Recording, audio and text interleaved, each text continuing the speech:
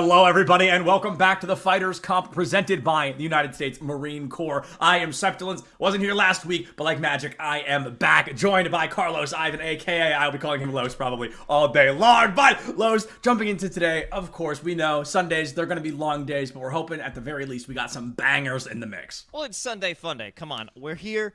Fighters Cup time, baby. 9 G's up for grabs for these squads, That's so right. you know it's always going to be a good time. We got some heaters always coming out of the woodwork, some unknowns, and sometimes some very well-knowns within the T2 scene. And I think, as always, this is going to be a great off-season event, opportunity for a lot of players to strut their stuff, create new pug mixes, create new compositions potentially, and maybe get a little bit more sunsets into the map pool. Probably not, though. Los, in the time Sunset has been out, I have cast Sunset once. Ever. And it was during week 2 of the Fighters Cup presented by the United States Marine Corps. That is the only time I have ever cast Sunset, and I kind of hope it doesn't happen again. I'm gonna be so for real with you, because that map I'm personally not super huge on. But you did bring up something important that I do want to note. I believe this is week number 2 of the $9,000 prize pool. No longer $6,000. The prize pool has actually gone up due to the popularity of the broadcast. We've got so many great teams and pros, ex-pros, semi-pros coming in. That's very exciting. That's pretty much all I want to highlight, is how it's up to 9K. So that puts first place in $3,000, second place $1,000, third and fourth $500, fifth through eighth $300, ninth through 16th $150, and 17th through 32nd $100. So you gotta beat 50% and you're making some cash. That's kind of hype. Yeah, I think if we're at a bracket of, I believe we're going to have 64 teams Around, minimum, yeah. You just got to win one game, and you Literally! One best of one. Just a map, bro. Just a ranked game, and you can get some money. Like, that's it. That is awesome to see. And if we have, as we've had in the past, huge amounts of players coming in, 2 games to get into the money. It is really a great opportunity. Even if you are not expecting to go the distance, hey, take some $20, put that in some Valorant points, get a skin, treat yourself, because you deserve it. You've earned it. You've earned it. We did get confirmation we have a total of 65 teams this weekend, so we're just jumping that cap of 64. We're going to be seeing 65 in total. So yeah, win 1, maybe 2 games. Money in the pocket. You're winning 3 games. I mean, you guys know how brackets work. From there, it just goes higher and higher, and some of these teams have a very real possibility of walking away with some pretty high stacks. I mean, Ukers, who we've seen pretty consistently in this tournament, have made it to grand finals twice, so they have made it into 2 separate prize pools. They have not made it into a prize pool since we started the 9,000, so they actually made a little bit less, but that's an even larger motivator to get back into the fray, to get back into the mix and try to make it to the 3rd grand finals, to be the only team to do that, because right now they're the only team at 2, let alone 3. Yeah, and we haven't had consistent winners. No one's taken this At prize all? pool once or like 2 times in a row. It hasn't happened yet. Last time we had Krispy Kreme take the victory, so we could have anybody come through and have their brand new first victory. I think it's exciting that we aren't going to have repeat offenders, or contenders rather, because it always gives better opportunities. Yep. New mixes coming in saying, no, I actually want this money. I think I deserve this 3K. Another team comes up, no, actually we deserve this 3K. So everyone is always going to be trying things out, trying new things. And when we have our first matchup, it's actually going to be a usual suspect who's been in the top 16 previously, Bruce Banner. That squad is going up against Utica University. As some collegiate guys, I feel like we both are going to slightly have bias over to the university. Just a little, but you're absolutely correct. I mean, we eat, sleep, and breathe collegiate. So when I see university or college in a team's name, I'm like, all right. I'm not biased, but maybe I'm a little biased. I really like the collegiate scene. I think it's a really fun place to be. But I do want to say that something that happens here in the Fighters Cup that you've highlighted that doesn't happen in collegiate is that new victor literally every week. It's part of the reason I'm not particularly huge on something like the pro scene. It's part of the reason that collegiate may get a little bit stale for some viewers, is because we often see the same people winning over and over and over. And those teams, while they deserve those victories, for the viewer, it may not be as entertaining as a new team coming in. And right now we're seeing, like you said, I mean, we're on week 5 and we've had 4 different winners in the prior weeks. I think that is a really cool thing that we are not going to see pretty much anywhere else. That's something we're seeing very rarely. Not only is it 4 separate winners, but it's almost been 8 separate teams. The only returning were the Ukers, and they only won one of the grand finals. So, I mean, it's a very cool opportunity. I think if Zero Marksman is here, they have a very high chance of making it back to grand finals. They're a very talented team, and maybe week 4 wasn't theirs, but if they brushed up, if they just warmed up a little bit earlier this week, I think they could very likely be back in these grand finals. And I'm pretty sure they're here. So that's a team I'll at least be discussing between games if we don't see them on broadcast. And, in between these weeks, there's plenty of time to get some scrims in, reevaluate exactly what you're doing wrong, go over the VOD, since they're going to be able to look back and hear everything that the casters were telling them they did wrong. So it's a great opportunity because you constantly get those reps in, and then in between the weeks, you could fine-tune any issues that you were falling short upon and capitalize on everything that you did correctly in those previous matches. So this is just a great series to consistently improve and prove yourself as a team, as a squad, and get more reps in. Because a lot of the times when you're going to, if I'm going back to collegiate, is that most of these squads, they are rarely changing the lineup. So these are teams that are constantly playing with each other, constantly in communication. Team bonding is through the roof. But with a lot of pug mixes, it's a few players who get together, don't really know each other and their playstyle too well, but they know, oh, you're a good player, you're a good player, you're a good player. Let's try and see what we can put in together. But having that consistent playtime in the server, whether it's scrims or officials, is always going to be beneficial. And I think it was Veer's Kittens back in week 2, where during an interview with them, one of them kind of mentioned, we're all pro or semi-pro players, but we've never really played before, like together. And now that we have, I think he said something like, I think we're going to be playing together a lot more often. And I think that's a really kind of cool thing, right? Is they could use this Fighters Cup of, oh, hey, let's try to get the prize pool. And then they win and they're like, wait a minute, like we're a pretty good team. We're pretty good at this, guys. So they start to play together a little more consistently. They may turn into a team that we get to see, higher up in the pro scene, going for like live events or LAN events. I think that is something to expect at least out of these top dogs. And of course, there are some teams coming into this like the Zero Marksman, who I'm going to use as my example because I just happen to know a lot about at this point, but they're coming in as an existing team, as a roster that has played together. They're very comfortable. They're very familiar. So they come in with that early advantage, but I do think there are more teams coming in of, hey, let's give it our best. Let's try as a team and see where it goes. And then like Veer's Kittens, I think we're going to be seeing a lot of teams where they realize this stack, this roster may be very talented. Maybe let's try to put some more oomph into it. Let's scrim more often, like you mentioned, and maybe let's see if we can turn it into semi-pro or something similar. Yeah, I mean, because there are pretty big names coming in. I believe last week Turtle Troop was also gracing the bracket. Didn't end up in the grand finals, which tells you exactly about the caliber of squadrons that we're finding, with Krispy Kreme and Sad Purple making their way. Krispy Kreme taking it 2-0. What a big opportunity when you have such strong contenders and you get to play against them, where maybe in other circumstances you wouldn't get that scrim experience, you wouldn't get that high level Valorant experience to play against, because if you want to beat the best, you have to play the best. If you're going up against weaker teams consistently and beating them, that's not going to improve your game whatsoever. So having this injection of that great skill is beneficial for everybody in this event.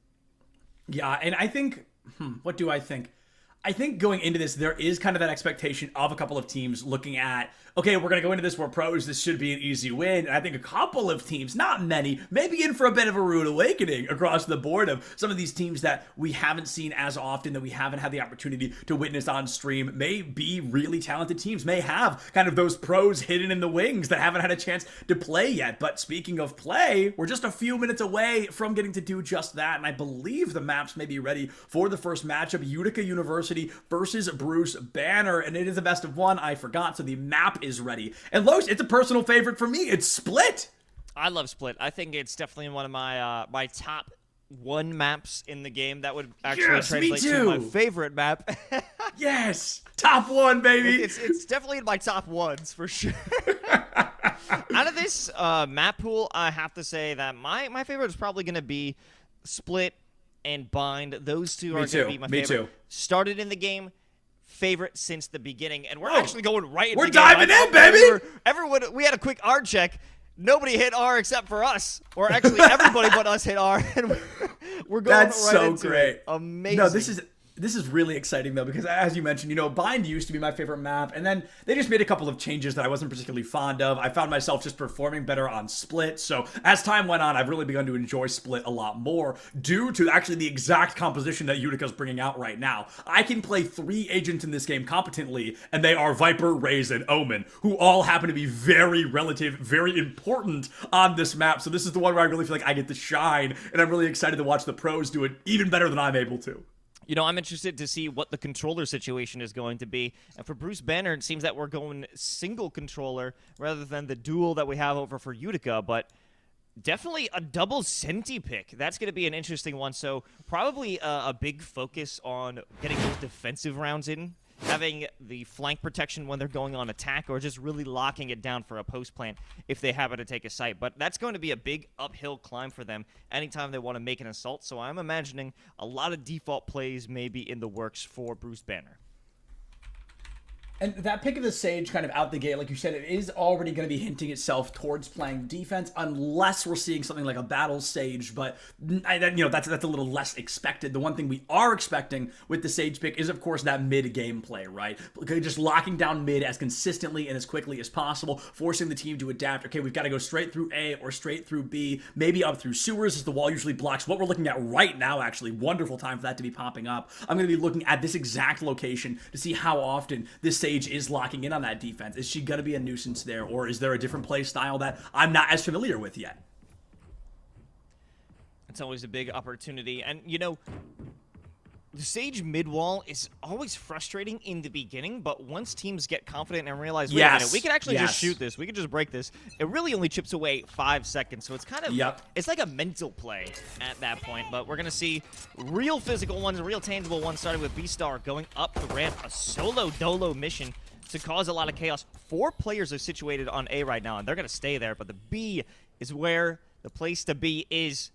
The rest of the squad about to plant. The plant already going down for Bruce Banner here, and Sorry Sun might have a good off angle. Ooh, with one of my favorite skin sets in the game. Radiant Crisis. Oh, look at this! The Omen flips. Tested finds Pristine out the gate, and Anchor will go for the trade-off. Prefix is going to find one of their own, so now we're locking in 4v3. Spike already down. This team has to rush against the clock, but it's the pistol round, so you might as well get aggressive with it the way B-Star is able to here on the high ground. Wizard takes one down, but Prefix gets that final elimination, and Bruce Banner will find 2 players left. Spike plant, so an additional 400 credits and a round victory. A very good way to kick things off on Split. Definitely played like a fiddle, that being Utica. Bruce Banner, great entry with B-Star to cause a lot of commotion, make a lot of noise over in ramp, to have the defending team think that's where they're going to hit, because no one would be so bold as to run it up even through the toxic screen. But that's exactly what B-Star did. Creates an opening for Bruce Banner to get it down over on B site, but also as a pistol round. So in most cases, you're going to want to have a lot of bodies just to prevent a rush. A lot of bodies again over on mid. 3 players ready for a push, or at least a counterattack to go on to B. If it ain't broke, don't fix it. And B-Star with a Spectre tries to wide swing the corner. Will be able to find that elimination already. 5v3 in favor of Bruce Banner. B-Star's 2K really begins to take things away. Let's make it all 3 as Bruce Banner blink and you miss it style round in one that they are statistically expected to win. But a win is a win regardless, Los. And this team has to be feeling good because they bonus every available weapon into this 3rd round. 1 elimination, 1 rifle steal, and I really think Bruce Banner can make this a 3-0. Can't believe B-Star just did a B-hop to get around for that absolute go. That's what the B stands for. And unbelievable. But now we have round 3, rifles on the board for Utica. Only 2 players going to be postured towards mid. Finally, a 2-1-2 split here on Split. Hopefully Utica can put these rifles to test, but you've got a lot of utility already with B-Star making their way up into heaven. Not even a chance for Pristine to get their gun out. That is a tough moment for Pristine, as I really think Utica is beginning to collapse a little bit under the aggression and the confidence of Bruce Banner. Sorry Sun is able to find a great flank angle onto B-Star. Top frag offline for Bruce Banner. Let's see how this affects their gameplay going into the second half of the round as the spike has been planted. Jade knows someone has to be mid. They've been flanked before on the pistol round. They're not going to do it again. Now with that confirmation of the guiding light, they have 2 fronts to watch out for. And the guiding light's so powerful because Skye literally lets you know. She said, blinded, I caught somebody out there, so you don't even have to peek to get that information, and they really run away with it. 2v2 as Tessid puts Sorry Son out of the equation, and this is a very important round win for either team at this point. Cold Cutie has Justice Sheriff. They want to be the judge, jury, and executioner, but they might get executed. One more bullet to do it, and Jade will go down just like that. It's a third round win. Los, it's an expensive one for both sides, but Bruce Banner simply doesn't care because they didn't spend a credit in that last round. A win is a win, and now their economy is looking great. For Utica, not so much. Back on Sheriff's, a single Bucky hero for Pristine if they decide to commit to it. And that's rough. Not an ultimate in sight as well, but you have one orb away until B-Star gets that showstopper, and we know that is going to be a hit for Bruce Banner. Finally, we have a full-on approach for A-Site. All 5 players ready to go. Only one actually here to defend it. You might have a quick rotation from Anchor, but it might be too little too late. First time we're seeing that A hit, and it's going to be a loud one. My goodness, the Nanoswarm's out, the Viper Wall up, the nade and the bomb buddy to boot, the B-hop from B-Star into the back line. Blink and you miss it. Wizard been banished away from this A site. Tested onto the high ground, finds Anchor in the mix, and Prefix has the lockup in this connector. Wall is through, sight is wide open, and there is nobody left except for Sorry Son to stand in the way of Bruce Banner. The Bucky, no lucky with it, and now Bruce 4-0 on the board, only losing one member of the team in that round. So that's, again, 4 rifles being bonused through. Now we got to talk about the confidence of the agent selection here. This is a team that knows they're only having one entry player, that being B-Star with the mobility. You have some capabilities with Omen off that paranoia, so a bit of a duelist aspect when it comes to that controller. But really, picking up the 2 Sentinels, knowing they're attacking first, this is a team that had 0 doubts about their offensive plays. And they're showing exactly that through how fast they're allowing B-Star to execute onto site, explode, and have the defenses crumble in their wake. Here we go, B-Star in with the showstopper off rip.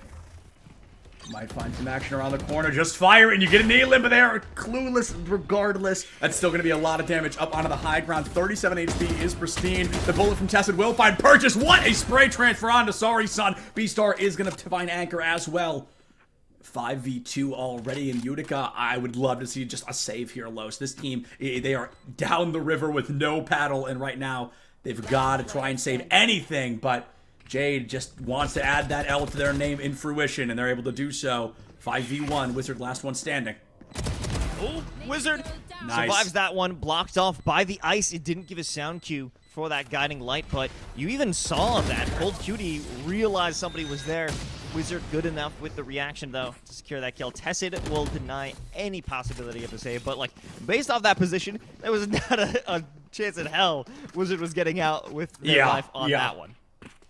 Yeah, that was an ace, or you're going down with this ship, but unfortunately, it was not the ace we were definitely hoping for. But I think right now, Utica may just not be warmed up. I feel like we are seeing a little bit of a late reaction for this team, going through, trying to find some opportunities, trying to strike. But Bruce Banner, this team, I don't know if they just didn't sleep, and they're still able to perform as well as 2 p.m. on a Sunday, but they have yet to make a mistake that I can be critical of, the way these executions have been flawless.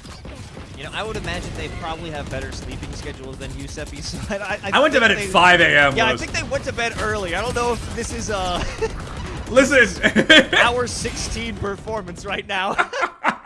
Some teams are just that good, man. Some teams don't need sleep. It becomes optional at a point like this. But Bruce Banner looking for their 6th round win on the board, and I think they've all but found it here. Sorry Son has been a very talented player for the roster of Utica, but as they catch half their HP down the drain, they know your location. It's just a delay of the inevitable. Shout out Cold Cutie using the best skin set in the game, that Gaia Vandal, but Sorry Son taken down in style. And, you know, this is why we look at Bruce Banner as a playoff squadron. They can do it. They have demonstrated previously that this is a team that is not to be taken lightly. And, I mean, we're getting the masterclass of what they could do when they're feeling themselves. B-Star doesn't feel that they have any hesitation in their movement. Tested as well. Simply fluid movement throughout the map. No pauses, no short sights.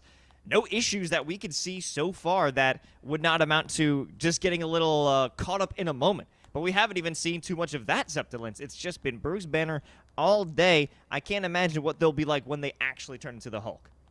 Yeah, Loesch, what a great point. This is still Bruce Banner. We haven't even hit the radiation yet. We don't know what this team looks like when they really lock in, because right now, I don't know if this is their locked-in play style, but this is some of the most consistent play I've seen from a team in the 5 weeks we've been doing this. In the 5 weeks we've been doing the Fighters Cup presented by the United States Marine Corps, I really have not seen a team come through and 6-0 in this fashion. Yes, we've seen 6-0s. We've seen, I think, there was like a 12 or an 11-1 at one point. We've seen dominance in the first half, but rarely has it been this consistent where the most time somebody's been eliminated from the winning team is 3 across 6 rounds. When you look at the other side, Utica, they have not lost a round in any other way except fully being eliminated, all of them at 6 deaths right now.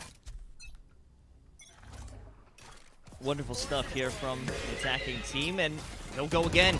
Beastar jumps into the mail, and you have that short reaction coming out from Pristine to stop it with the nade, but they have to back up. They have to concede. They can't do anything.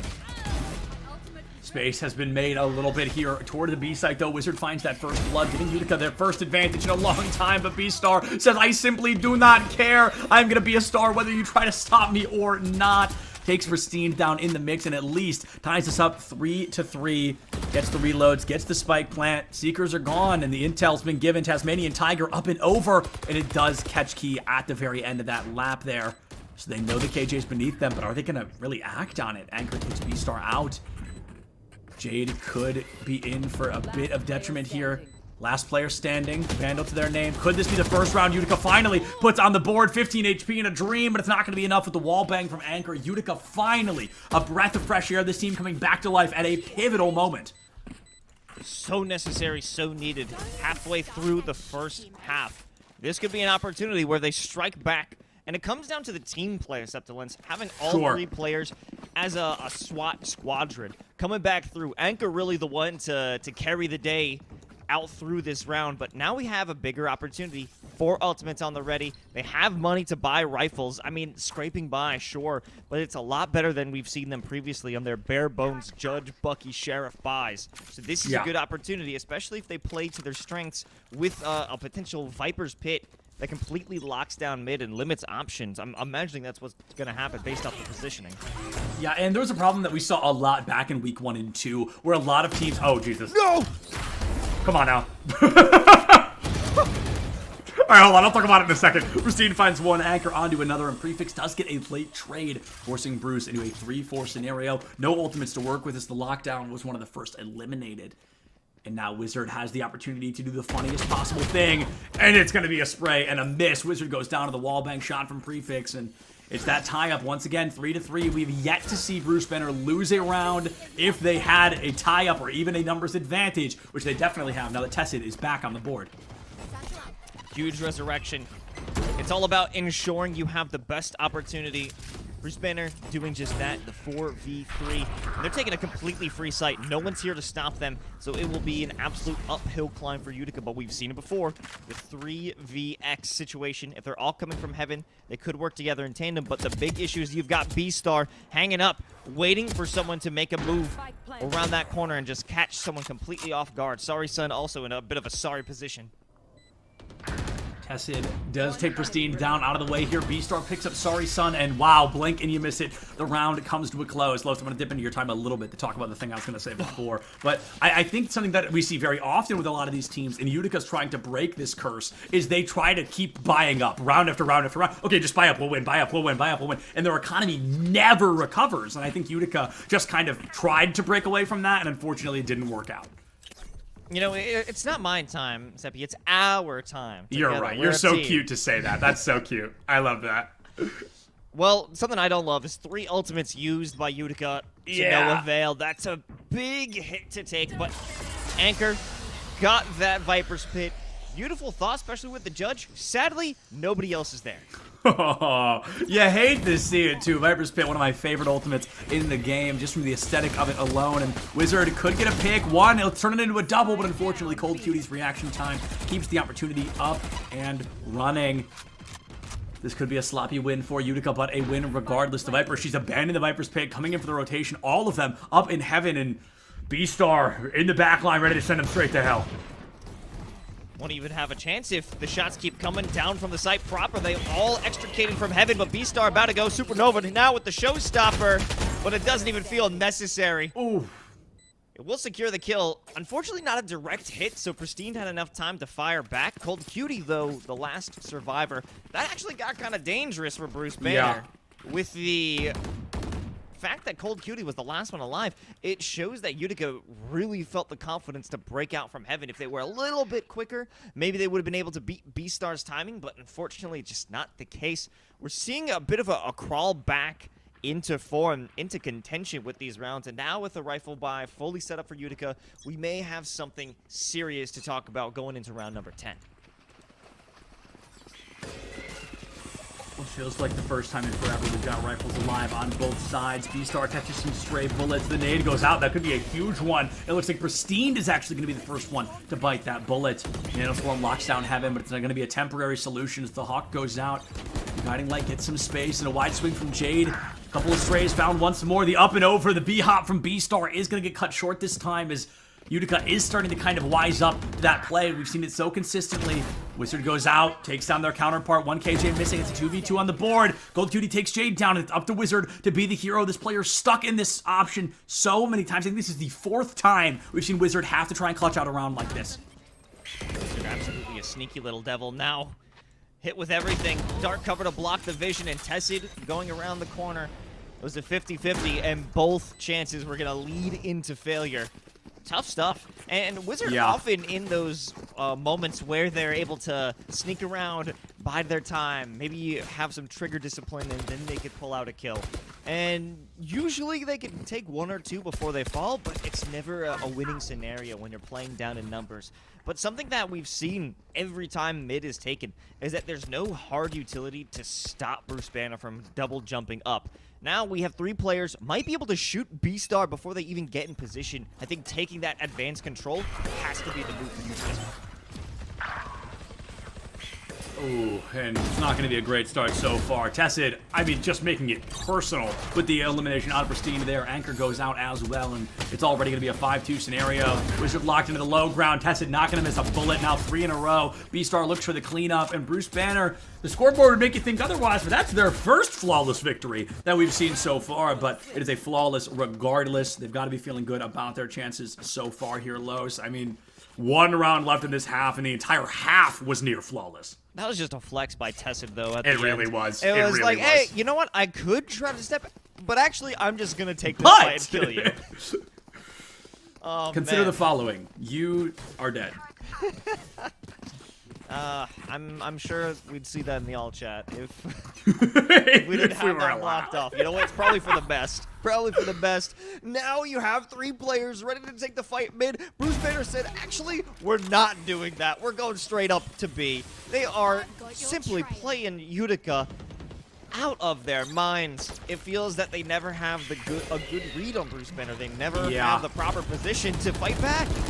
Well, I mean, it's just Bruce Banner winning this mechanically right now as well. Not to say that Utica is a poor team in terms of mechanics, but it's the fact that Bruce Banner, I don't know the last time I saw one of these players miss a shot. That's kind of what I'm thinking about right now. They have been very consistent and incredibly talented with the accuracy they've brought to the table so far. So, I mean, Wizard trying to get a play of their own, turns it into a 3K, but cold. I mean, that was cold. That was lethal. Just stunting on him like that. And that's an 11-1 half Los, nearly flawless.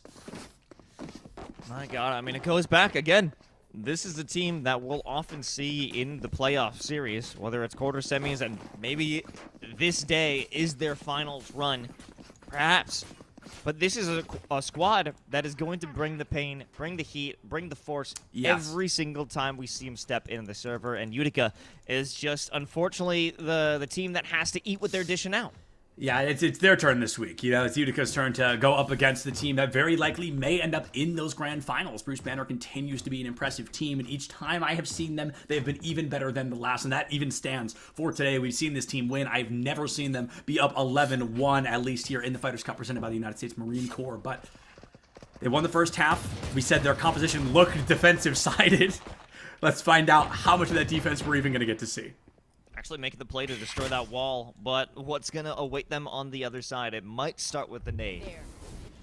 The nade could be lethal, but it could be a bit detrimental as well. It's a bit of a 50-50 toss-up on how this team is going to find the opening they're looking for.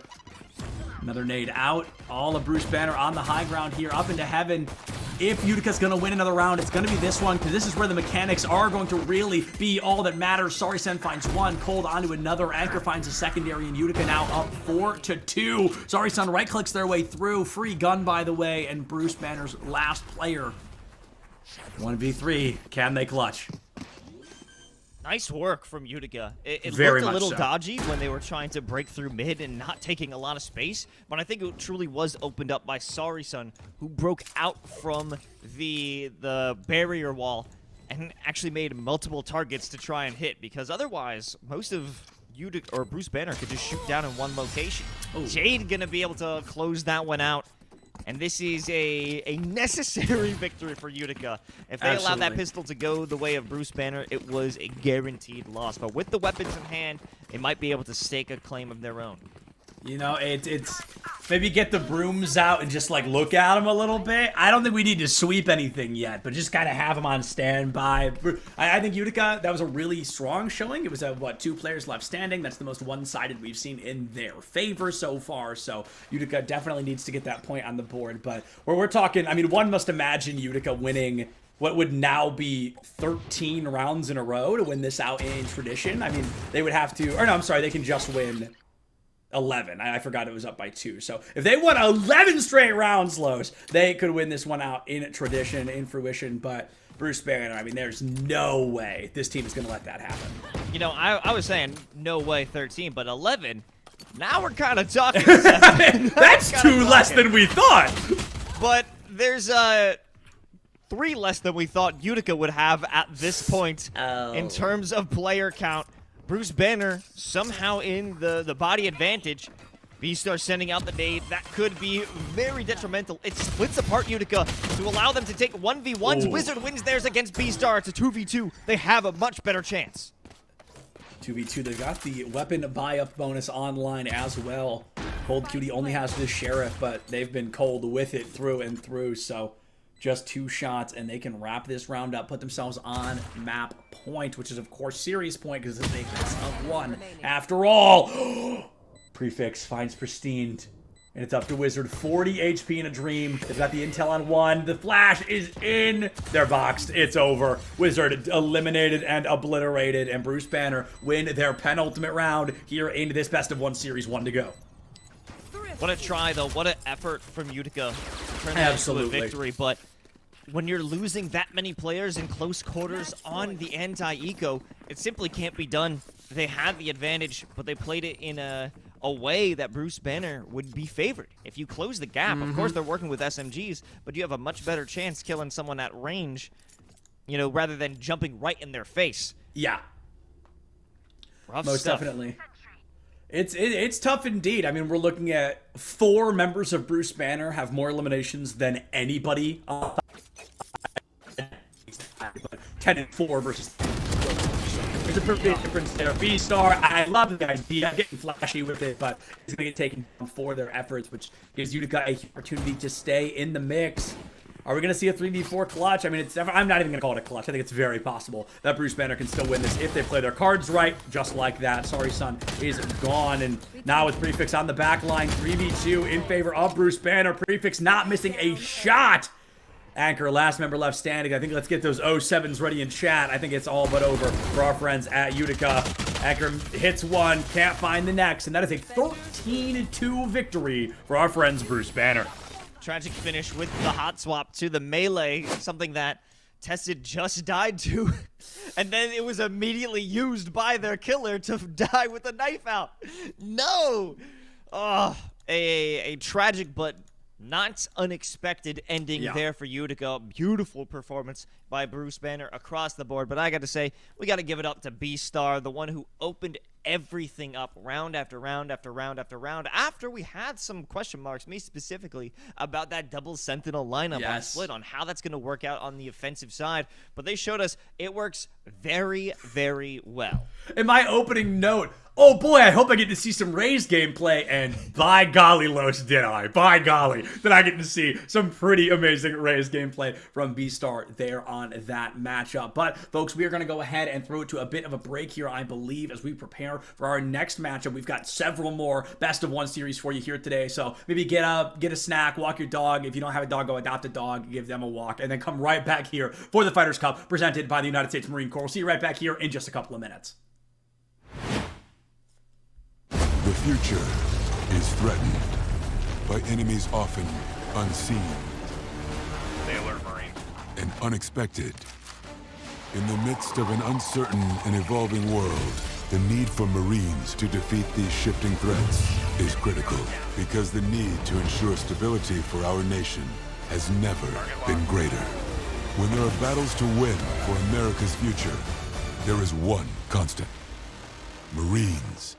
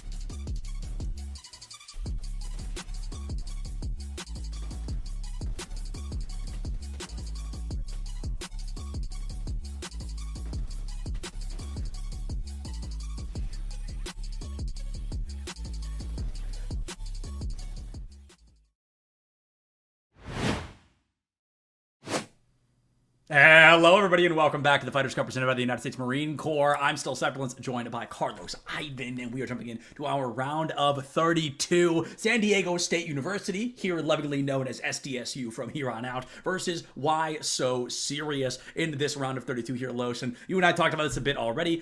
We just don't know these teams yet. This is our first time getting to know them. Yeah, well, I'm coming in with one big fact that I don't know if you were ready for this one. They are both capable of winning a best-of-1 today. That's why we're in the round of 32. They made it. We know they have beaten one team in this event, so that can tell us something. The something is that they will play in the round of 32. That's all we got. That's all we've got so far. It's the round of 32. So it looks like SDSU beat their opponent's RBL Harmony 13-0 in the round of 64. So it was not a close one. And we see Why So Serious beat the Slackers 13-3. So also not a close one, but that's traditionally how the first round in matchups like this tend to go, is one of the teams is very dominant out the gate, and these teams both, I mean, they are no strangers to victory. Not only do they win that round of 64, they both do it in style. So, of course, going off those numbers, we're going to lean toward SDSU Black to win this because they didn't lose a single round going in from here on out. So let's see if they're shaken up by Why So Serious or if they can continue a very dominant performance on Lotus, which is going to be our map here for this best-of-1 series.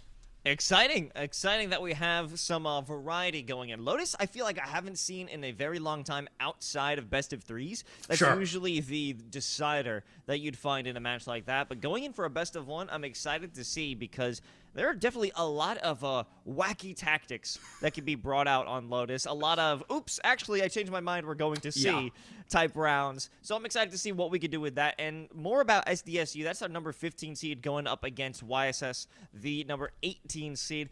Does that really matter? Does those three placed teams gap make a difference? We'll find out exactly. So this should be a very well evened match, and I'm excited to see what these two squads can bring to the table. But first, let's check out this agent selection to see who is coming out. It's an ISO pick instantaneously from Sky. Let's go. This will be my first time having the chance to cast ISO. I've yet to see him on the battlefield, so I'm definitely looking forward to what is going to be done with that ISO here. And I think Lotus in particular, I like what you mentioned there, Lotus. It's rare we see it outside of a best of three, so I think this will be really fascinating. I think it could change the play style from these teams, as this is, as a reminder, only a best of one. And week one of the Fighters Cup, we actually got to see every single map available, and I have been chasing that high ever since. So right now, we're on a good lineup. We've got two unique maps. How far can we take this?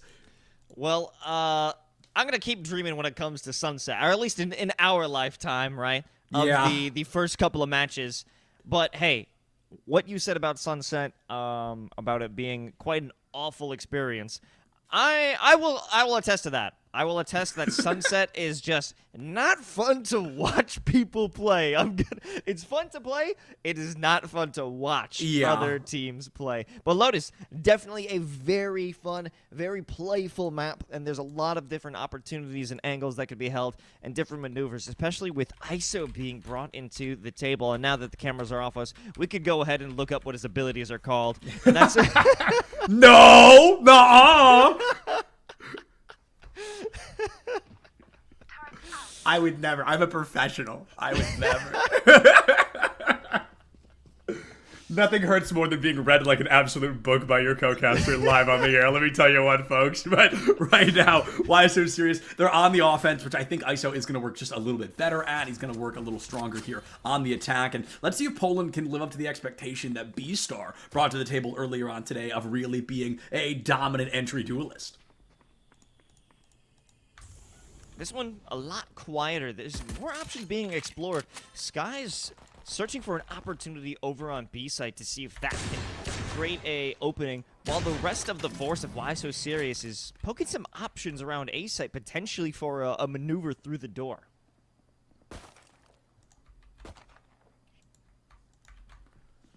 Bavian might have the lineup here if they're patient. We know this game is all about timing, but B-site feels maybe a little too hot, maybe a bit too compromised for their liking, so instead it's a rotation out hard push into C-Site, where unbeknownst to them, the Raze has already gotten ready for the lockdown. Nade goes out, should be pretty explosive. 4 players catching damage, Bobby even going down. Poland gonna get caught out by Lunetize in the mix here. The ISO finds one, but Shove dismisses them from this mortal coil, and SDSU, the team that won 13-0 on their way in, is at least trying to go up 1-0 against Why So Serious in what is currently a pretty close round. Still winnable on either side.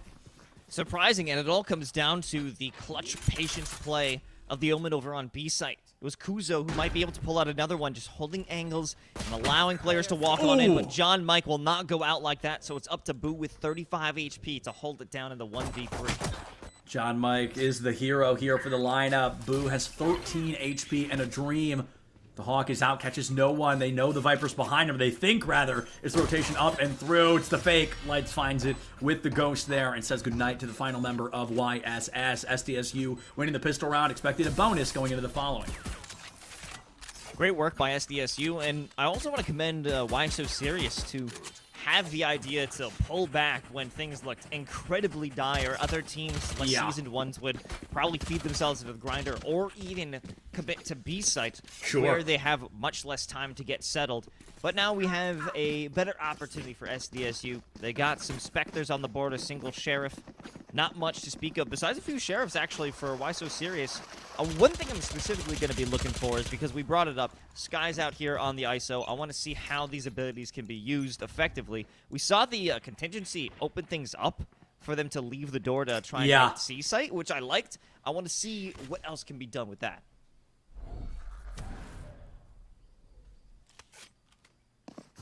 Pretty heavy rotation toward the A site, which is honestly feeling pretty default, pretty traditional for this map, as teams tend to lean toward the A site and then see if it can or cannot work out for them.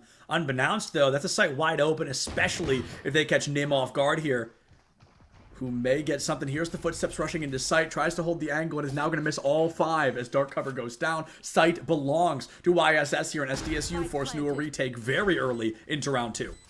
You know, saying miss all 5 means that it was a lost opportunity. I know for sure if Nim wanted to peek that, it would be over for them. But now, off Guiding Light, there might be a chance. Hit with the Trailblazer, Bobbian stunned. Oh, Bobbian will be taken down by Lunetize on the high ground here in Sky. A beautiful flash opens the door for them. Kuzo keeps the tie up. It's a 3-3 on the board. If you are the team that doesn't have the weapons, you want to find at least 3 eliminations. You want to make things expensive, and just like that, they're going to be able to do so. Sky, my goodness, able to find a beautiful triple out the gate. Let's turn it into a possible 4K. You know her location, but she knows yours, and John Mike cannot get out of the way. Beautiful Thrifty from YSS. We will be getting no 13-0s here, and a lot of that thanks to Sky on the ISO. Double taps were so critical for that one. Well, actually, I don't think the double taps actually made a difference, but it just felt like it did. Yes, yeah, agreed. Just consistently hitting that that extra shield made it feel that they were just so much stronger.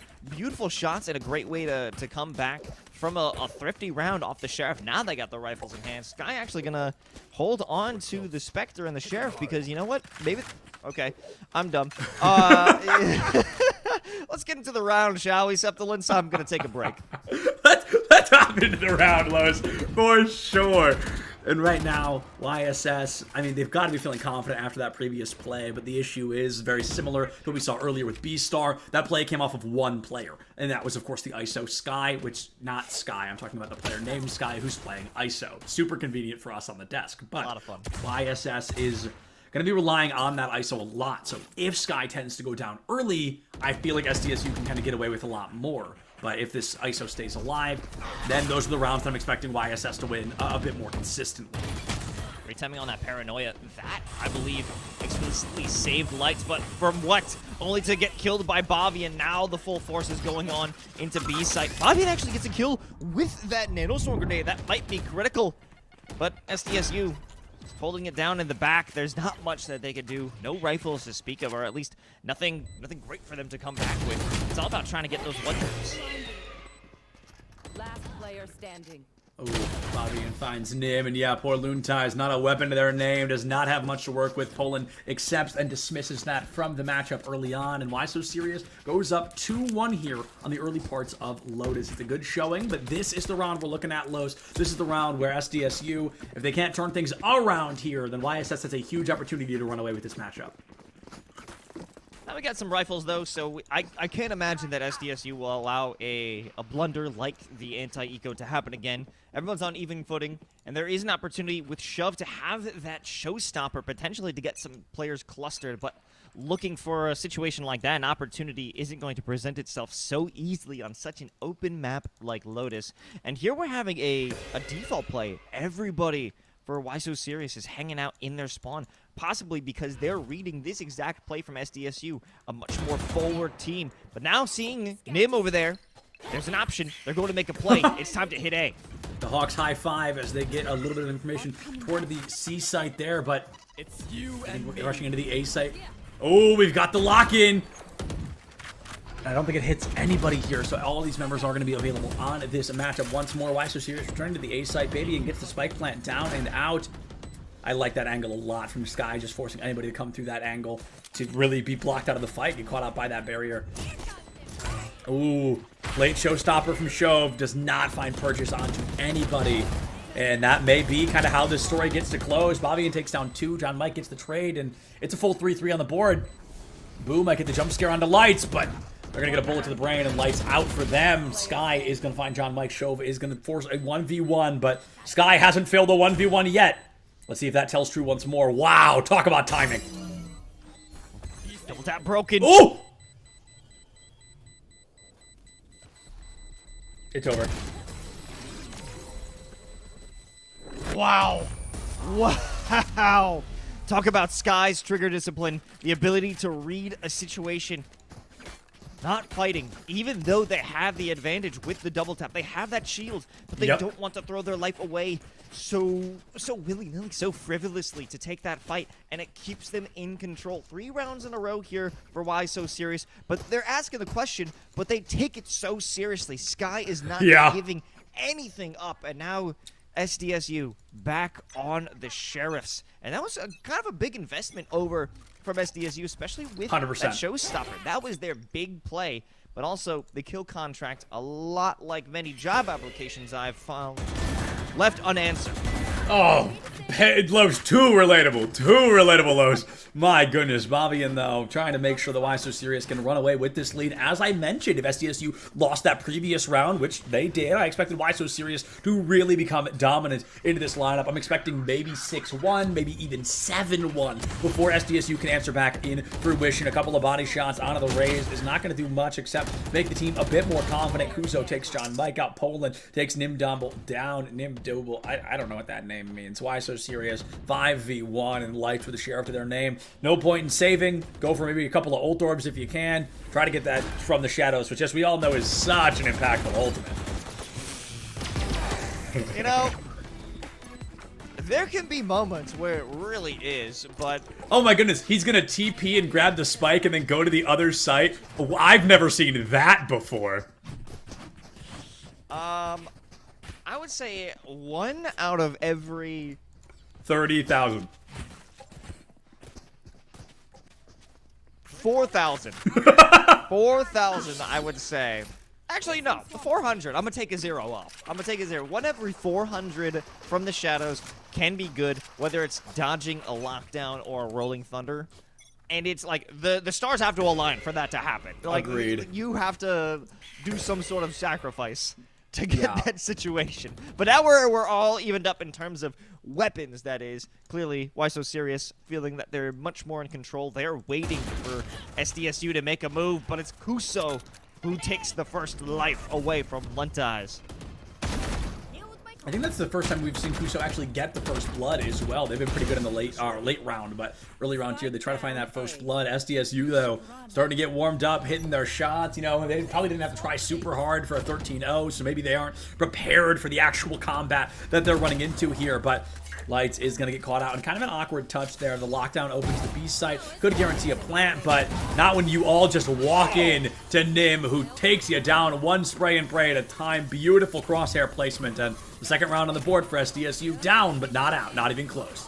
Filthy stuff from Nimdouble there. That's what we've needed. Why so what is serious? happening? Are you hearing that? It sounds Yeah. like we're being sent through one of the ultimates. That was weird. Well, you know, I'm glad it's done. And I'm Yeah. glad that SDSU is done taking losses from Why So Serious, stepping up 3 ultimates at the ready. One of them being one we're not expecting too much out of, but it's still a opportunity for SDSU to punch forward and get that gap of rounds closed. 4 players rushing up on C side. Oh, God! The lone lurk of Bavian sent to the Nether Realm. That was so gross. Oh my goodness. I got chills off that one. Boo is going to be on the C site, though. Looking for the plant here. We see the Shadow Step go through. A little bit of intel given away, and a lockdown from Nim could be pretty critical unless it's destroyed by a nade, which is very likely it may be in just a moment here. Double tap is going to be destroyed just like that lockdown, with Sky used it to get that elimination, keeping YSS up and running. Yeah, this is a great turnaround. A round that started really rough for YSS. Wow, wallbang onto Sky. A flank from Kuzo will take Shove down, and YSS 5th round win now on the board.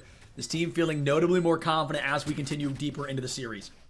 Hey, so why don't we discuss what ultimate Kuso got that kill with? Nah. I simply choose to not see it. Nah, he shrouded stepped that one. That wasn't. Had to be. Definitely wasn't the X for sure. No, never. That X it's fake. It gets no value. I refuse to believe it. So after a little bit of Omen Ultimate revisionist history, we're gonna go down. Why So Serious takes another and furthers their lead, but they won't further their advancement over on C site. John Mike has seen to that beautiful kill. The lurks aren't going to pay off as much. I think SDSU is ensuring of that. They're keeping a very close watch on the alternate angles. It's funny how consistently we're seeing everybody look at B site, and then we're going to B site so rarely. It's like everybody kind of wants to go there, but it's always a little bit too hot. The warm-up isn't available, so they're like, okay, we'll rotate more toward the A site or the C site, which, to be fair, has been working pretty darn well for Why So Serious so far. And with another approach to the A, let's see if they can catch Lunetize out early. A bit of a timing diff. Loon gives themselves away, but it's not going to be taken down quite yet. Nanoswarm out, closes out the angle, and now gives YSS a bit of a cleaner opening, at least into sight, where Shove is waiting. Timing. Wow! Accident collateral there, and Poland does get the trade, but I hate to say it, it's possibly too little too late. Lights finds the equalizer onto Poland, and SDSU's 3rd round up and running, only separated by 2.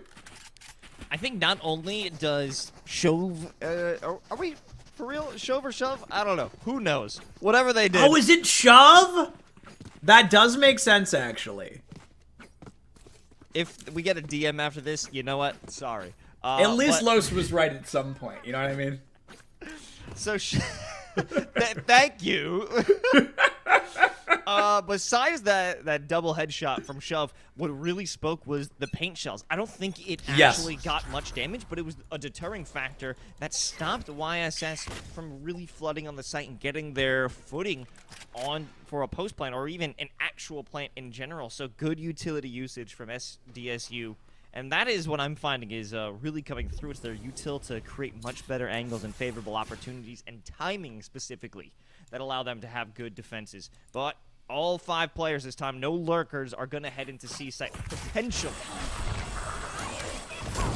Ooh, showstopper out from Poland. Could be a big one, and it will be. Nim goes down early. Sky gets an equalizer as well. So now we're looking at a 5-3 scenario. Sky takes a bit of damage, but they have the overgrowth to put them right back into the mix. Possible lockdown. Sky caught somebody, and it's going to be Lights, who does not win it thanks to that double tap. Absolutely wonderful play from the ISO here, and now YSS 5-2 on the board, looking to make it 6-3 on the scoreboard. Sky finally out of there. Shove down but not out. 7 HP. Lunetize might go for a call for the save, but here's some regrowth, so they could potentially come back. But in a 2v4, Showstopper is available. If this move is made, it would be probably the greatest heroic play of all time. Yes. Or a blunder to be forgotten for the ages. But Lunetize might go for exits, maybe. They're holding it down. They want to keep Why So Serious in trouble. Way. But a 3rd kill comes in. It's a 1v1. Oh! Kuso stays alive. Oh my god. Oh my god. That's as close as it can get. That's simply as close as it can get. And what a way to do it there on the side of YSS. Los, I think you raise a really good point. And as a certified guy who only plays characters that go boom, I think playing Raze is really difficult in a scenario like that because you painted it perfectly. You either hit the showstopper, and it's a crazy heroic hero play that we're tweeting every week from here on out, or you waste an ultimate that you really would want back later down the line. And I think Shove had to make that call in the moment. I think it was the proper call to not use the showstopper because they were really spread out. Best case scenario, you're getting one elimination with it. And I mean, to be fair, I guess that one elim probably would have traded how the round ended, but the risk simply didn't equalize or justify the reward. I mean, through it all, great attempt. Yes. SDSU for the 2v4 almost came out with the victory, but why so serious?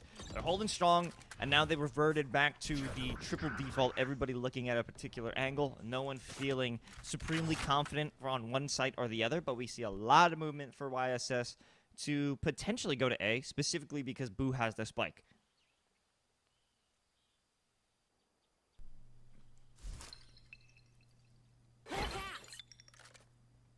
Another A hit caught by the Hawk here. Shadows, Whale, Dark Cover takes Boo out of the equation. Tasmanian Tiger is eliminated. And YSS, I really like what we're seeing here. They got a lot of kind of pushback on the A side. They said, screw it, let's go for the rotation. Let's rush into the B. Paint Shells onto high ground. Will catch Nim for a little bit of damage, but every bit counts. Nano Swarm right into a Snake Bite, gets destroyed. And Sky's a showstopper, or excuse me, Shove's a showstopper, will not do much except for create space, which the team cannot even capitalize off of. YSS, in the most one-sided round so far, emerged victorious 7-3 on the scoreboard. Yeah, textbook play by them, and it simply felt instrumental. And were no struggles. It didn't feel as though there was a lot of utility being sent around by SDSU, but none of it seemed to truly hamper the momentum that YSS was bringing into that push onto B site. And now it'll probably continue into this next round as we just have Sheriffs for a majority of the defending squad. John Mike going with the Bucky. I love it. Potentially to be put in tandem with a Viper's Pit if it's deemed necessary, because use it or lose it. We're on the second to last round of the half. Second to last round of the half. You're not going to find many better opportunities to use an ultimate. I mean, maybe the very last round when you're painting yourself into a pretty aggressive box across the board. And I feel like that Viper's Pit, especially when you're up 5-4, can be a great deterrent on the A site, which you know they love to hit. And Loonties gets caught by the vulnerable hit there. Sky goes in for a secondary, takes lights down to less than 50 HP. Seekers out, Poland in, and YSS now 4-3 on the board. I think they are going to be able to find a pretty loud advantage state. Wow, that is a terrible sound. Well, I mean, good usage of the ultimate, though. Now we have that regrowth to try and recover some health here. This is, I would go ahead and say, a certifiably insane plant here on B site when A, definitely under their control, and Shove's gonna take down 2! Turn it to an equalizer, 2-on-2. Close quarters could be good if the Bucky rings true, and it will. John Mike maybe another going for one. a second with the vulnerability. It wouldn't be monumental. The jumping Bucky, it strikes with truth, impunity, Beautiful. and justice. A thrifty victory for SDSU. Last round in the half. Bucky moment for real, for real. Beautiful performance there from the side of SDSU. When they needed him most, John Mike arrived and saved the day. 7-4, and I think if we go to 7-5, then SDSU obviously only has to win the pistol, which then they can tie things up 7-7. They can really force a close game on our hands. But if YSS can sneak away with an 8th round, then I'm really willing to put this team into a bit more of a winner's box. Not a guaranteed victory, of course, because it ain't over till it's over, but I do think YSS here in the first half performing so well on the attack is pretty notable, because I do think this is an attack-sided map after all. So many options. Yeah, you have the ability to prod and pull your opponents into different areas of the map. We might have a straight-up brawl in this moment. 5 players over by C, 4 over for the attacker. Sky opens things up, but now it's the 1v1. Sky's going for it. This ultimate is so insulting. It's so funny. And Loontide will be able to win it out there. Take Sky down, but Poland gets the trade as they emerge right back out of that teleportation. John Mike's Viper's Pit toward the sea. I like a lot. All of that not worthwhile. And John Mike, after that Bucky play, really feeling confident, getting a little risky with it, and it will help out in troves, giving the advantage back to SDSU. Poland, though, takes shove down, shoves them right back into the next half here. And let's see if YSS can answer back. I don't know if they're holding on to Overgrowth or they don't have it. Okay, there we go. Gonna have that regrowth available. Poland healed right back up, and now we're basically equal on the board. Nim is waiting for this. Specifically seconds postured left. to make it happen, but now with the delay, questions are starting to appear in their head. Do I actually hold this angle? And now with the spike being planted, they've realized all too late, I've lost my angle, but it does give time for help to come. Make use of that guiding light, and it's the showstopper. It has to be a kill. That's so personal. That's so funny. Boo, 30 HP here. I mean, you don't save. You got to win the round one way or another. And I think Boo is going for a bit of a flank, but it's a long one, Los. And if this doesn't work out, Poland, late satchel. Luckily enough, the accuracy is there. The reaction is available, and John Mike going down gives YSS that 8th round win that I was so afraid of. What a great showing from YSS. I want to talk about Sky because let's do a mid. Wait, Sky or Sky? Sky so. Okay, great. That's how we could break this down. That could never be used again, and I hope no one ever says it after that. So Sky so has been a really strong effort. The use of the vulnerability gives your team such a better opportunity to pick up kills that you might not be able to hit. But the kill contract, although Sky died, when you get someone who is in range of territory that you take and the team takes because they're removed, even if you die, they spawn right back where you got them, so your team can finish them off. It'll be a trade minimum if it's played right with your squad. Yeah, it's a worthwhile sacrifice. The hero play, if you will, almost the guaranteed hero play, and a really pivotal moment. So I think you raised a great point. It was almost a guaranteed elimination to at least equalize things if it went south for Sky the way that it did. And Sky so far, I don't know if they're the IGL, but they definitely feel like a team lead with this play style, with the ability to top frag, and with the performance on a new character being this strong. It is not something we see particularly often, so I'm definitely impressed by Sky in particular from YSS. Spike plant already down from SDSU. They're down 5-4, but I really like the aggression. We're seeing guaranteed 400 additional credits going into round number 2. John Mike finds Bobby, and it's going to be a bloodbath here in favor of SDSU. Poland gets one, but I think it's more insult to injury than anything else. Kuso wide swings the corner, and we're tied right back into the mix-up here. One more, and the advantage is back in favor of YSS, but they've got to do it quickly because time is ticking. Poland can't find anybody, but finally gets the trade. It's 1-1. Poland, one bullet from death, and Nim going to take advantage of it. SDSU win the pistol round.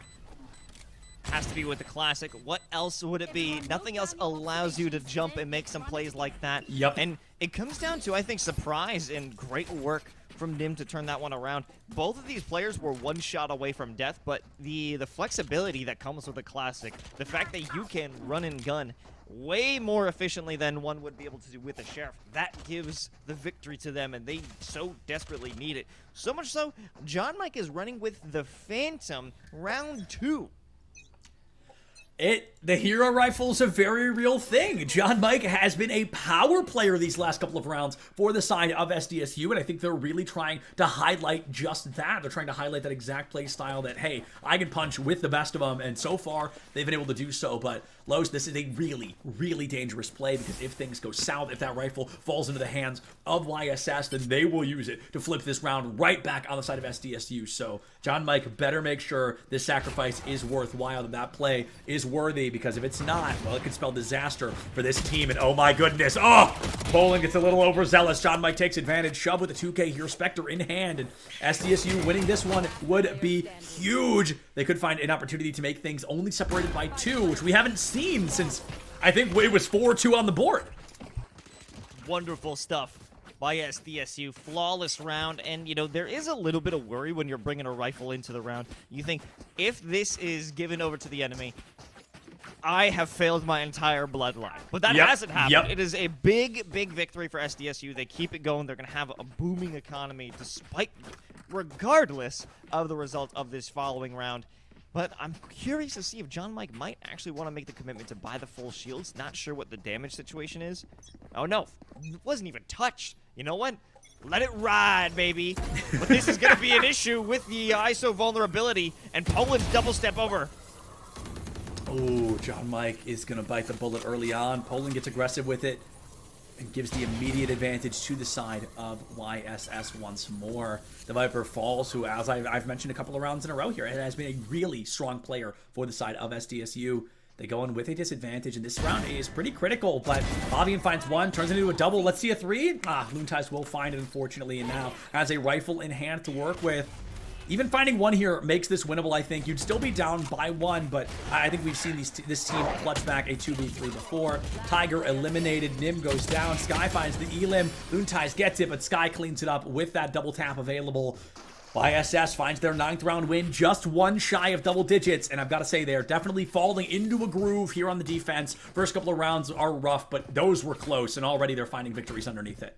You know, I think Loonties actually made a misplay. The idea of bringing out that Tiger while you're in so deep, I don't think they were even caught by Sky and Kuso. I think it was they got in between the cracks, and if they waited a little bit, had a bit more patience, so they could create a pinch that there's a two-front fight, it would have allowed the rest of SDSU to make their way through that smoke. But, you know, in a pinch moment like that, you have to make quick decisions, and you can't fault them for that one. It was an attempt to gain some more information, maybe even a stun. Didn't work out quite so well, but now SDSU hoping to make it even better with an attack over on A site. Plenty of utility to stop them, but it's all gone now that Bavian's fallen. Spike down A. I really like the overgrowth here from Loonties. Has to peel back. They know if they overextend, it's going to cost them. But with the best skin set in the game, the Gaia Vandal in your hands, what could possibly go wrong? Spraying and praying, but nobody's behind that wall. It's going to be a timing diff here. Loonties needs to watch that corner. There's too many angles to keep an eye on. Rotation in, but the doors are so loud, Los, that they know exactly where you are. Even without a Cypher, it's going to be pretty available. Showstopper out, and Shove technically gets the pick with the help of John Mike there, but it's not the Showstopper that does it. Poland finds the trade on the Loonties, and YSS has been good, but to clutch this out from Kuso is a huge ask. Well, the thing is, the spike hasn't even been planted yet, so there's plenty of time for Kuso to make a play. If he could isolate a 1v1 as they're attempting to clear the site, this could be a critical moment. And yes! Timing has worked on his side. Timing is the name of the game, and Kuso finds no shame in taking advantage of that. John Mike misses a pivotal bullet there, and Kuso reacts with insane accuracy to walk away victorious into that round. A beautiful clutch. The chat going crazy for that one. The comms going crazy on that one. And right now, I think YSS finds themselves 10-6. This is a strong showing, Los, but they've got to keep it up. I almost feel bad for SDSU. They found a groove, and it was ripped out from underneath them. Big round now upcoming, because this is going to decide the fate of their economy. They have to pour everything into this one. If they lose, or maybe don't even get a spike plant down, they will be on bare bones, and it won't just be Shove who's running on the Spectre. These are the scariest types of rounds to be a part of, and right now SDSU, they have to decide, what do we SDS do in a moment like this? How do we find ourselves in a more prosperous position? And now Nim going down early from Sky. The Seekers find some value. The Tasmanian Tiger catches Sky out as well, but Lights will be equalized by, or will equalize Poland there, taking it a 4v4 in the mix. Reload on the corner, the Viper's pit out from SDSU. Lights is gone with the spray and pray from Sky, who goes deep into the back line. Sky onto another one, John Mike eliminated. Viper's pit down, vulnerability goes out. The decay is not of value, and the last player left, Sky, just needs to check this corner, and it's all over. The wide swing in, the false defuse eliminated, and Kuso obliterates Loonties' 11th round win for Why So Serious. Only 2 away. The antepenultimate round has come to a close. Sky going absolutely bananas for that retake. For real. A wonderful move that was out from Waterfall. And there was the option to bring out the kill contract, but they didn't deem it necessary. But that is also an interesting idea. If you hit a kill contract on a Viper who's inside of the pit, it takes them away. They might even lose out on that gas if you do you delay out the fight, it might be taken away, and it gives you a better opportunity to clear that out. But even so, Sky didn't rely on it. It was just the aim and the double tap, and ultimately ended in the worst scenario that they could have hoped for. Yeah, But things. still, 11-6 right now, Septilence, not too far away from a victory. Only 2 rounds away, and with that kill contract still available, Sky could get aggressive with it early, try to pick somebody off, and sends a vulnerability out instead, or puts the shield up, excuse me, instead. Goes for the rotation, gets the intel. It's almost like they're reading a rotation that hasn't happened yet. SDSU playing patient is going to really be beneficial. We see this ISO has returned to C-Site. Kuso down and out. An insane pick, honestly, from Shove. I'm not even sure how they got that shot, but a kill is a kill regardless. Sky has to win a 3v1 and at least gets theirs on the way out. Keeps it equal. Decent amount of damage onto Sky as well, that being Luntai's. So it doesn't have to be a full slaughter, but it's starting to be that way. Lights going to take down Bavian before the lockdown can be activated, so it's an even 2-on-2.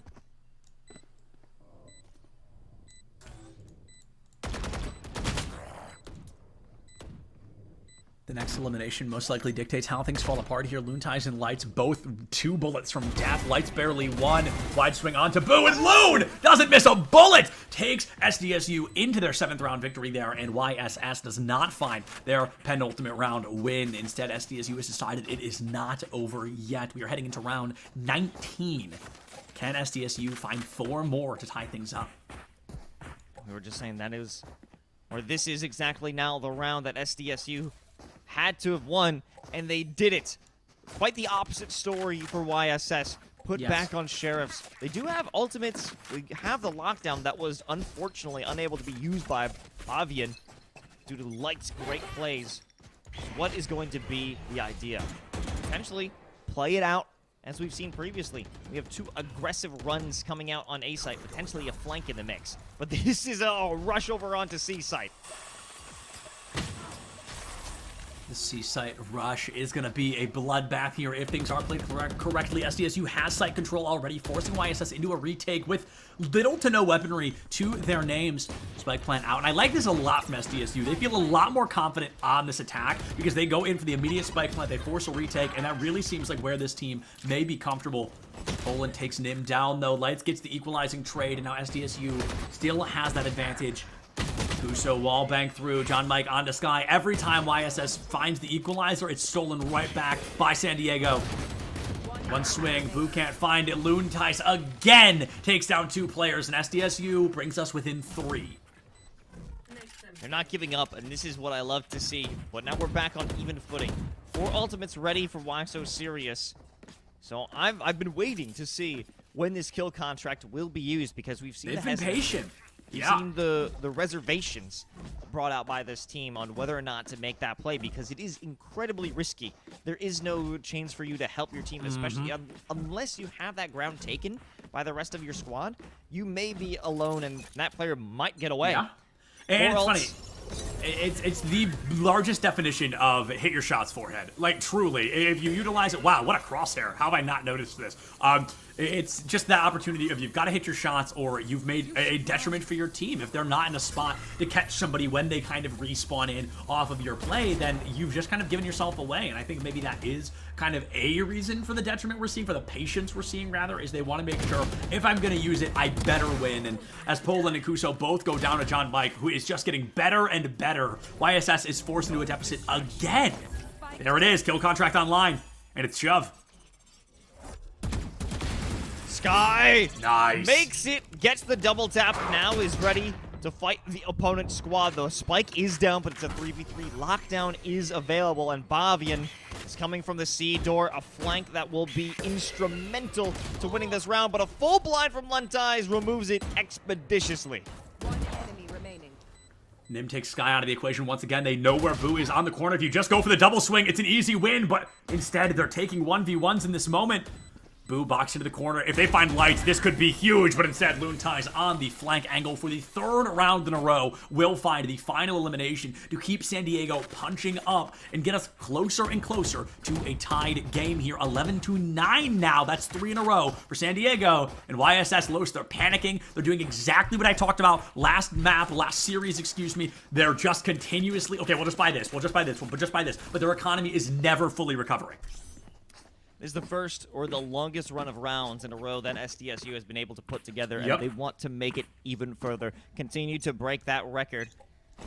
A single stinger and 4 sheriffs.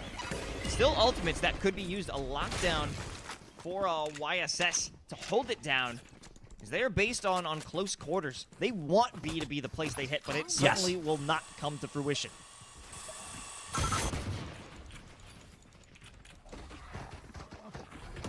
A site technically wide open, but the Omen on the side of YSS just around the corner here might get at least one pick, trying to open up the high ground. Poland swings wide, sees John Mike, doesn't repeat the angle, which is great. We see players do that way too often. It's really frustrating to watch, but they have the read this time.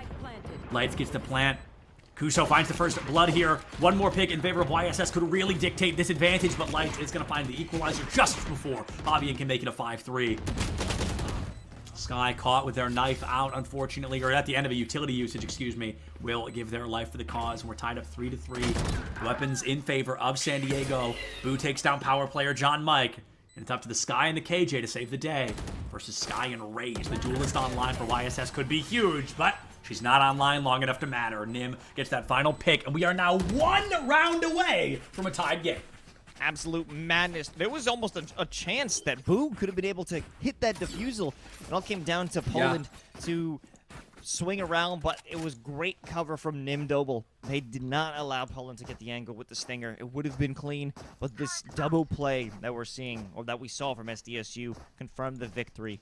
2 more rounds until they hit map point and overtake their opponents who felt so comfortable on the previous half, now floundering. This is going to be their last full buy in regulation time, that being YSS. They have to secure at least overtime with map point. And not to get us DMCA'd, but for the first time in forever, YSS really does find themselves with that full buy online. This is the first round in a very, let me stress this one more time, very long time that we have seen them with an actual full economy online. Showstopper out from Shove, though, trying to force this team back. My goodness. Fabian thanking their lucky stars they missed that Showstopper, but Shove gonna stop their show one way or another. Bomb Buddy out. Kuso on the high ground. Boo on the reswing will take Shove down.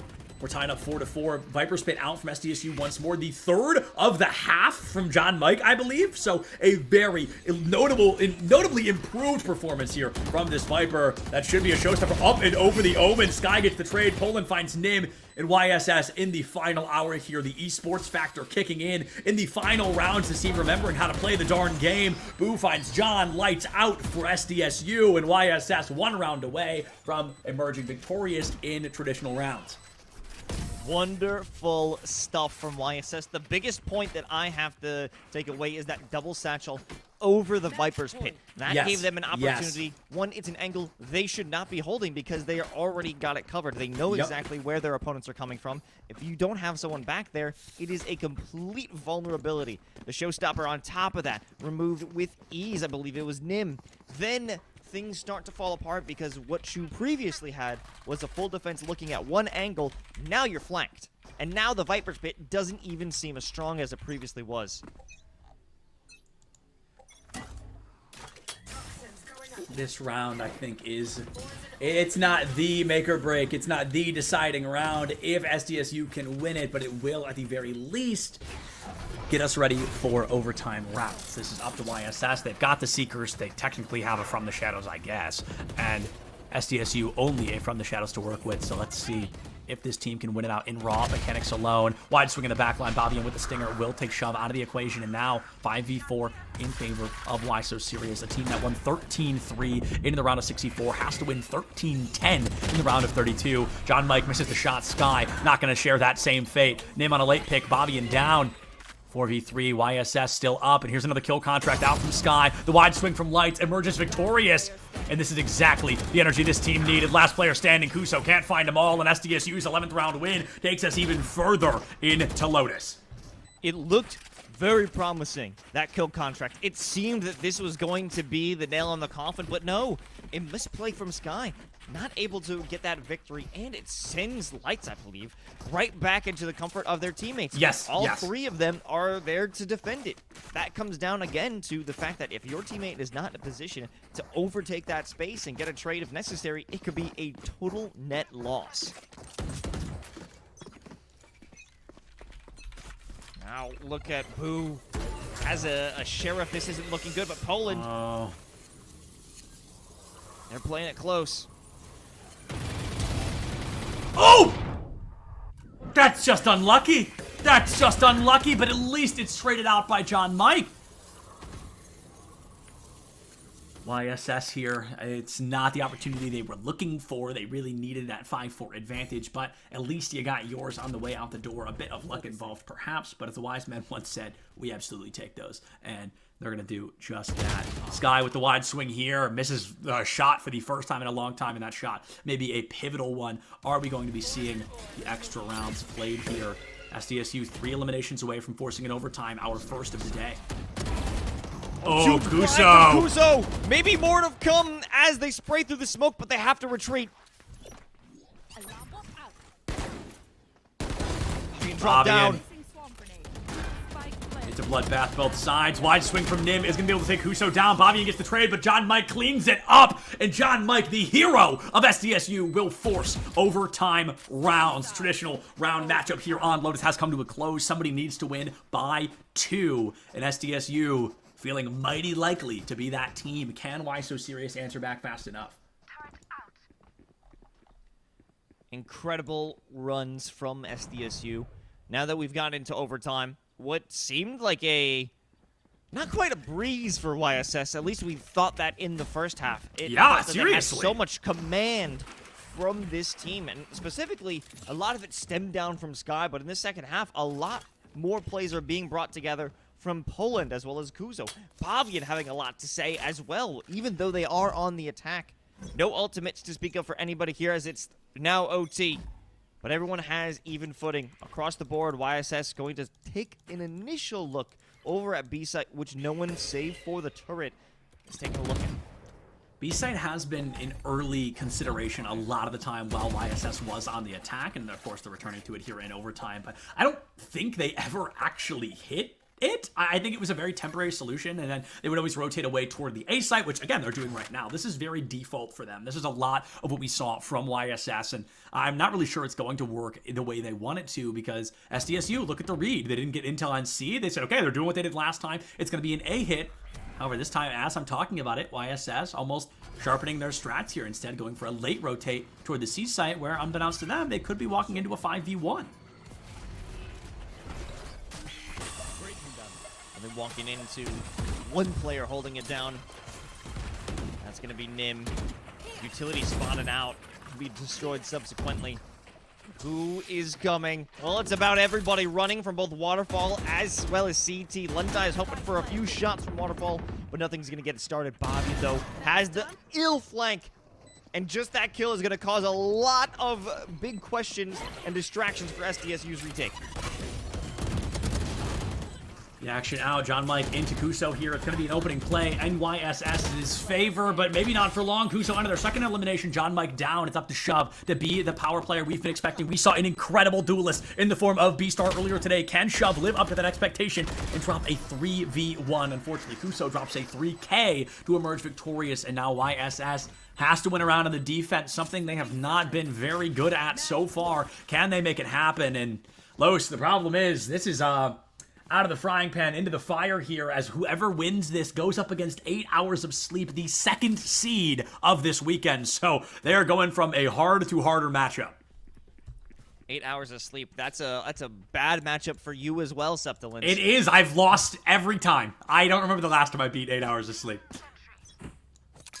Incredible plays that are going to be needed in that next round, but it's all about the here and now. SDSU 1-3-1 setup.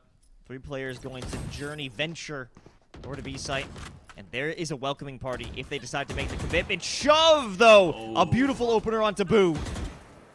Boo down, the only form of healing or recovery gone, and now it's already going to be a 5v4. You miss the flashes, which are even more important than the healing, because healing in this game is kind of a myth anyway. But YSS, they are in a bit of a tough spot here. One elimination to equalize, and Sky may be able to find just that. Moonties, though, wins out that firefight. The only person that can beat Sky continues to do so in pivotal moments like that. Shove goes out deep with the blast back. Kuso not checking their corners and will be taken down. Bavian almost insult to injury on this last elimination, but you've got to win a 4v2, and I think we're going to double overtime at the very least. We've seen an attempt like this before. There's only one player on site proper. It's Shove, and Shove is going to hold it down. Bavian now in the 1v3. But this is a hopeless endeavor, and that doesn't make it feel any Can't save better. the rifle either. You know the site's open, but you know that means they're just waiting around the corner to take your head clean off your shoulders, and John Mike will do just that. Bobby and down. We're tied up 13-13. Will YSS win a defense round at all? Stay tuned, because they're back in the offense here in double overtime. Not a good look for YSS. Not at all. This run back coming from SDSU, they have shown that this is their map. They are awake. They are feeling themselves. And it all comes down to, can they win this first round? That's what it is. Because we certainly know that they could do a phenomenal job if they take site control on attack.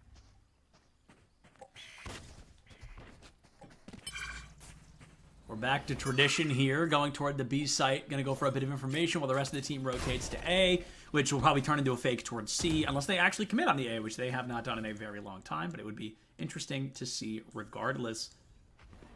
Right now, the opportunities are definitely dwindling for the side of YSS. It doesn't matter how many times you win in an offense, you've got to win a defensive round. And I'm definitely waiting for them to try and do that one way or another. Slow and steady may win them the race, but it's going to be a 1-1 trade here on the A site. Fast rotations from SDSU. Sky trying to get the kill contract. It's a fascinating ultimate to worry about getting so quickly, but I think it's just about pulling somebody out of location, pulling somebody out of position, and let's see if they can even make it work. Lights has beaten Sky in this. I believe they're 1-1 in this 1v1. And now Sky goes up 2-1 on the matchup. Kuzo finds an elimination as well, and I'd love to get my hopes up here, but YSS winning the offensive round is old news at a point like this. John Mike, not even a chance. Off angle held by Poland, completely unexpected. Nim, we know exactly how this story is going to go. They'll put up a great effort, and Poland will be the one to put this one to rest. SDSU, can they keep it going? Can they win this offensive round? Or is it going to be YSS who finally say, no, we actually can win on defense. We can defend a site. Will I that swear! happen? I swear we can do it, I swear! But right now, I mean, they have not been able to do it for quite a while. I don't even remember the last time we saw them win. I mean, was it nearly 6 or 7 rounds ago, and they won with one player left alive. It was a 2v1 clutch from Kuzo, I believe, and they have not seen a play like that. It's truly, on the defense, it has been a slow and steady race that they are slowly but surely losing. We need some pretty big switch-ups here from this team, and I'm just not sure we're going to be seeing any quite yet, Los. 3 more players make their way up to mid. Will the decision be to stick around? Option over for the C door. There's 3 players ready to fight on this site. So much utility expended. Starts with Poland with a great shot, and Bavian putting suppressing fire through the cloud. Suppressing fire down and out, but nobody down yet except for the Rays there. 5v4 in favor of YSS. This could be huge, Los. This could be monumental. This could be colossal. You could finally wrap up this series and go straight into the matchup with the number 2 seed. 8 hours of sleep. I've lost to them every time. Let's see if that team can emerge any more victorious. But right now, YSS, their job is not over. YET. Sky takes Nim out of the equation. 5v3 now. Shield up, fires through. This is huge. This is the largest numbers advantage we've seen YSS have on the defense in a long time. Sky doesn't want to even tempt fate by sticking around on the site. They have to play to their strengths, and that is going to be in numbers. All 3 SDSU is on site, but it's on site that Bavian will remove lights. It's on site for sure, Los. This team wants to win one way or another. Sky with the shorty, gets gross with it, gets a flawless, and why so serious will win in double overtime. 15-13 over SDSU. It's close, but close simply does not matter. I'm frozen in anticipation of how the next matchup is going to go. Wait, check this out. Hold on. Wait, there we are again. And bam! And my hair's a mess. I simply don't care. It was a great series. We're going to be right back with you guys with another one in just a couple of minutes. Don't go anywhere. Fighters Cup presented by the United States Marine Corps is not even close to over. We'll see you in just a few. The future is threatened by enemies often unseen They alert Marines. and unexpected. In the midst of an uncertain and evolving world, the need for Marines to defeat these shifting threats is critical, because the need to ensure stability for our nation has never been greater. When there are battles to win for America's future, there is one constant: Marines.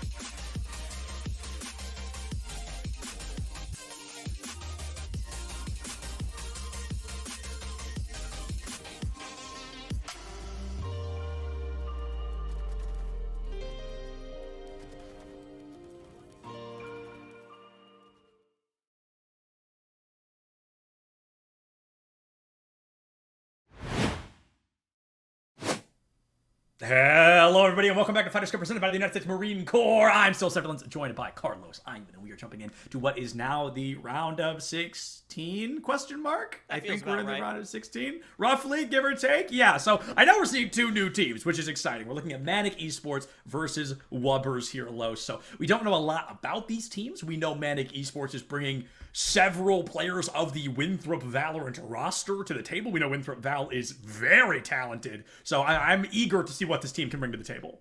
Yeah, and they're also going up against Wubbers, which should be I'm going to say, a fun game because it's a fun name, right? Isn't that really where a lot of power comes from? It's not beyond, it's not about the skill that they actually have in the server. It's more about the idea that if we have a funny meme name, we could actually overcome. And the idea that, oh no, I'm losing to a team called Wubbers, that makes your opponents play worse. It's a mental strategy, right? I think. It's gotta boom you to lose to a team called the Wubbers, because it really, there's so much power in a name of like, their name is Wubbers and we're losing. I think that's a very real kind of mental boom consideration. But Winthrop, I mean, they're very talented, as I mentioned. Manic Esports, they're gonna come out swinging here. I don't think we quite yet have the exact how they got this far, the matchups they were able to win, but I'm sure we're able to get those for you guys in just a couple of minutes here. We don't know what map we're going to either, but we do know one map was banned. It was Sunset, so Los, unfortunately, we are not going to Sunset quite yet, but I'm sure we will be ending up on hopefully something new. The odds are high that it's a new map at the very least, but if it's Split, I won't complain. If it's Lotus, I will complain, actually. Okay, well, I mean, I don't think we'll have to be complaining too much. So we actually have a piece of a history right here. We have Wubbers, the 8th seed, versus Manic Esports, the 9th seed. So this should be the most even matchup statistically that we're going to have. I mean, our last matchup, which ended, I believe, 14-13, which that doesn't really math out 15-13. 15-13, yeah. That didn't work out correctly. But even so, this is going to be a very competitive, heated matchup because as it always happens, as we get further down the line in the bracket, the best teams will go against each other. Yeah. The stronger ones will beat out the weakers who will be weeded out. And through this story, we had Wubbers take out Whittle Wadiance. Now you gotta be kidding. You gotta be kidding me. Wubbers versus the Whittle Wadiance. They Whittle beat to Whittle Wadiance. Wubbers did. Whittle And then Valkyrie to get over into this round of 16. But it was actually Manic Esports beating LG and Out the Mud to find their way here in the round of 16. So still, strong squads coming through. Excited to see what either of these teams can put forth in whatever arena it will be. We just know it's not Sunset. What a L. Take a risk, guys. Take a risk. For real. Somebody get risky, get frisky with it. But with this much money on the line, Los, you can't blame them for how much they're picking maps they know, picking competitions they know, and what they can work well with. And unfortunately, Manic kind of clocked themselves in as we won. So they put it 1-0. They put the series score instead of the map score. So we don't know exactly how they won. But with Wubbers, we do know that they won 13-7, then 13-10. So these have been very close matchups for them. They're not running away with it. We're not seeing 13-1s or 13-0s like we did in our previous matchup here. So Wubbers, they've been playing a lot of Val today, 20 rounds into 23 rounds. So, I mean, it's been a busy day for them. And, Manic won 14-12 in their previous matchup. So both these teams are coming in very, very warmed up. No excuses here out the gate. Yeah, I was about to say, putting only the 1-0, is that a little scared? You don't want to show your record? Don't want to show maybe, the other teams maybe. what you're up to? I don't know. But with a 14-2 record, that is a little concerning.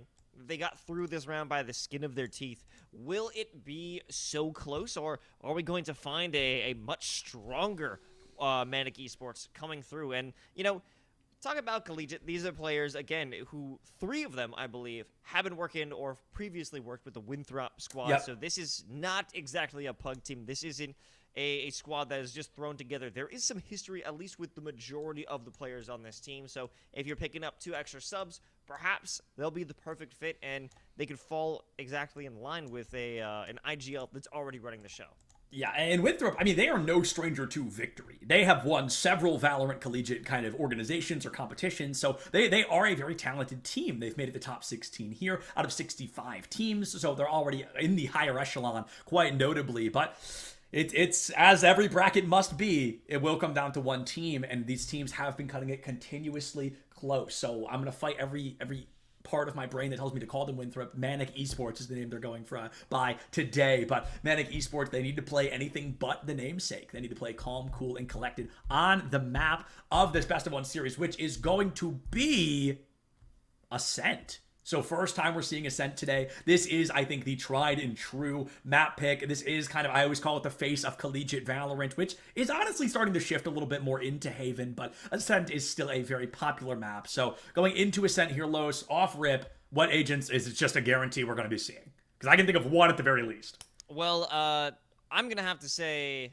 I'm going through the full lineup here. Let's hear it. Lineup. We got potentially a Zova, potentially a Skye, potentially an Omen, a Killjoy, and then I cannot think of a 5th person, Jett. That's who it's going to be. I like that a lot. I think that's a very realistic composition that we're going to be seeing. I think you could maybe swap Jett out. We've seen a couple of teams recently swap Jett out and put an Astra in her place to go no duelist. It's been really fascinating, but the double smokes, the ability to just Astra is a very powerful character, so they've been utilizing her a bit more in that position. I'm not sure either of these teams are going to do that, but I agree with you wholeheartedly. Sova, guarantee. Skye, almost a guarantee, possibly a KO in her place. We see that sometimes on Ascent as well, and then Jett could be swapped out for maybe a Raze. We've seen that rarely, but still possible if you're just more comfortable on the Raze. So a lot of versatility, but I think your prediction is going to be pretty darn close, if not perfect. I think when it comes to Ascent, we're in the most boring meta right now. No one is changing anything about the compositions that we have. And I get it. What works, and you don't want to try and break the mold and end up having your team broken instead. But I think that we could try potentially some ISO work on here. I think it wouldn't be too bad because there's a lot of different angles that you need to clear when going on to A site. Maybe you send out the contingency so you can have safety from Heaven or from Generator while you clear over to the left and right. That's a possibility. You could use contingency to break onto B site, block CT, maybe take your initial fights. I think it's good for a fast play. It's not exactly it's an explosive character. You don't have the movement, the actual speed that comes with a Tailwind or with the blast packs, whether it's Raze or Jett. But I think it's good for a team entry rather than an individual entry. And another agent that I'm now kind of sitting here thinking like we might see them is I believe you mentioned the KJ at some point already, but also just the realistic play of maybe looking into something along the lines of seeing a Breach, because we see Breach very often on Haven, which is a similar map in terms of where you can place your fault lines. There's a lot of versatility of, through the wall directly into where the attackers may be pushing through. So I think, out the gate, I was like, we're going to be seeing these agents. But realistically, I think there is a lot of room for comfortability to shine through over meta, so to speak. I think the only agent that is a guarantee must-have lock-in, they call it Sova's Playground for a reason. If you've got the lineups, you've got to have a Sova. He is so unbelievably powerful on this map in particular. Yeah, if that goes without saying, since day one, this has been a Sova map, and whether, Sova can definitely find struggles on maps like Split. I think it's a guaranteed no-go when it comes to Sova. Yeah. Lotus might be a difficult one to try and bring that out, but if we're talking about the exact map where a Sova is necessary, it is going to be Ascent, because that Owl Drone is so crucial. There's so many angles that players could hide from, and if you have that first information, it's great. You could force people to run away from their initial hiding spots, whether it's back Jenny or in Boathouse. You have the information, and as well as the Hunter's Fury. simply a phenomenal ultimate because there's long corridors, especially on A main, that you could rat out or smoke out different opponents wherever they may be hiding. But you know, one agent that I would like to see that has been brought out in very interesting ways is the Viper. I don't know if Viper will ever be used, like really widely accepted in use on Ascent, but I feel that it's completely possible. We have seen Viper being brought out, even the fact that Viper's on Split. I feel if that argument can be made, perhaps there can be a new argument that could be brought to head for a Viper on Ascent. Not expecting it at any time soon, especially not in this Fighters Cup presented by the United States Marine Corps, but it's just something I'm putting out into the ether. Somebody do it. Please. So, someone do it, please. It's a simple request, but it's a cool one regardless. And I mentioned it earlier. I love my girl Viper. I think she's a really interesting character to watch, and I do think she could get some fascinating performances here. Oh, that's Crescent backwards. Okay, got it. Sorry, I'm punching everybody into my spreadsheet very quickly, so I have this information for it later on in the day. And Lois, I've got to say, you were mighty, mighty close with your prediction on the side of Manic Esports, albeit the lack of Sky. You were pretty much spot on. Yeah, you know, well, hey. Or for both sides, that is, rather. We don't know. Excuse me. We don't know. You're right. You're right. Didn't lock it in. And if there's one thing that we could say is that we will never, ever, ever, ever trust Valorant players. Oh. Be wrong. No, I'm never wrong. We're never wrong, ever. I'm never wrong. It's ever. You know, I'm not even wrong once. Because I don't trust Valorant players anymore when they hover. I don't do that because someone will throw it on Yoru, and I'm like, he's not picking Yoru. That's major cap right now, Septilis. I ain't believing it. And usually, I'm correct on that because sometimes I've made assumptions about team compositions and I've just been trolled and rolled.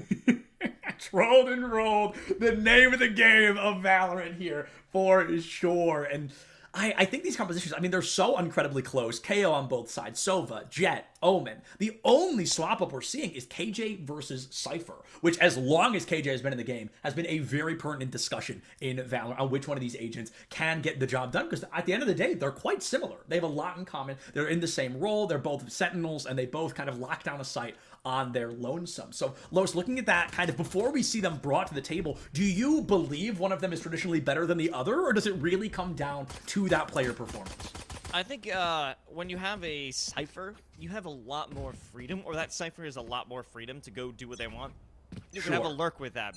You can set your traps and play with the rest of your team. As long as you don't die, your util is going to be good. But as a KJ, you have to stick around. You are a lot more static than you are fluid playing as that Sentinel. You have to stick by your utility so it's actually functional. If you get out of range, then, well, you'll just end up like Crescent anyway, dead. First shot for Chaotic.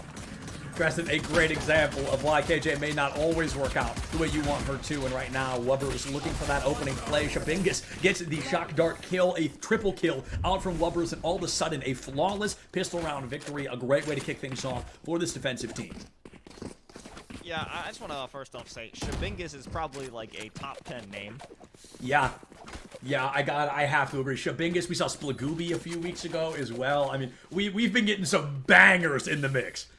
Absolutely, and you know, good start for Wubbers. You know, Glyph actually played in the previous Fighters Cup, but under the team name Glip against, I believe, Feel the Wood.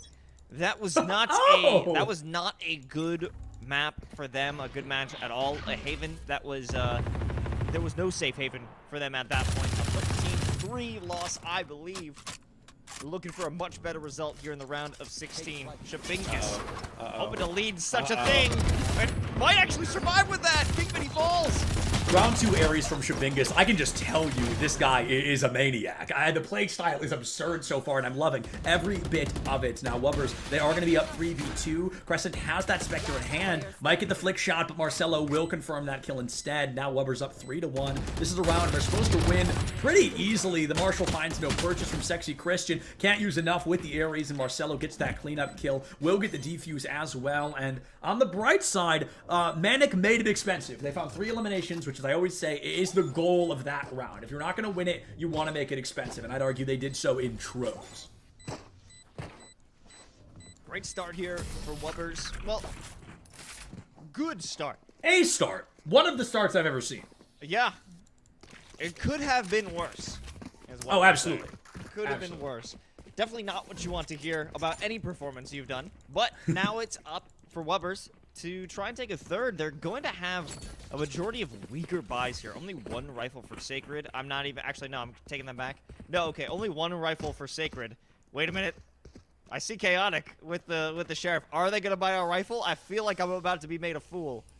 No, I feel like they're not going to. Okay. I feel like Wubbers, I think they're aware that this round isn't going to be an easy one to win. They want to capitalize off of a hero rifle from Sacred, and that's actually, I think, a really clever way to try and win this. If they were to stick with the buddy system, you have this Omen move forward, get a pick on the rifle, have somebody on your team pick it up. You've doubled the amount of rifles you have, which is great. Always great. A good problem to have. But right now, Manic, I think they're going to be really cautious because they're aware, and we saw this in our last series as well, if they lose this round, it's really hard to come back for a while. Wubbers still playing it safe. There's no need to peek anything at this point. They understand that as long as they hold their angles, and as you said, the buddy system is fully in effect, they'll have an opportunity. But it starts off with the 0 point. He catches nobody. Shabingus will be able to retreat back to Boathouse, but all three players on B site are holding steady, as are the ones on A. I cannot help but laugh every time I hear you say the word Shabingus. It literally, I crack every time. A great flash out. Chaotic has to double out of tree, and it looks like they're going to be pushing up daisies here as Sexy Christian takes them down early on. Manic has the numbers advantage for the first time in 3 rounds, and one that they're definitely grateful to be walking into. Shabingus takes a great shot onto President Sacred. Gets a double cleanup, but I think Manic are going to be collapsing under the pressure here. Marcelo goes for the wide swing, will be able to pick it up, bonusing 2 rifles into the following round, and will be able to purchase many more. Wubbers winning that 3rd round. This could be a big snowball out the gate against Manic Esports. Huge victory for Wubbers. And you know, it isn't just one of the starts we've seen in our lives. It's one of the top 3 3rd rounds we've seen in this matchup between Wubbers and Manic. Definitely a solid consistency. Now we've got Chaotic on the operator.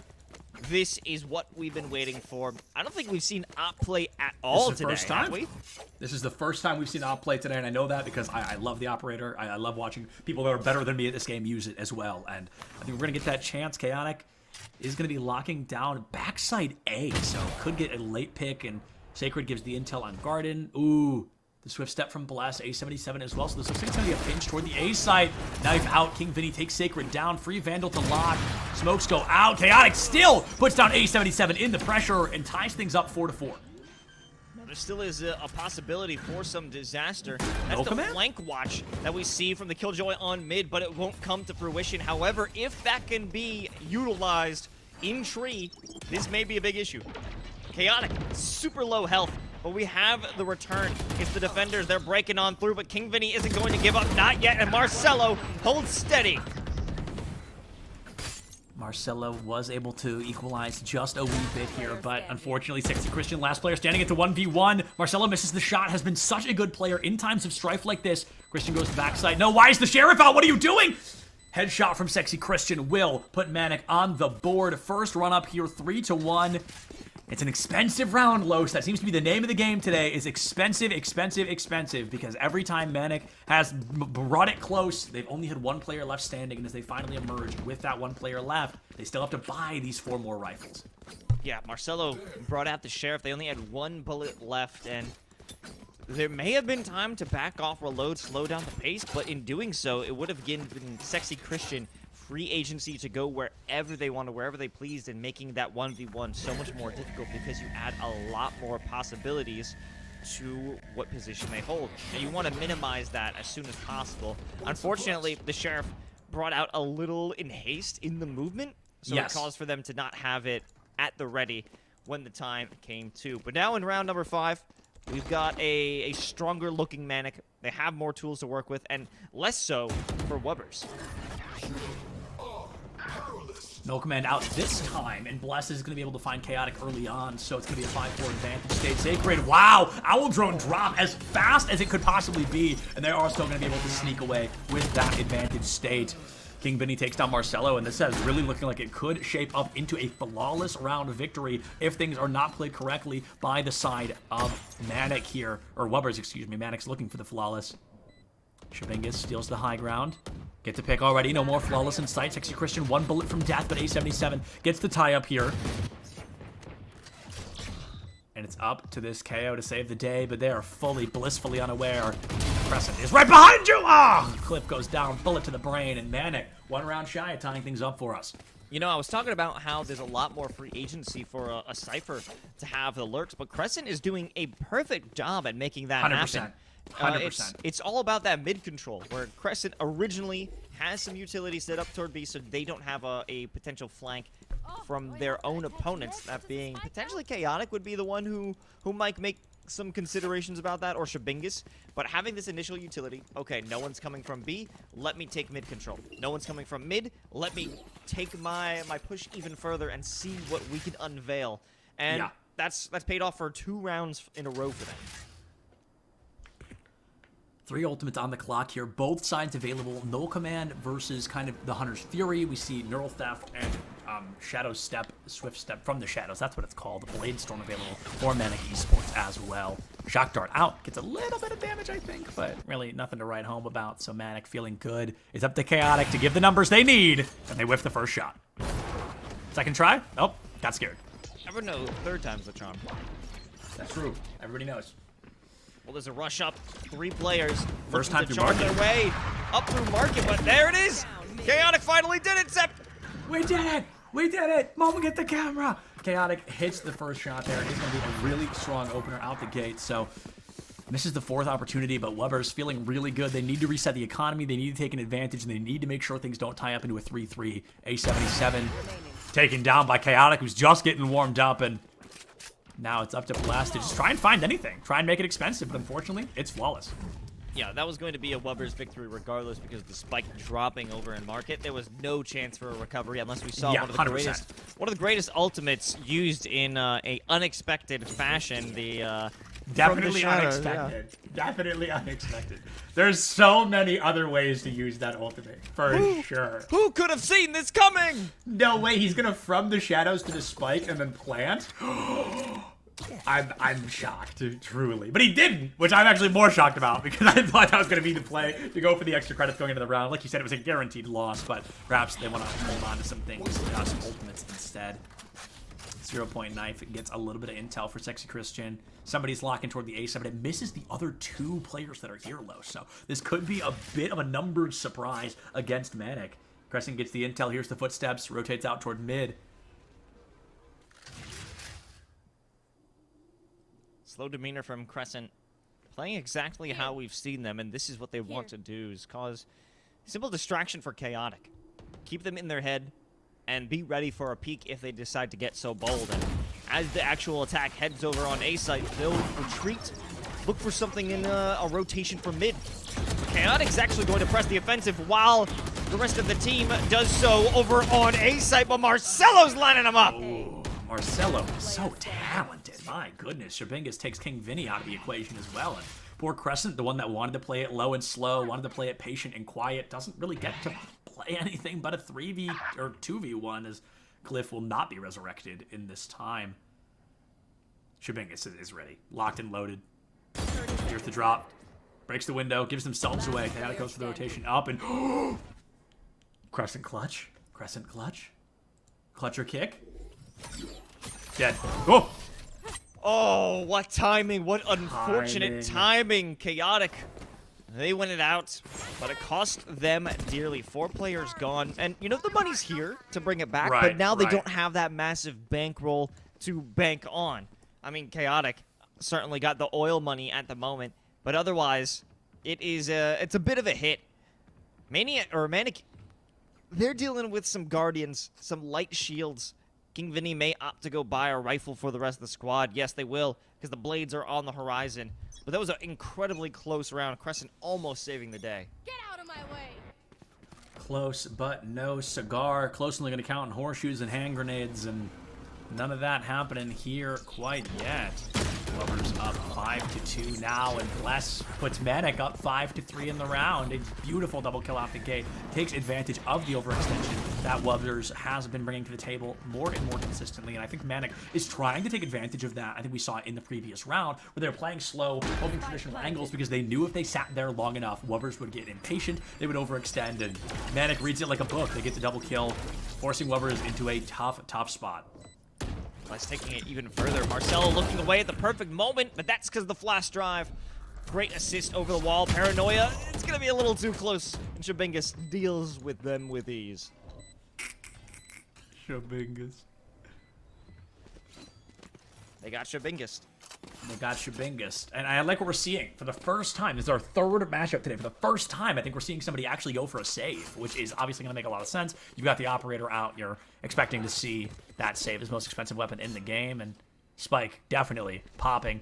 Chaotic shouldn't get caught out, because even the KJ shouldn't get there by the time the round comes to a close. So an Odin and an operator bonus is going to be huge going into this following round. Let's see if Wubbers can actually put them to use.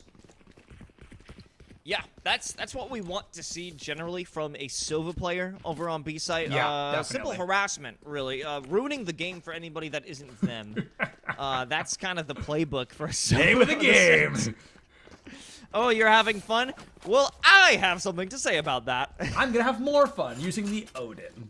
Stay safe. This is going to be an absolute mess. You've got an op as well as the Odin. I think it might be playing off contact of Chaotic's op. Perhaps. Oh, a good destruction of the turret. Chaotic may continue to hold this angle, and once they're flushed out... Where are you going? Why are you dashing away? What, you didn't even see anybody. Why was that your first inkling?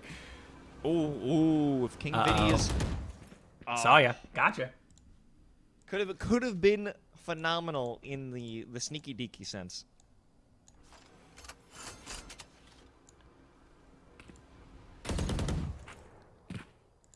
Three players currently over by tiles. One top cat, one A main. No one strictly defending A site. That's going to be Marcelo, who's got it held down with some trap wires. But otherwise, a pretty fluid Wubbers position toward B site. 4 attackers ready to make it happen. They do have a lockdown to get things started, but it's actually a kill over on mid site from Chaotic that throws a bit of chaos into Manic's plans.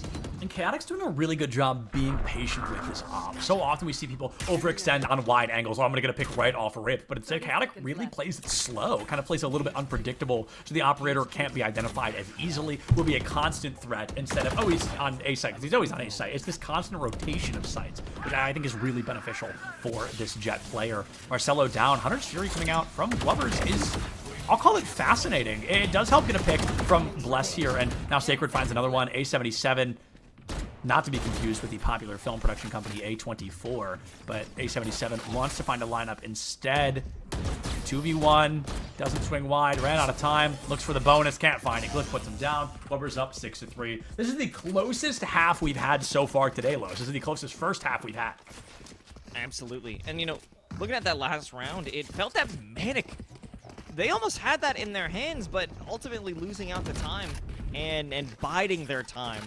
That's what gave Wubbers the advantage, because it made Chaotic feel risky enough to go out toward mid and find that pick. If they're not taking space anywhere, I mean, sure, they had Sacred over by A site just to poke at their defenses a little bit, but if they're not advancing and taking space away from their opponents, Wubbers are just winning every single second that clock burns down. It's more and more into the defender's favor. You have to actually use something great with that time. Chaotic now, having a great time. Yeah, Chaotic taking that Jet down. Oh, unbelievable. Unbelievable recon bolt there. Chaotic has to relocate into kind of the one option. So I like the idea of getting out there. They're going to know exactly where you are, at least in that general vicinity near window. Glyph frags. If they don't swing this corner, Christian does tie things up here in the 4-4. Flash out. Glyph, though, amazing accuracy to take Sexy Christian down and out. Chaotic removes Crescent from this Mortal Coil all the same, and now Wubbers up 5-2 here in round 10. This is a pivotal round, because if Wubbers wins, it is a guaranteed advantage going into the second half. Shabingus, certainly no dingus with that placement. And for anyone who wants to advance up through mid. Big kill from Bless, though. Now that they removed that flank, we have it Hashtag you got clear. Shabingist. So they thought. 30 seconds left. Thought it was all for the free ski. But hashtag got Shabingist. Man, you know what ultimate would be great here? A little bit of a little teleport. Just to The one get he on doesn't site. have. The ultimate he doesn't have. Yeah, if only the greatest ultimate in the game was at their disposal. Shoulda, coulda, woulda. Shoulda, coulda, woulda. It's I'm not gonna call it a good ultimate. It's an okay ultimate. But in terms of like if I made a tier list of how impactful an ultimate can be by itself, From the Shadows is probably the bottom of the list. Yeah, no, it's Because it has one play where it works. And I think it's the only ultimate that has one play where it's valuable. well, hey now. Let's not get crazy with that. Well, let's not get Shabingist Dang! over this Hashtag situation. gotcha bingus! Because I think when you make a generalization like that, you'll end up Shabingising yourself, Seth. And I don't want that for you. I appreciate that. Thank you so much, Los. And it was a flawless round for Wubbers. Last round. This is not a great look for Manic, but we have King Vinny bringing out the operator. It's time to duel or die. If King Vinny can bring that out successfully, out-op their opponents, we might have a good time, because mid control has never been something that Manic has actually owned. Yeah, that's actually a great point that you bring up, and I really had not realized that until this moment. That Manic, even in the few and far between attempts we've seen for mid control, often ended with Chaotic taking one of them out. Speaking of Chaotic, could the duel happen here in just a second, or is Vinny just gonna have the drop on him? Let's see, wide swing out. Vinny takes him down, hits Chaotic in the dome there, and removes them from this mortal coil. Great opening play for Manic Esports. I keep trying to call them Maniac Esports. For Manic Esports, as they have the advantage for the first time in a very long time. It's only up by one, though. Can be reversed in the blink of an eye. So they've got to play cautiously and correctly. But with Glyph in wine, for the first time we're seeing a player in wine, are they going to catch this? You should Uh-oh. run. Glyph, don't swing now. Swing. He misses every bullet. That's devastating. That is devastating. Oh, definitely one of the biggest unfortunate events of all time. Could have been a hero left as a zero. Top 10 oof moments in the Fighters Cup presented by the United States Marine Corps. Blessed with a nice 3K. This is what we've been waiting for. Manic, a textbook assault onto A site. And I think it does come down to the fact that Chaotic was removed immediately from that round. Yes. With the lack of 1000%. control that we had Wub take place over on mid-site, it gave a lot more confidence for Manic to just run on through. They don't have to worry about tree. They don't have to worry about the flank. They don't have to worry about an op ruining their day. Yeah.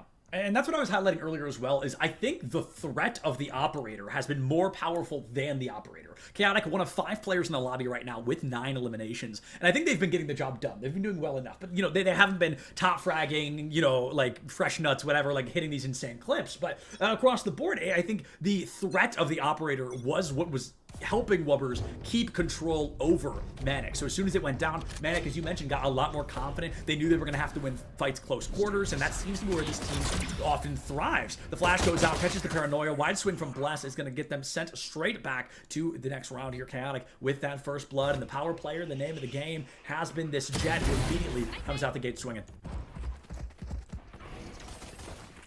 Chaotic, what do you got for us? Oh, the tap was bullet. there, but it wasn't enough. Crescent bought the head armor. Can they Ooh, keep their what? composure? No! Free What a gun! gross Zeppelins! Free gun! Free gun, by the way. It's a 1v1. King Vinny has the Sheriff. Shabingus gets a body shot down to 10 HP. Will King Vinny get hashtag Shabingus? Oh! Oh! Disgusting. Lethal. Lethal gamer right there. My goodness. Only needed one shot on the body to take down King Vinny. Shabingus, they were in turn Shabingus. The great irony of a situation like that has not eluded us. And this is such a necessary victory for Manic. Now they have the Seriously. opportunity to close that gap with the anti-ego. Yup. King Vinny's even gonna go out for the Vandal, says, I'm him. I'm doing this. Vinny's feeling good for sure. These last couple of rounds in particular, we've seen King Vinny really start to step up and show off a bit into this matchup. So I'm anticipating King Vinny to continue this level of maybe not dominance, but powerful play. So bringing out the Vandal, I think, makes a lot of sense here. They're really starting to hit their groove. Maybe Manic is just feeling stronger on the defense, as Ascent is technically a defender-sided map, but I think that's more of an opinion than anything. I do think there is some value to get out of it here, or to be found with this level of aggression. It's a risk, but I think the reward is going to be worth it. 3 players down from 3 right now. Chaotic. Oh, how do they not walk away with a kill on that? Absolutely disappointing, but now... Come on, Vinny. Come on, Vinny. Wubs trapped behind the door, and Vinny's going to clean Come up. on! Come on! Just absolutely lethal play from King Vinny. Gets their ultimate, the Blade Storm available now.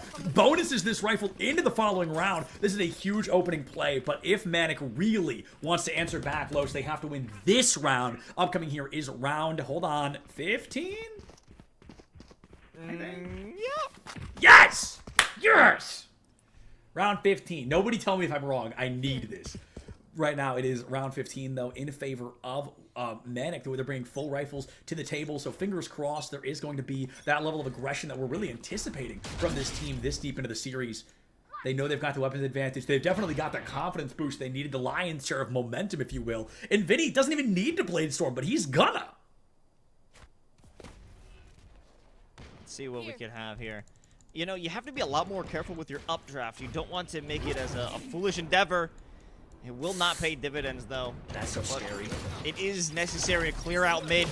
Sexy Christian using all they can to stop the advance into Tree, and I think they've done just that, but oh my god, he just got Shabingus. Hashtag get Shabingus. Sexy Christian does go down, and Wubbers find themselves with a very gentle advantage. Their Cypher is 5 HP, Marcelo is crit, but King Vinny is also going to get hashtag Shabingus. Gets taken down early on, gives Wubbers the advantage they need just a wee bit further. And I think Wubbers winning this round is pivotal because it takes a lot of weapons out of their hands, makes things a lot easier to work with. And poor A77, the Odin, is not meant to fire from that distance, so Glyph just needed the one shot to seal the deal. And with a 4-2 advantage, they basically 4v1 as that Killjoy, 12 HP on the board. Shock Dart might do it, but Crescent does catch Shabingus out of the way here. Glyph ties it up, and now Bless, last player left standing, and they need Bless with nothing short of a miracle. A 3v1 on the board, 3v2 or 1v2. This is winnable if I've ever seen it. Especially now. It's a 1v1 on site exactly. If Bless can just close this down, this will be monumental, but I think Marcelo is going to get a classic Valorant timing. But no! Bless spots him out! And now it truly is the isolated fight.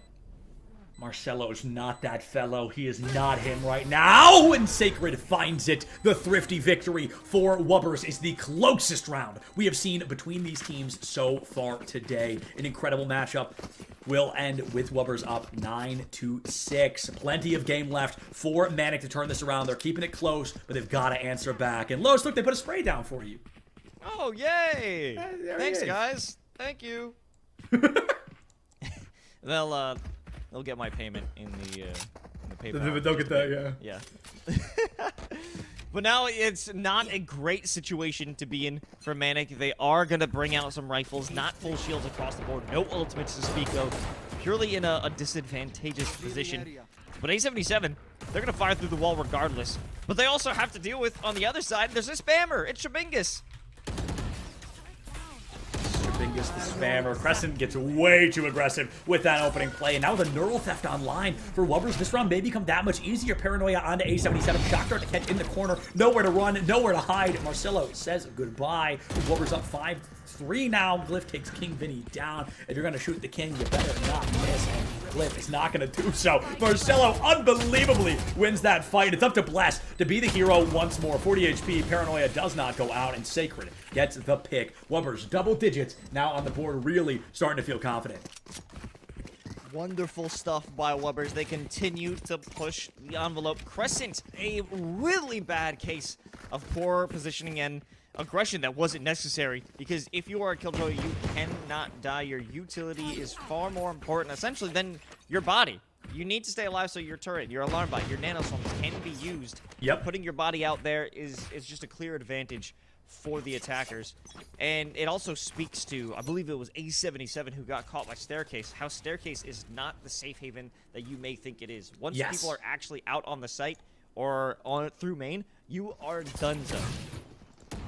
Dunzo, al dente. You are absolutely bodied. And last, as they get Shabingus here toward the A side, Glyph finds King Vinny out the gate as well. And Wubbers, their defense felt strong, but this is clearly an offensively sided team. Marcelo takes Sexy Christian down. We're only 2 eliminations shy from a flawless round win for their antepenultimate victory. 2 players left. The Sova on the high ground. Will they swing out of the smoke in time? A77 only a Sheriff. Chaotic wide swings, but 77 puts him down. Sacred finds Crescent, and A77 does not strike lightning twice there. Wubbers, their antepenultimate round has come to a close. Only 2 to go. Now we have a strong capability. We have the opportunity. King Vinny is on the operator. This is not a drill. The King has gotten his operator. And also an important timeout. I believe, what is this? The second timeout we've seen today? It feels that they are I don't even far remember between. the first one. You know, it was just so inconsequential, wasn't it? It's just because we don't think of them happening. Your mind, my mind, they just said, you know what? They actually aren't happening today. I haven't seen any. I'm sure there was a first one, but even if there was not, the point is we have not seen many today. You're absolutely right. These teams have not been utilizing these timeouts, and this is something that we see pretty often here at the Fighters Cup presented by the United States Marine Corps, is timeouts becoming a little more consistent as the day goes on. As we get to the higher echelon of play, the higher caliber, these teams and these players kind of recognize, we've got timeouts, let's use them. They're in the game for a reason. Let's just get a wee bit more knowledgeable exactly on what we're going to do, what the strategy may be, because playing off rip, playing off reflex or instinct only gets you so far, and I think these teams are painfully more than aware of that fact. Now we're back into, well, the pre-round. I assumed it was just going to go right into the action. Now we can take stock of what exactly can be used. Glyph with the null command could certainly be a big issue. If they activate that 0 point and subsequent null command, there's not much that can be done. Double dose, only one person suppressed. Actually, most of Wubbers suppressed as they try to make their way in. Bless has the opportunity to go massive, but it'll be Marcelo with a double.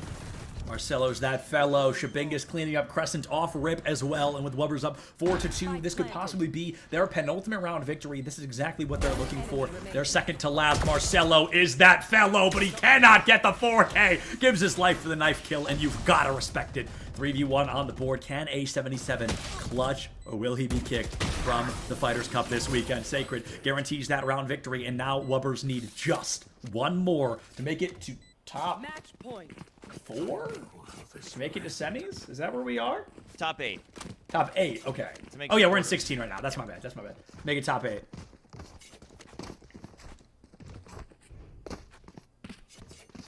This is time. It is the ultimate moment. And look at the buys here, Los. I will say this one thing, though. Bless has his ultimate.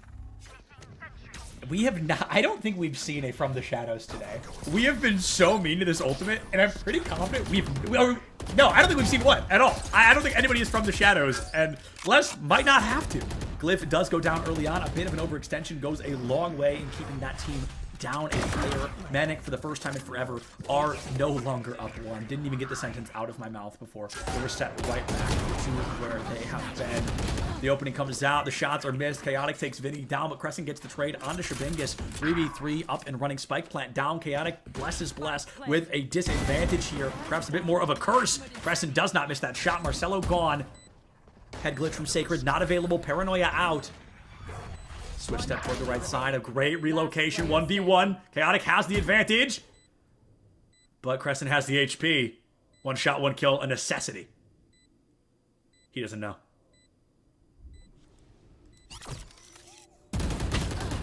Oh, he misses! He whiffs! Wow. Crescent. What a way to come back to save the day, to save their tournament life. They're not done yet. That was just one round. They gotta get 5 more Septilins. Correct me if I'm wrong, but that is what we call in the pro scene an oopsie daisy. That is lethal. Had the headshot, had the lineup fully panics, completely whiffs the shot, and it costs the round. It's not detrimental. It's not huge because, like you said, Manic, they have a huge hill to climb. This is a Herculean task from here on out. So this team, they've set the precedent. Now can they do that 5 more times? Or is Wubbers going to be able to sneak this away? I shouldn't even say sneak. Is Wubbers going to deserve this win? All signs would point to the latter. A77 sending out the Hunter's Fury. It essentially nullifies the null command as it forces Wubbers to back off, don't walk into it. So the entirety of that ultimate is spent cowering.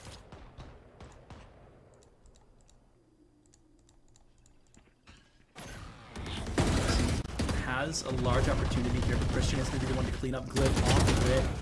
Smokes go out. It's going to be a 2-1 trade. Now 3-1 trade in favor of Manic. They're keeping it close, but they want to make sure that they can walk away with as large a victory or at least a close a loss as they can. A77 finds Shabingus as the 5th and final member. In Wubbers, they're right where they need to be. They're close, but close is never going to be good enough. This is great work from Manic in these last 2 rounds. It's performances that we've been hoping for the entirety of the second half. Well, rather the entire game.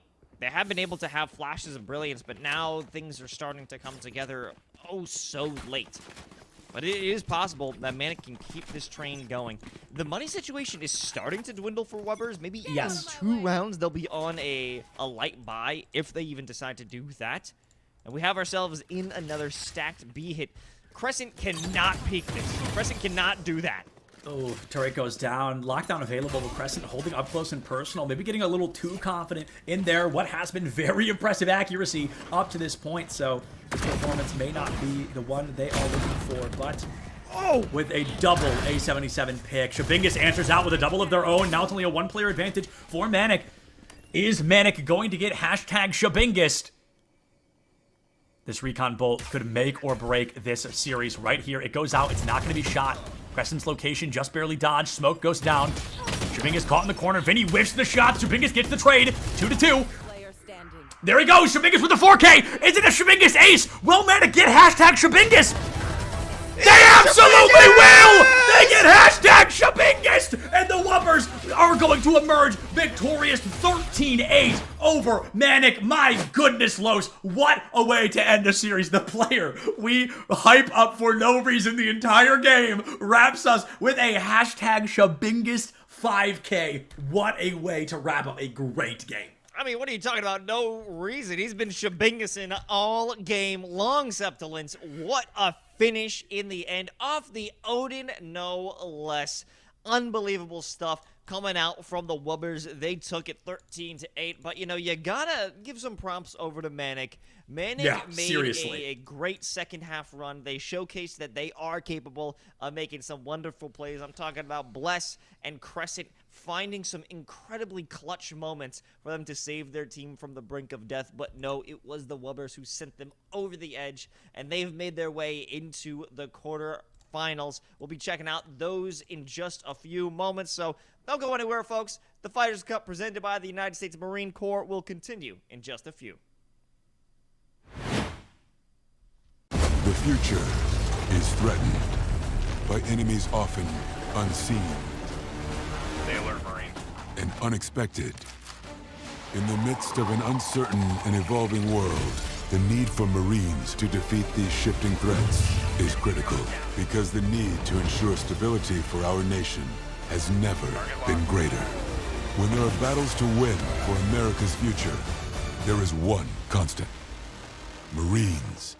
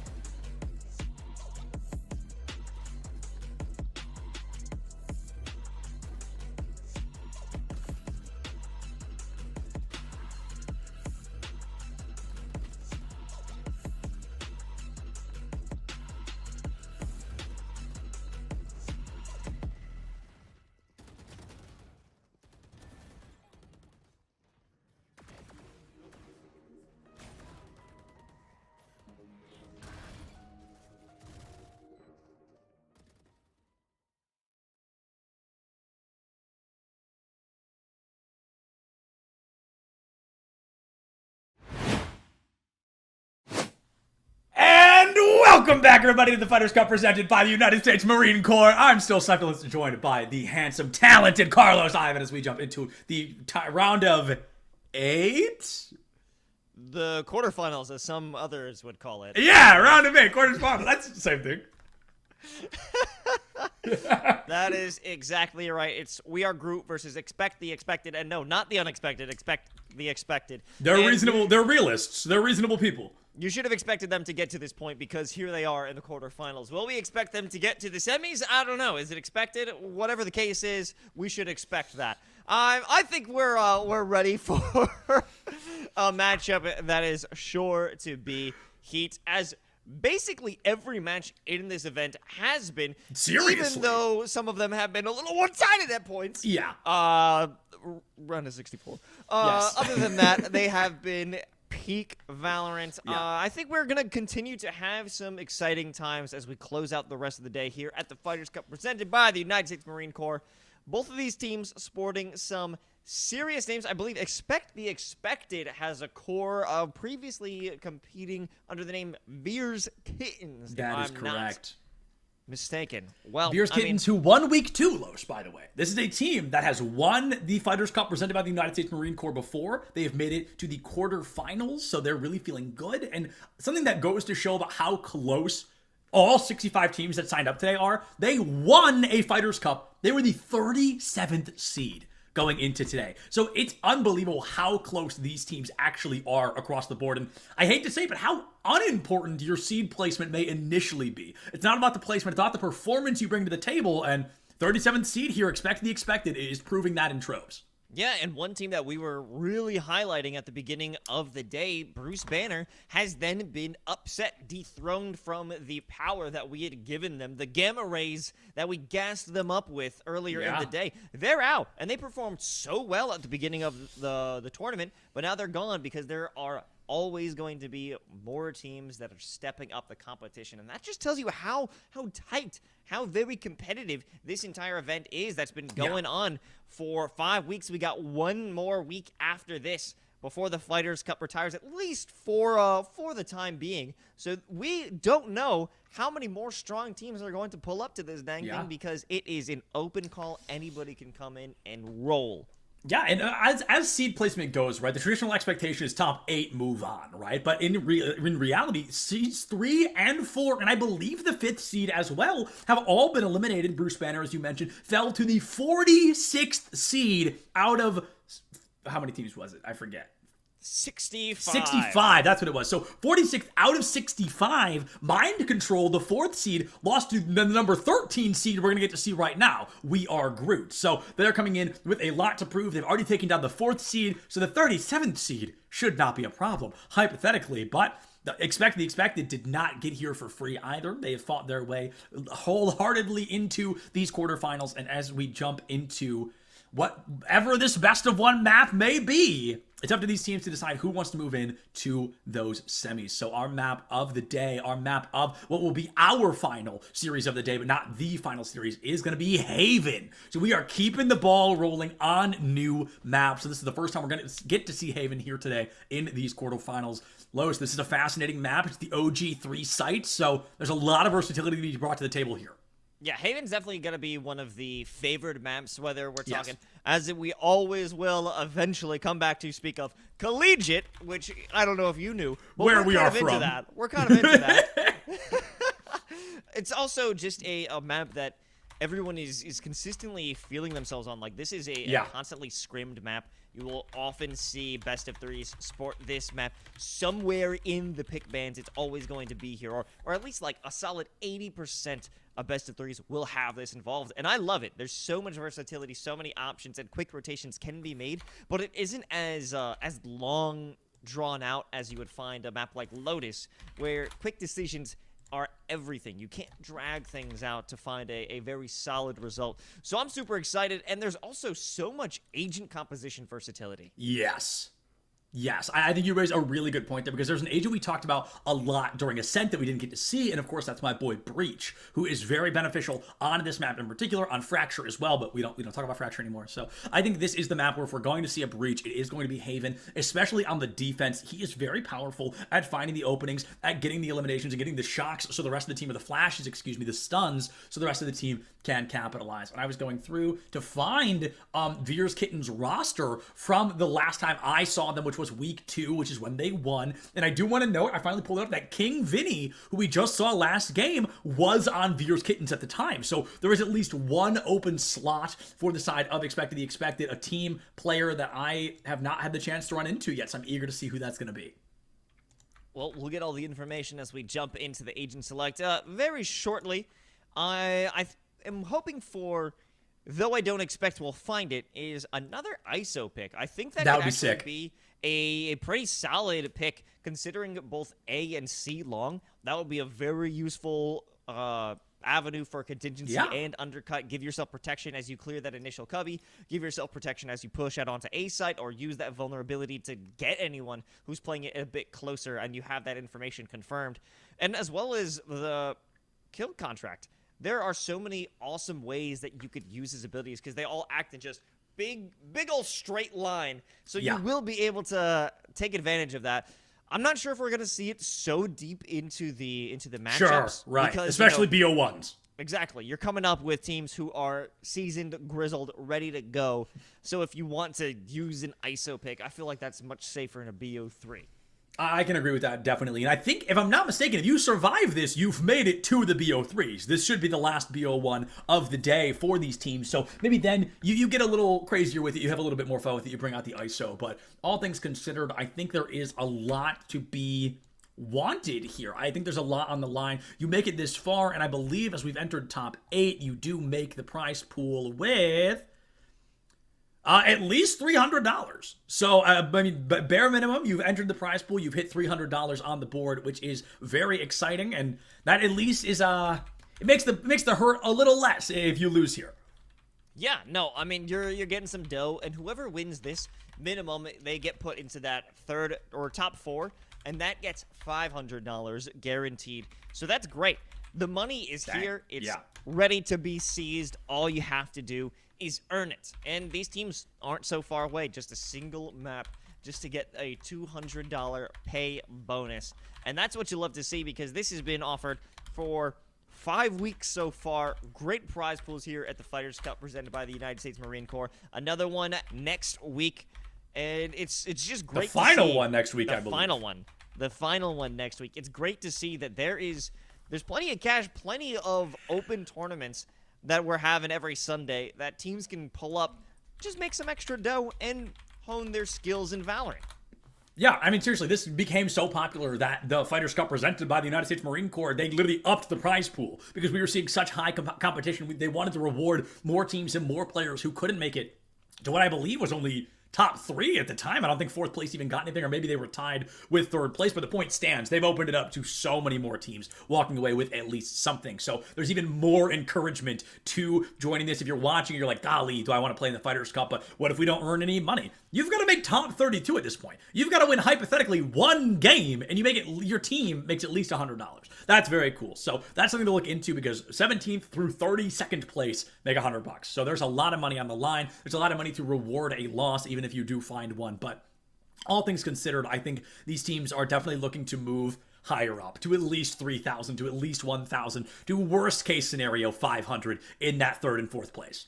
Yeah, no, we're only dealing with top contenders, but I want to go back and say, like, if you think that you could win a single game, if you think you're good enough, seriously, come through. one game.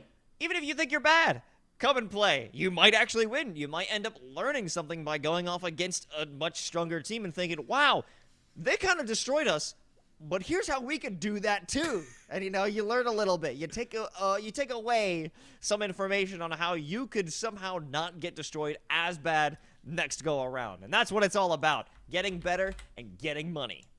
That's what it's about at the end of the day. 2 things: getting better, getting money. That's like a life motto as well. Get better, get money, live fast. I don't know. I had to say like a 3rd thing there. I don't know. It has to have like the closing statement. But whatever it may be, these teams are getting ready. We know it's going to be Haven. So Los, looking at Haven, Are there any agents in particular? We talk about Breach a little bit already. Does anybody else fall into the suit of like, oh, definite pick? Because I've got one like kind of thought, but that agent is just so strong I'd pick them anywhere. It's not specifically to do with Haven. Oh, well, I'm assuming you're talking about Raze or Sky. Sky. I'm thinking Sky. Yeah. Because you're a boomer, as you told me. That Well, okay, hold on. Hold on with the use of the word boomer. I'm younger than you are. I am an explosives expert, is what we would call me. You like to go boom. I'm an explosives expert. I'm not a boomer. Okay. All right. I'm a young, hip, cool guy, my fellow youth. I'm a young, hip, cool guy. I don't know. I think if you put our pictures together, you might look older. It's the beanie. It's the beanie. But my hair was. You don't want to know about my hair. Enough about Milos. What agents are we seeing on Haven today? Well, maybe some young ones. Maybe. I think Sova definitely a strong. He's not young. Sova's like 60. What? Sova's not like 60. How old is Sova? Hold on. I would say like a solid 35. How old is Sova Valorant? 35. Sova Valorant is 35. Is he He 35? looks old. He's 30 to 35. His age is Okay, not yeah, perfect. yeah. He's 30 to 35. Yeah, He looks old. Because only an old person would actually use a bow and arrow. Get with the times, old man. We use Exactly, guns. exactly. We use guns out here. But Sova's definitely a good pick because there are so many angles when it comes to A or C where you could send out your recon dart, and you have, as a defender, you have to look at 5 different building corners that you could expect a lineup to come from, and in most cases, you're going to get caught at least once or twice because you can't have the ability to check every angle and watch for a push at the same time. So Sova's great at causing distractions for your opponents over on Haven.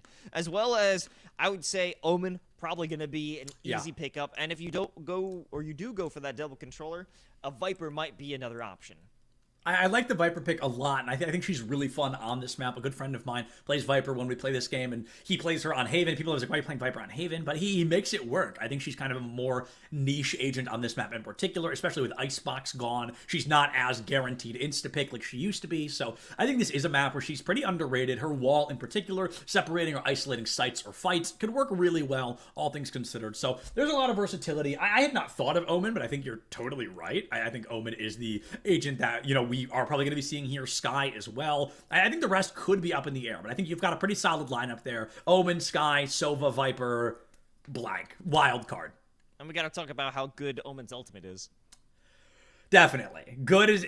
listen, it is one of the ultimates in this game. I can confidently say From the Shadows is an ultimate from the game of Valorant. I used to be an original Cypher ultimate hater. I thought Neural Theft, do not give any ult orbs to this guy. It feels like so useful. To your defense. They added the double ping. Yeah, exactly. To your defense, it used to be bad. I don't disagree with that statement. It was not a good ultimate, but the double ping goes crazy with that ultimate. I wholeheartedly agree with that. But also, you do remind me, speaking of ultimates, an agent that I've been seeing a lot on this map that I forgot about is Astra, who I did mention earlier. I've been seeing a lot of her. Cosmic Divide in particular, I believe, is one of the most effective game-changer or round-changing ultimates that we can see performed by an individual. I think she's a very difficult agent to play, but if I'm not mistaken, let me take a look at my Veer's notes. It was Omen, not Astra, so they do not play Astra, to my knowledge. I'm going to say Astra is such a key controller, but for the life of me, I will never play her. She's so hard. She's so hard, and I feel like I can't actively do anything during a fight. Like, I have to set up all my traps, my stars, but if I'm in the middle of the fight, I'm not pressing anything on my keyboard. I'm pretty much suppressed. Like I got hit with a KO knife. I don't know what to do. My hand and my brain, they just go dumb. But we're about to see if one of these squads is going to go dumb because I believe we're about to jump into the match very soon. Yay! 2 p.m. It's not a lie. We're in this. We did it! All right, we are Groot. Now, everybody, don't look at me while I type these player names down really quick. No, what are you doing? Wait till they can't see. No, because I have to get who they play as well. I want to make sure that I have. Also, big shout out my boy Splagooby, who I did mention earlier today before he was even on broadcast. Splagooby, I love the name bubble. Come on, let's talk about names that are just gonna boom you after getting killed by them. If I get shot by a dude named Splagooby, I think I'm uninstalling. I'm gonna be so real. I think I'm uninstalling the game. Yeah, I think throughout this event we could probably make a top 5 names that would be terrible to lose to. Splagooby and Scrubble Bubble kind of on they're making their way in there. Splagooby definitely on there, along with Shabingus. Shabingus, shout out Shabingus. Will be missed, gone, but not forgotten. And speaking of not forgotten, they're actually playing Breach. So my hypothesis works pretty well. He will not be forgotten here this time. I think that it kind of anticipates We Are Groot maybe utilizing themselves a little bit better on the defense. They're going to play a little bit slower if they are on the defense, or when they are on the defense, excuse me. And expect, Los, you may be correct. Splagooby hovering the Viper right now. You know, Splagooby is actually perfect to go on the Viper because they shoot goop as well with the snake bites. So if you walk into the Splagooby, you're gonna have a bad time. You don't want to be involved in that. No, truly, you do not want to be involved in something like that, but we've got so many great players, and it is important to note that Splagooby, for those that don't know, is literal pro player Screwface. Very talented player, very fun player to watch. So for our friends, our viewers at home, Splagooby is the GOAT, if I do say so, and is definitely probably the player to watch out for. Definitely was last time I got to see Expect the Expected, and I'm anticipating a just as powerful performance, but to their benefit, I've never seen We Are Groot play, so they might have a Splagooby of their own that I'm blissfully unaware of. You know what? We can only hope. We can only hope, right? And I'm just gonna keep it a buck right now. I'm not calling him Screwface. His name is Splagooby. No, game. never. He's gonna call Splagooby. If he wanted to be called a Screwface, he would have played on the Screwface account. This is a choice he made. He wants to be recognized as Splagooby, and who are we but humble servants to recognize this GOAT as Splagooby? We're just casters, man. You know, that's all we can do. We look, we say, and we don't think. Real. I'm trying to get a little bit of intel here on what exactly we're going to be seeing on early anticipation, just about what we're going to be seeing. And guys, just as a silly little prank, because it took so long to get in the game, we're also going to have a tech pause immediately, because that's just how we do here. Sometimes players got a tech pause, something goes wrong, somebody's mouse disconnects, somebody's not back from a bio break in time. We saw that in week 3. Someone didn't make it back to agent selected in time, so we had to restart the whole thing. But, you know, accidents happen. At least we've got team comps now, Los, to give us a lot more to hypothesize with and just discuss generally. So I guess the current, and I say this in big quotes, kind of matchup is going to be Viper versus Breach, right? Those are the most unique agents we're looking at. Which side do you find general kind of benefit on? Who do you give an advantage to either of them in terms of comfortability on Haven?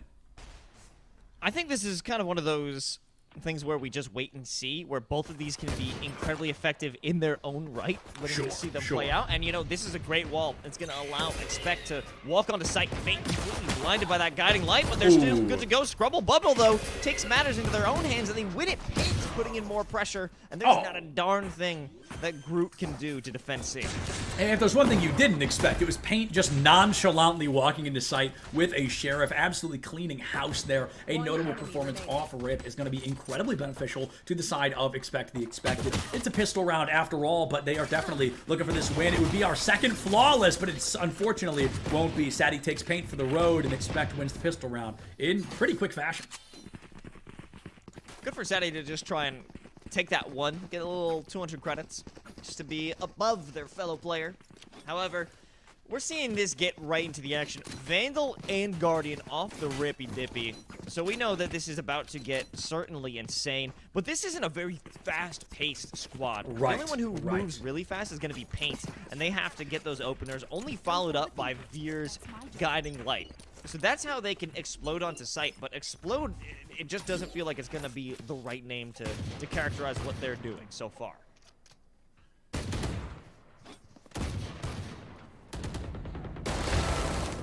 Oh, it's going to be a 1-for-1. Splagooby takes Lightning out of the equation, but gives their life for the cause. Brightside got mine, so it is a 1-1 trade. And Fate trying to go for Garage here, but I think Expect is kind of aware of what is going to be going down. And Garage wants to go for a rotation out instead, and may be able to find a little bit of benefit if they hard rush the B side. Sadie, only one standing. And I do want to note that Groot buys up here, Los. We're seeing a lot of stingers online right now, and that is really detrimental. If they lose this round, that's going to absolutely wreck their economy, maybe into a 4-0, 5-0 scenario. Oh! Wow. Entry didn't have a chance there. Paint wants to dole out some more damage. Guardian recovered. Lost once again is Paint. Clearly red through. They're going hard in the paint. And painted the walls red. With that Breach's blood, Sadie might not be able to pull out another little solo kill for themselves after this one. Last player standing. I just want to say, Fate just had no clue that kill was coming. Yeah, Fate got a wee bit blindsided, unfortunately, and Expect is going to emerge with their second round win. Only 4 players still standing, so they lose 1, but they bonus 4 weapons into the following. And check this out, Lowe's. Groot can't buy because they bought up last round, and it was not worthwhile. That's an economy they're definitely going to want back. This is hard. This is hard for Groot. They're not going to like this situation at all. But, you know, it isn't that crazy to go up against Expect right now because they're still working with a Stinger, a Spectre, and a Sheriff. 3 of their players don't have optimal weaponry, so it's still possible getting a cheeky headshot and turn it into a recovery of a bigger weapon. This is still a doable round for Groot. Oh, maybe a little less doable. So all of a sudden, Expect finds a loud and proud opening here. The action is going to be flipping in their favor. Scrubble Bubble takes entry down, and possible flawless round just around the corner once more. Sidearms only, and they don't even get to fire them as Scrubble Bubble drops the triple. We talked about the most booming player to go down to, and Scrubble Bubble might be one of them, let alone in a 3K. Expect now going to be up 3-0, and Groot should be able to buy up here for round 4. They've been waiting on this one for a little bit. 3 rounds in a row that they're taking some pretty big losses and not able to impact the other squad much for anything. Only 2 kills across the first 3 rounds here. But this has to be a change of pace. They need to be able to fire back. If they don't, it's just going to repeat the cycle of pain and suffering, Septilence.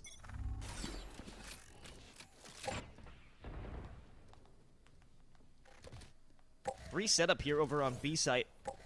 Expected of a push here, which is interesting considering that's not how we've looked at their setups previously. I don't know. This is fascinating. Paint goes up and over and actually gets a pick for their efforts. Does take entry down, so now the duelist down on both sides. Forces a rotation away from the B site, and up into Garage here could be detrimental. Lightning kind of a little overzealous with the gun there, gives themselves away on the Tiger.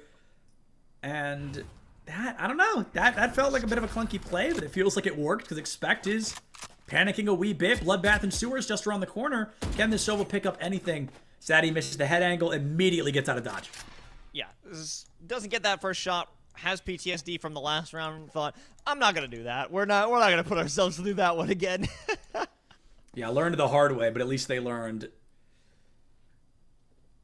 I like what Expect is doing here. They're really using the time they have. I feel like a lot of the games we've seen today were really quick, rushing to site, plant, play, retake. But now they're really just playing patient, looking for a site that feels most likely to be successful or victorious with. No way. Who checks that? Amazing.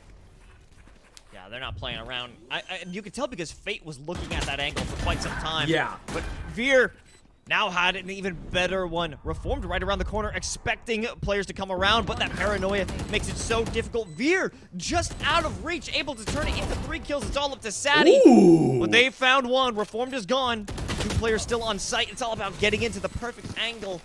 It was the perfect angle for Veer rather than Sadie. Yeah, Sadie jumps down. I think went to 10 HP from the jump, and then Veer just had to find that last standing bullet. Was able to do so with relative ease and finds a very comfortable position to continue emerging victorious. It is now 4-0 in favor of Expect. Probably an operator from Paint, only our 3rd operator seen today, which is very exciting. And Groot, back to the drawing board here. They've got to go for a Frankenbuy, a hero rifle in the hands of Entry, who is currently 0-4.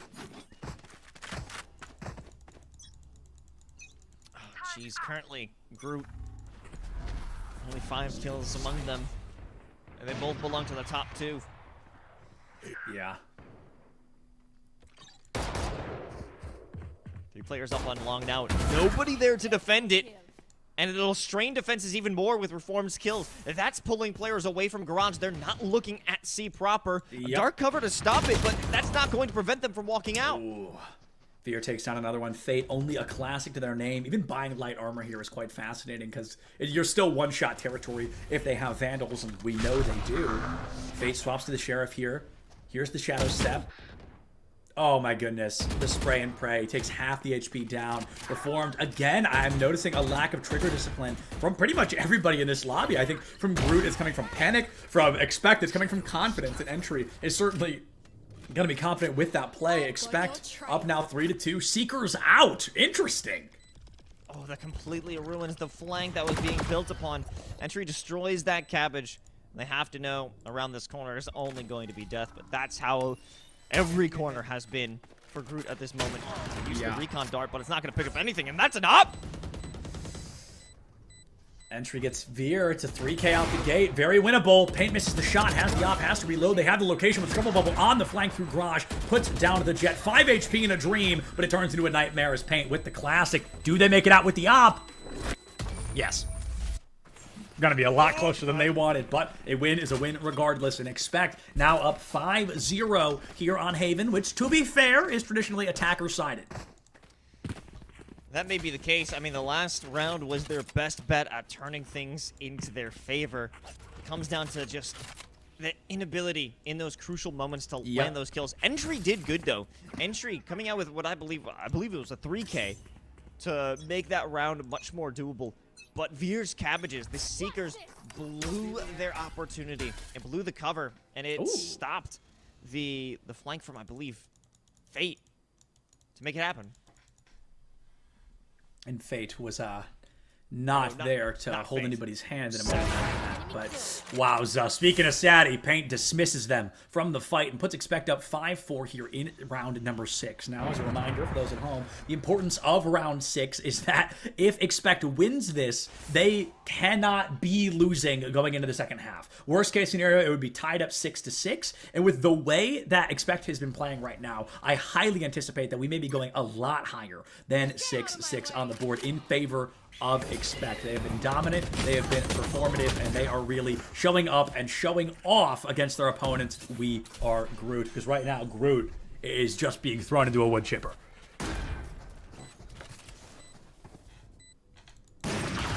Send that op shot, but actually Entry doing a little bit better. Paint just The said, counter this blade isn't a storm." sniper battle anymore. I'm bringing out the knives too.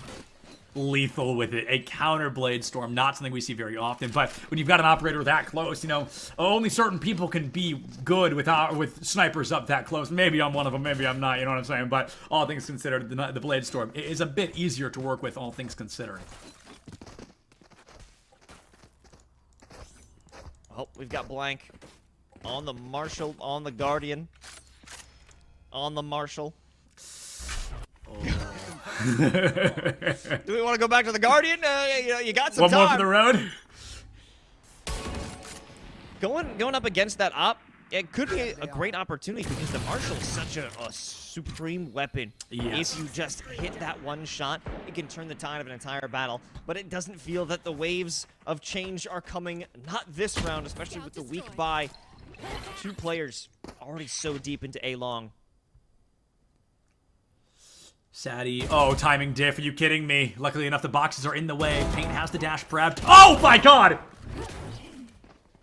Couldn't even jump peek. Simply nasty stuff. Plant secured. You know, if it's decided, they could bring out that Viper's Pit, but it doesn't even feel like a necessary round to do so. Scrubble Bubble not looking at the correct position, but a little correction changes that instantaneously. Paint has Entry's location locked and loaded, waiting for that Jet to jump down. Dark cover makes it difficult for Lagooby with the short. He does find Blank Lightning down. Entry, last player standing, and they know exactly where you are, except for Scrubble Bubble, I guess? Apparently the comms were not up because Paint knew and forgot to let them know, but now 7-0. That was definitely, I think, the longest round we've seen today. 7-0 on the board for Expect, and they've got to be feeling good about their chances because if they win this round, Groot's economy is shattered.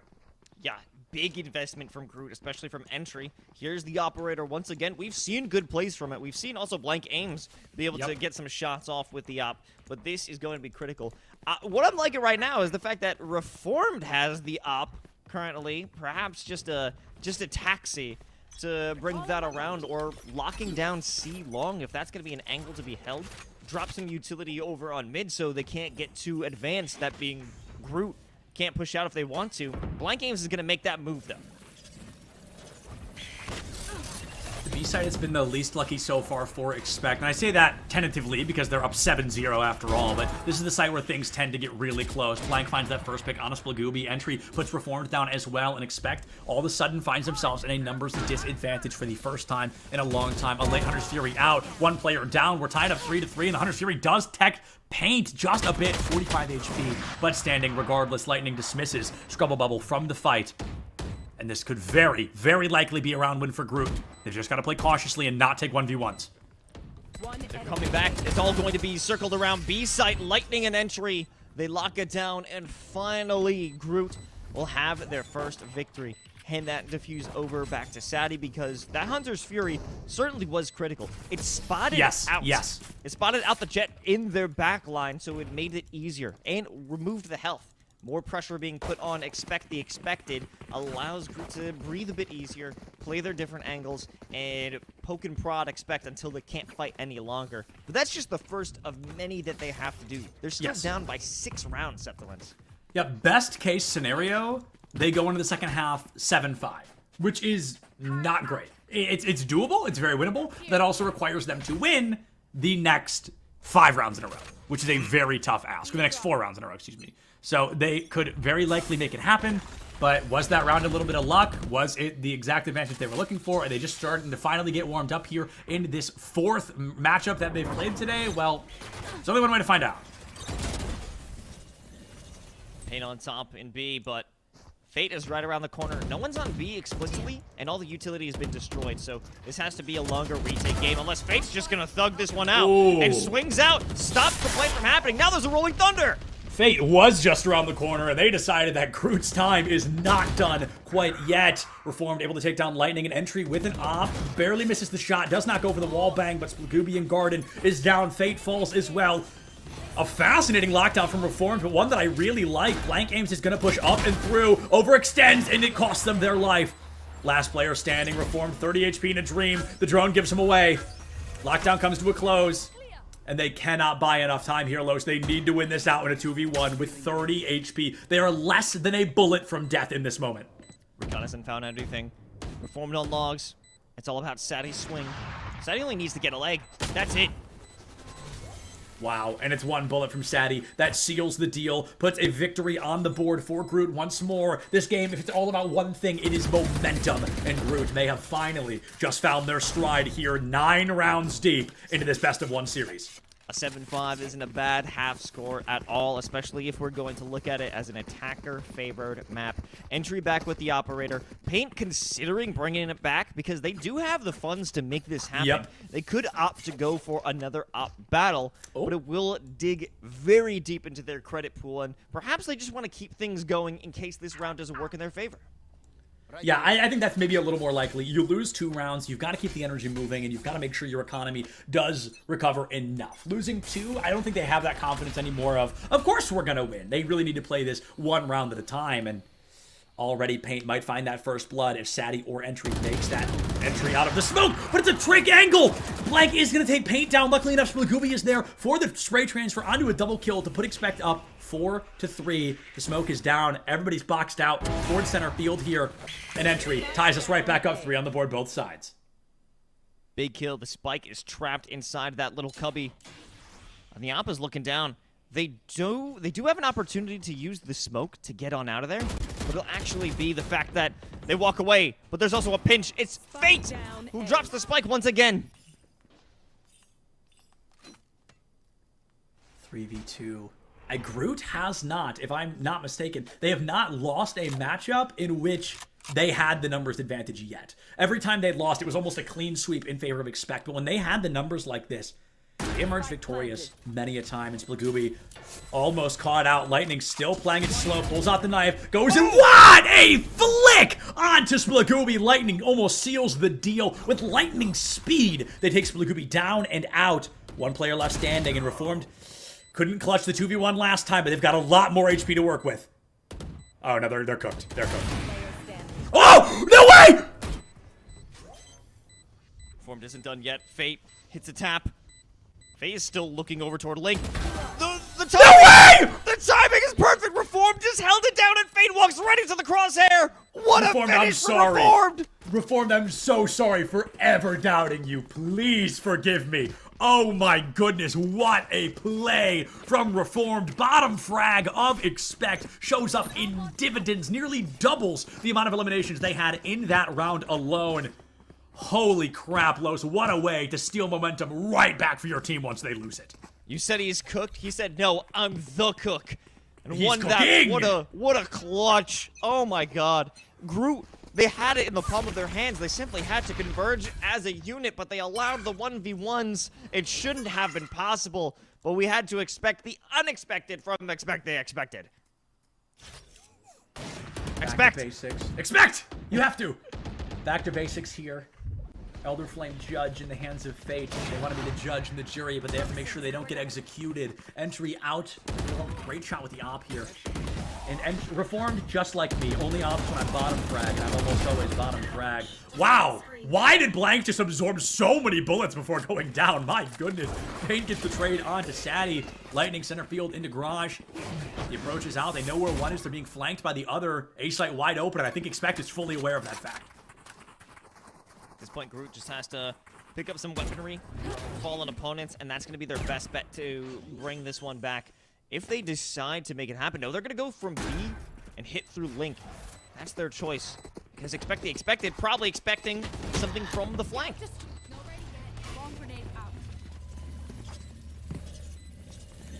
Pressure's out. Nanoswarm down. Lockdown from Fate is going to be really good at least isolating some combat, if not opening up the site for a retouch.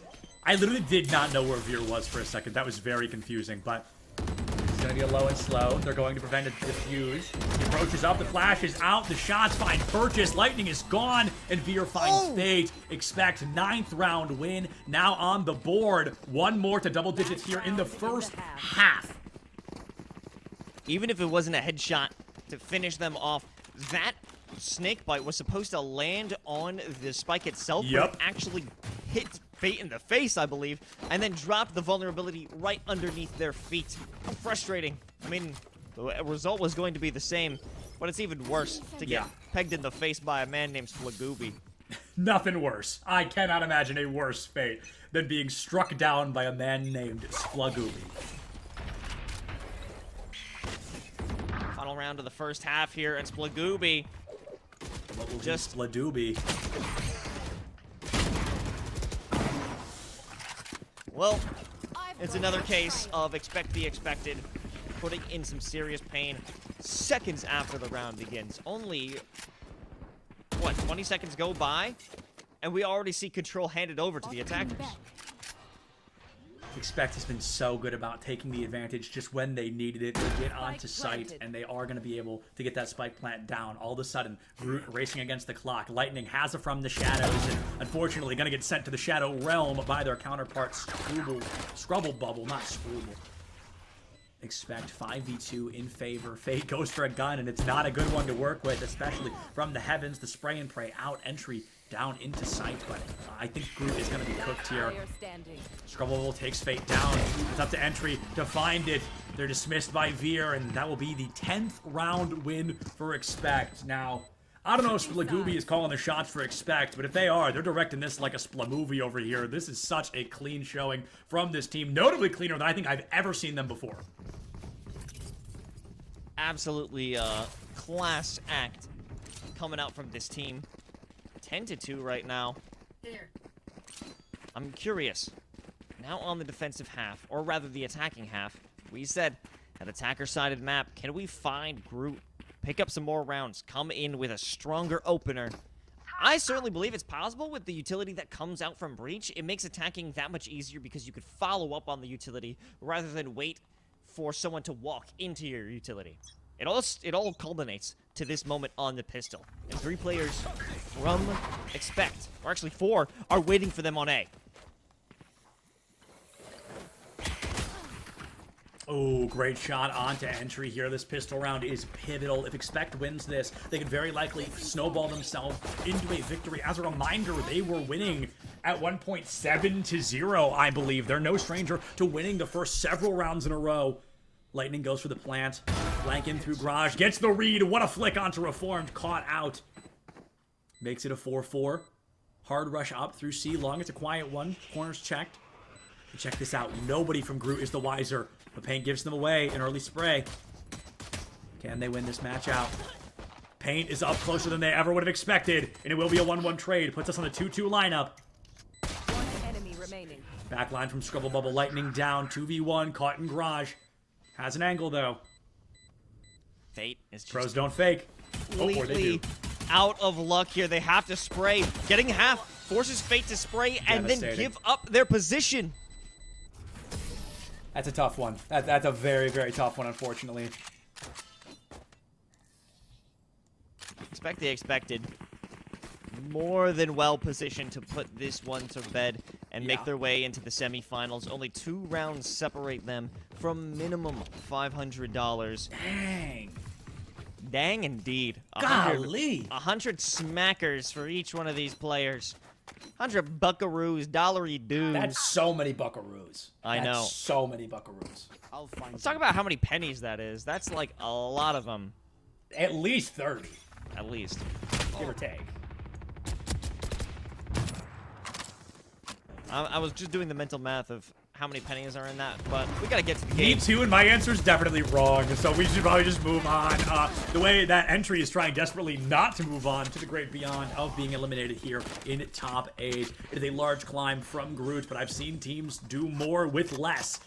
The fear drops down from heaven, sends Blank Aim straight to hell. Look at that spray, just waiting for someone to wide swing that corner, but they do too little, too late. Paranoia available. KJ Util blocks him out. Reformed up through sewer here. I think Groot is none the wiser. Yeah, no, they're expecting. In fact, Sadie pushes up. They completely vacate the site. No, we have Fate Oh, no way, looking at it, Reformed. but it has to be a Fate. Oh! No Scrubble Bubble. They Reformed handle it by who? themselves. That's nuts. Goes for the fake and then fully just commits. Says, you know what? Send it. Send it. It just immediately doubles them both down. The penultimate round win for Expect the Expected is now on the board. And this team is 1 round closer to being the first team to win 2 of the Fighters Cups presented by the United States Marine Corps. If they make it to the top 4, then they have to make it to the top 2. Then they gotta win. It's a large task still ahead, but winning this is the first step on that journey. Only one more step, at least, for this leg. And they've got everything they need. Groot looking worse for wear. A Sheriff and a Stinger, a Bulldog, and a Guardian, and a Naked Vandal. No else to speak of. This is a last-ditch effort, but they're going to have to make a last-ditch effort 10 times in a row if they want to Yep. at least bring this to overtime. Things are not looking good for Groot in this moment, but there's 4 players up mid. Maybe they can brawl this one out. In Garage, Reform spotted out. They have to vacate. Reformed has to run as fast as they can, and Scrubble Bubble's wallbang keeps Reformed up and running, makes it a 5v4 in favor of Expect once more. This team is no stranger to being in the leading position, and they are trying to make sure that they can do that once more. Here. Slow and Steady wins the race, and Expect is more than aware of that fact. They want to make sure they have the advantage that they work with. And already, oh, could have been a double. They double down, and Veer finds 2, 3 with the help of Scrubble Bubble. Last member standing is Sadie. They would need to all but ace here. Los and Reformed is going to put them down in fruition in immediate fashion. This team emerges victorious, and Expect is our first guaranteed team to make it to the top 4. I mean, they certainly deserve it. Expect the Expected put on a clinic in Haven. It was such a dominant performance. Groot, they had opportunities. They had Yeah. moments where Yes. it came close, but those were few and far in between. It was certainly an Expect the Expected game all the way through. And honestly, it makes sense why this team is returning from Grand Finals, from just multiple rounds here in the Fighters Cup presented by the United States Marine Corps. They've given us reason to believe why they deserve to be in playoffs every time they compete. Yes, this team, they are one of the most consistent, they're one of the most impressive, and they continue to be a dominant showing as we move in. Now, I do want to note that Reza Blicki, a team we have not seen on broadcast yet, actually 13-0'd Wubbers off broadcast already. So Wubbers is gone, Shabingus is gone, but Reza Blicki to 13-0 Wubbers is certainly a note about how powerful that team can be. Did they make it to the Final Four? We genuinely Yeah, wait, we do know. Yes, they made it to the Final Four. So they're one of the remaining 4 teams. Will they defeat our friends that we just got a chance to see in Expect the Expected? Only one way to find out. But everybody, that is everything from Los and I here today. We've got Orbital and Visionary 1 coming in to wrap up the rest of our second to last Fighters Cup presented by the United States Marine Corps. There's one more next weekend, and we will both see you there. But until then, enjoy these semis and grand finals. We'll see you guys next time. The future is threatened by enemies often unseen They alert Marines. and unexpected. In the midst of an uncertain and evolving world, the need for Marines to defeat these shifting threats is critical because the need to ensure stability for our nation has never been greater. When there are battles to win for America's future, there is one constant: Marines.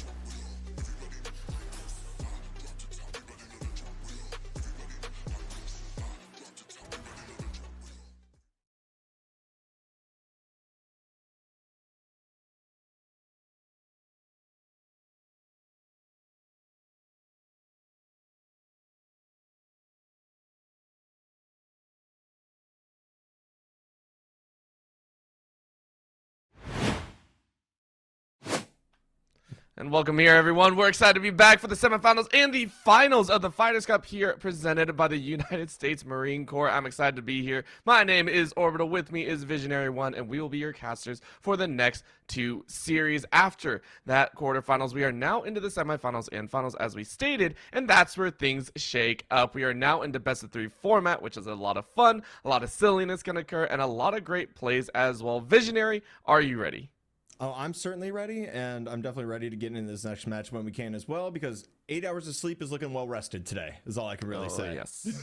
Oh, yes. Listen, I have not had 8 hours of sleep in about 10 years, and you know, maybe I need to, because these guys are running a show. They're coming in as the 2nd seed in this tournament, and looking pretty dang good at it. I believe a lot of their matches actually went pretty standard. You know, you're looking at a 13-7, and so nothing too out of the ordinary. Had I think a pretty smooth run all the way up here, but they're up against a little bit of a dark horse here. The sole double-digit ranked team here, and one that we are sitting there going, I don't think they should be double digits.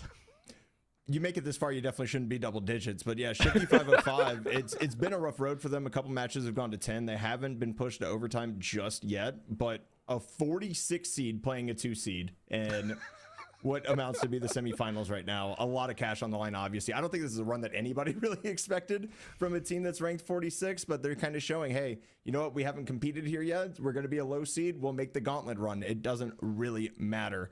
And then 8 hours of sleep so far, hasn't lost more than 4 singular rounds in a match yet in their 4 best of ones that they've run through. So seeing a best of 3 between these two teams, definitely going to be exciting.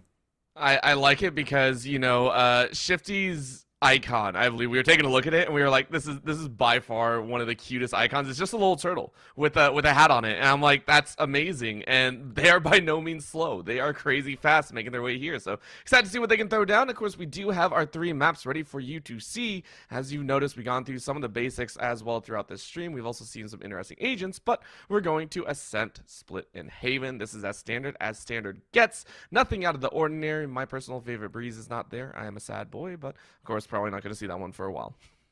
I mean, yeah, with the rework, we've seen a lot of it actually recently in kind of the off-season tournaments at the professional level. I don't know if they're liking or disliking it. Obviously, you can find comps that can work. You can play a map you don't like if you're good at it. It doesn't really matter.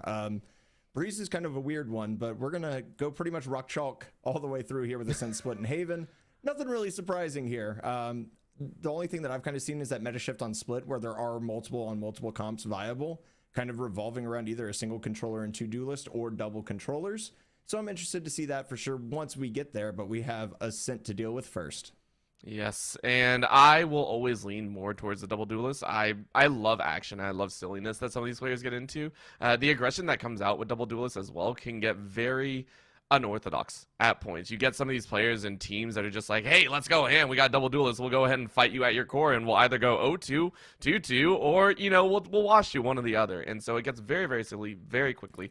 As you said, though, getting onto Ascent, we will also keep you up to date on the other side of the bracket, because there is another semifinals going on. That is going on between, I believe, the first place squad as well as another that we will watch and hopefully see the finals come out here. Now, keep in mind, there is one more Fighters Cup coming up in this next week. Again, a lot of money on the line because it's very, very fun. As you can see at the bottom of the screen, this has been running since November 5th, and the last week, next week, will be December 17th. So if you have not had your chance to join in on the fun, run up, what was it, I think like 60 plus teams here today, go ahead and get your chance. I mean, we pay out quite a few of the top teams, I believe all the way running down into, I think, 12th place as well. So make sure to try and sign up, get a couple of your buddies, see how far you can run, and maybe you get to be the next Shifty squad. I don't know, of course, because I am terrible and I'd be out at round 1. This is why I'm here on the desk, not playing.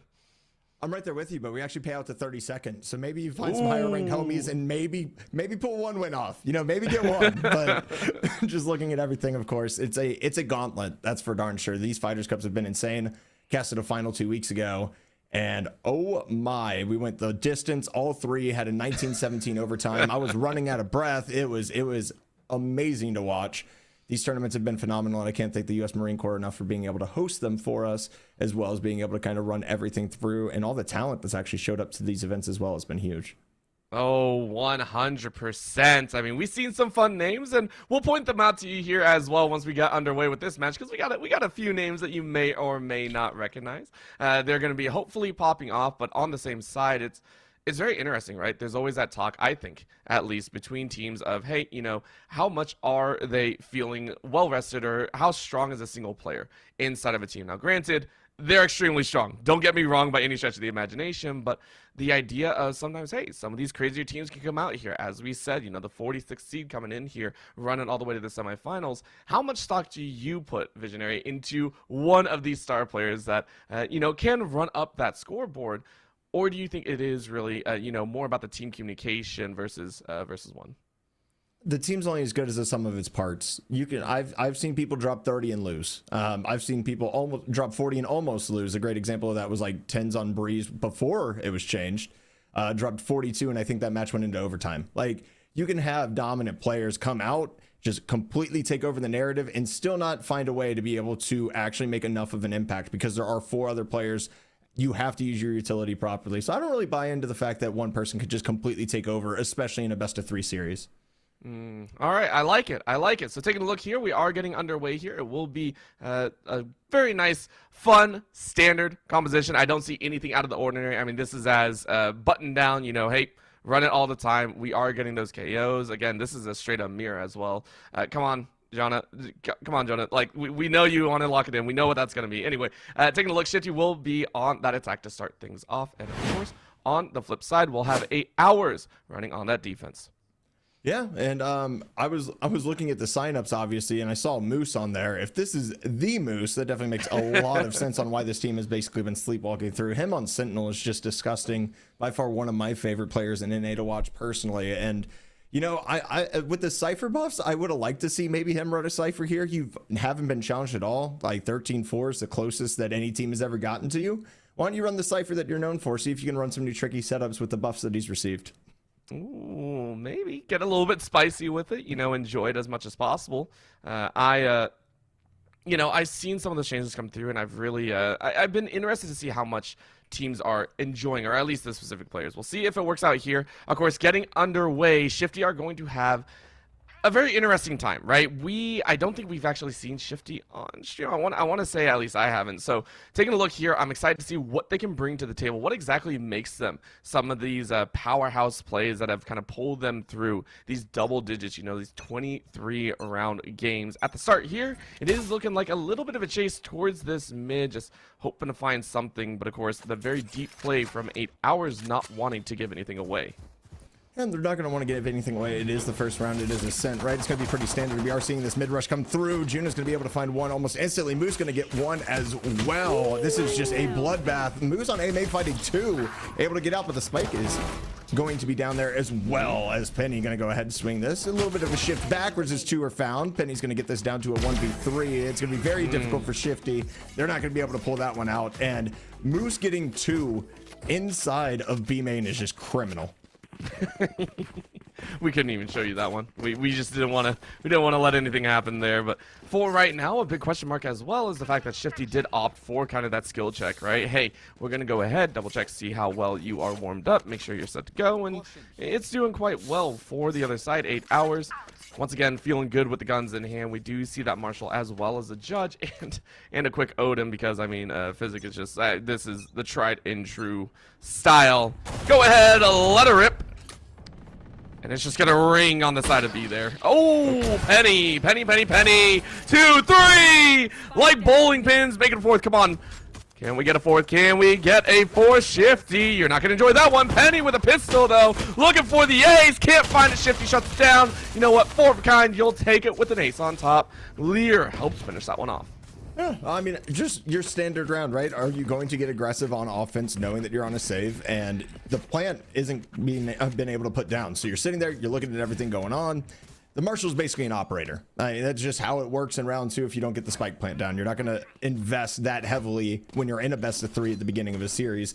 Then he just takes advantage of it, hits some nice shots, gets a 4K, puts his team on, but now we get to see a buy round coming out, at least from Shifty, to kind of see what they do here. It looks like a much harder push towards the A site, and it looks like it might be read pretty well. 2 stacking right here initially, and the one way obviously going to come out as Shifty finds the opening frag as Omen. That's going to be Juno taken down very, very quickly on, and I mean, that one, you know, I think you kind of expect that. 8 Hours knows that you're going to be walking into some of these things and said, okay, we'll take that risk. You lose one of your openers, and Shifty now call for the rotate. Because of that one kill, you say, hey, maybe B side is a little bit more flexible, a little bit more open, and maybe we can push it down. Of course, the turret is going to stall you out for the time being, giving away your location. Cactus goes ahead and pokes that one away.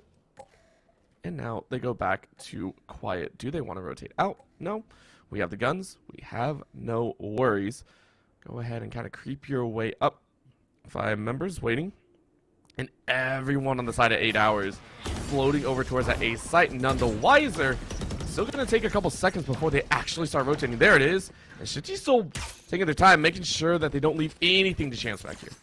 No, you got to leave no stone unturned, especially when something seems free. Like, if it's too good to be true, it probably is. I like that they're taking that there. That's going to find one with a wall bang. Spike Planner is actually going to be killed here. That's going to be pushed out from main. That's going to be massive here coming from door. Just the spam coming through as Cactus is able to take down Moose. Now 4v3. So we look into the Owl Drone trying to find just about anything right now. Double stack being held up in main as well, just to kind of coincide and try to pinch. This might be a good push from the Omen on 8 Hours to go ahead and get around. We're going to see if they're going to be able to find any damage here.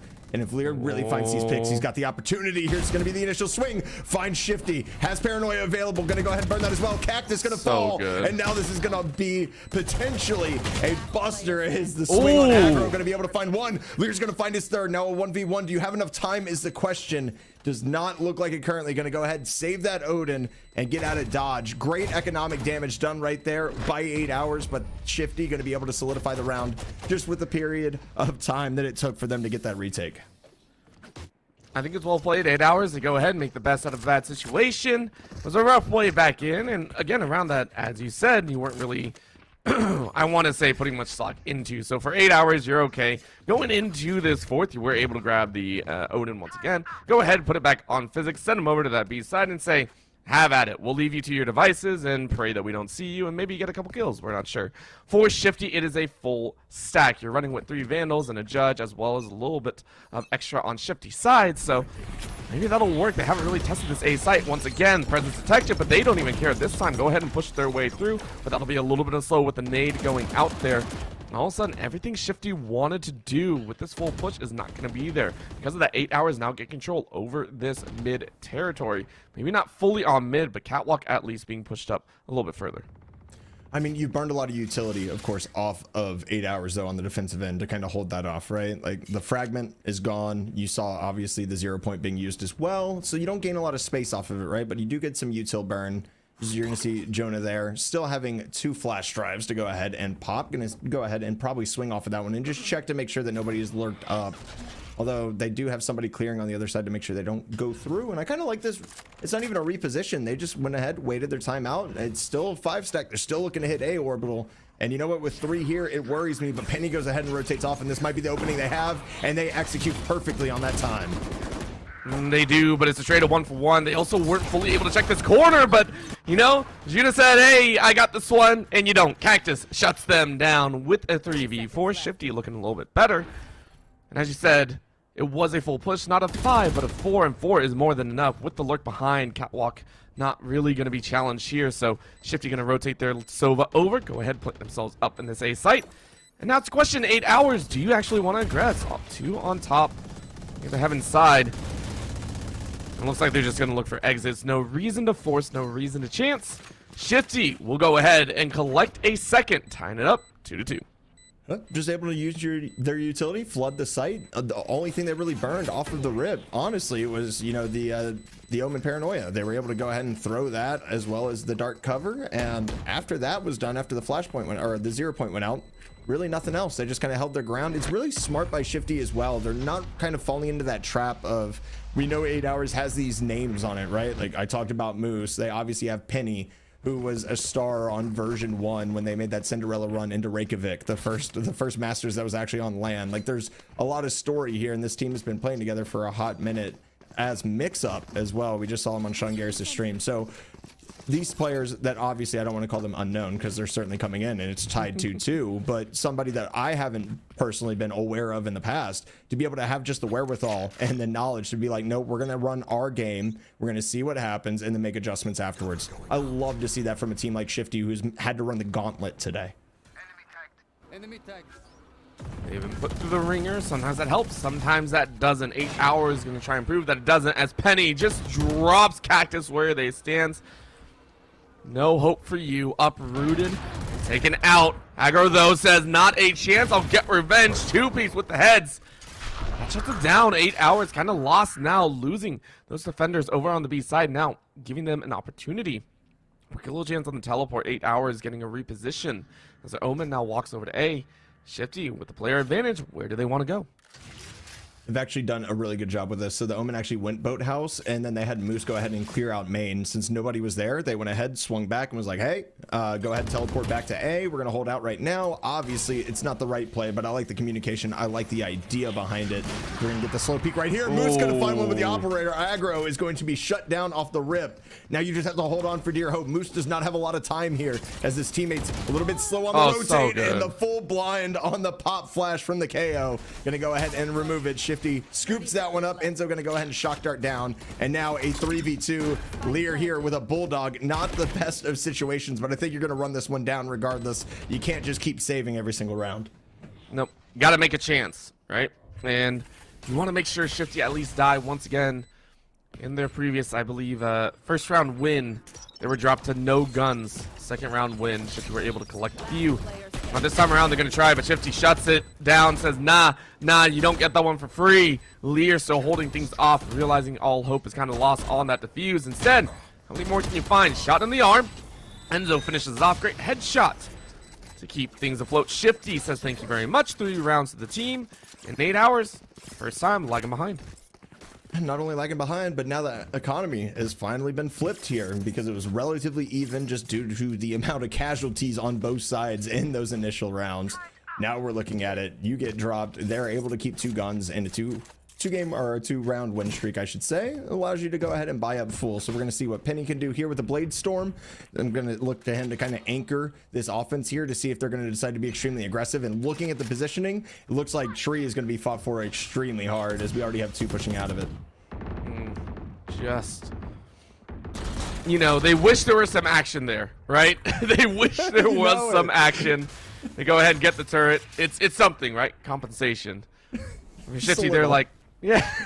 Just a little. It's like winning a class action lawsuit. Like, yeah, you did me wrong, and I'm gonna get $5 for it. Sounds good, man. I wouldn't even say 5. It's more like $1, and you're just like, I was here. That's gonna be nice though, as Aggro gets way more than they needed. Physic though gets a great share of kill to turn it back. Right now, Shifty's still kind of wandering, as again with that tree contested the catwalk area. It's now gonna be pushed 8 hours, realizing they're in a little bit of dire straits.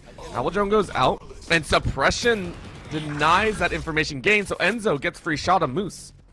They've done such a good job of just taking map control and then just casually pivoting off of it, right? It's never been rushed. It's never felt off as Shifty is going to get on site. We're going to see the plant go down as well, but they've done a phenomenal job of just retaining map control and allowing themselves the opportunity to come into post plant with man advantages. It's one of the more textbook styles of playing, right? Like you keep moving. You're not taking these dangerous 50, 60, 40s or anything like that. You're just playing your game. And right now, Shifty, they're lined up perfectly. Out goes a little bit of flash. Alpha trying to send that one in, but no one on the side of 8 hours wants to challenge. Unit gets 1, and Physic is going to find another. So trade a 2 for 1. But Lear making it dangerous as they try and TP over. And they look for the defuse. Around the corner they go. A little bit of a shell. Can you get halfway? Can you get the kill? No! Cactus gonna take you out. That will be the round. Cactus having the advantage. Made sure to pressure at the right time. You will lose your life, but you'll gain the round. You'll gain the round and you'll continue to be able to buy. I mean, if you look at the economy, it's still going to be good for Shifty. A 4-round win streak right now, so they're going to be able to buy here. Now, are they going to be hurting if they lose more bodies this round? Definitely a little bit more than last time, but the thing I really want to see here, Orbital, is Penny on the operator has not had the opportunity to make any sort of impact yet. They got 1 frag the last time, got taken out by Aggro, who was able to lurk up mid for free basically the entire time. of that round, and we haven't seen it since. So I'm looking for Penny to try to make some noise here, try to make some moves to kind of get 8 Hours right back on track. I think Shifty know that as well. They're like, man, we haven't really heard the operator cry out yet. Maybe this is the round they try and do it. They were looking at a site, but it's fully called off, not a drop granted. And Shifty called for the rotate. 8 Hours. Now wondering if Penny's actually going to get any value. Instead, it's a shock bolt up and around as Physic, realizing it's all quiet, has to try and temper something. Nothing given away from Shifty's side, though, as they are fairly healthy, fairly well put together. Owl Drone will give them a bit of needed information. The catch on the side is the Nanoswarm slows them down. Teleport out. Shifty going back to this A side. It's going to be a hard rotate through that mid. 8 Hours should be more than aware of this. It's going to be the body, and Penny misses. Oh, that was the opportunity. And Penny shut down. Not a moment to reload. What a disaster. Shifty find the opportunity, and they carry on. 5 are alive. Lear on the top rope, still able to turn it around. Moose firing through that wall, breaking it. Now at 9 HP, a little bit of a problem. Nanoswarm going to cut them off. Appa trying to plant and not able to get it. Has to stop. Well, stop by 8 Hours, but can they do more? Lear able to get some revenge. Hope for another. The top rungs though. Moves Physic and then Lear again. It is 8 Hours to defend as Shifty in that shambling aftermath feel a little bit bad. I mean, they came through, right? I think the problem is the default just took a little bit too long. You saw there when they had to pull off the plant after the utility started getting thrown by 8 Hours. It was 14 seconds on the clock. Like, you cannot put yourself in a position. You did a great job of taking map control, a great job of being able to flood onto site. You're not able to get anything with it. And I mean, to be completely honest with you, Shifty completely got away with one there because Penny was staring down that the entire round scoped in with that operator and somehow, some way did not find the kill. And it's a little bit unfortunate as Penny now just kind of sitting here. Oh, this is a beautiful push play. Although Shifty's going to be able to find one, Appa's going to find another. Physic's going to be able to find 2 off of that Hunter's Fury as well. And this has been just an explosive start, and somehow 2 are taken down from 8 Hours. I don't think they're going to be too mad about that, though, as Shifty only has 1 remaining member with a Sheriff in hand.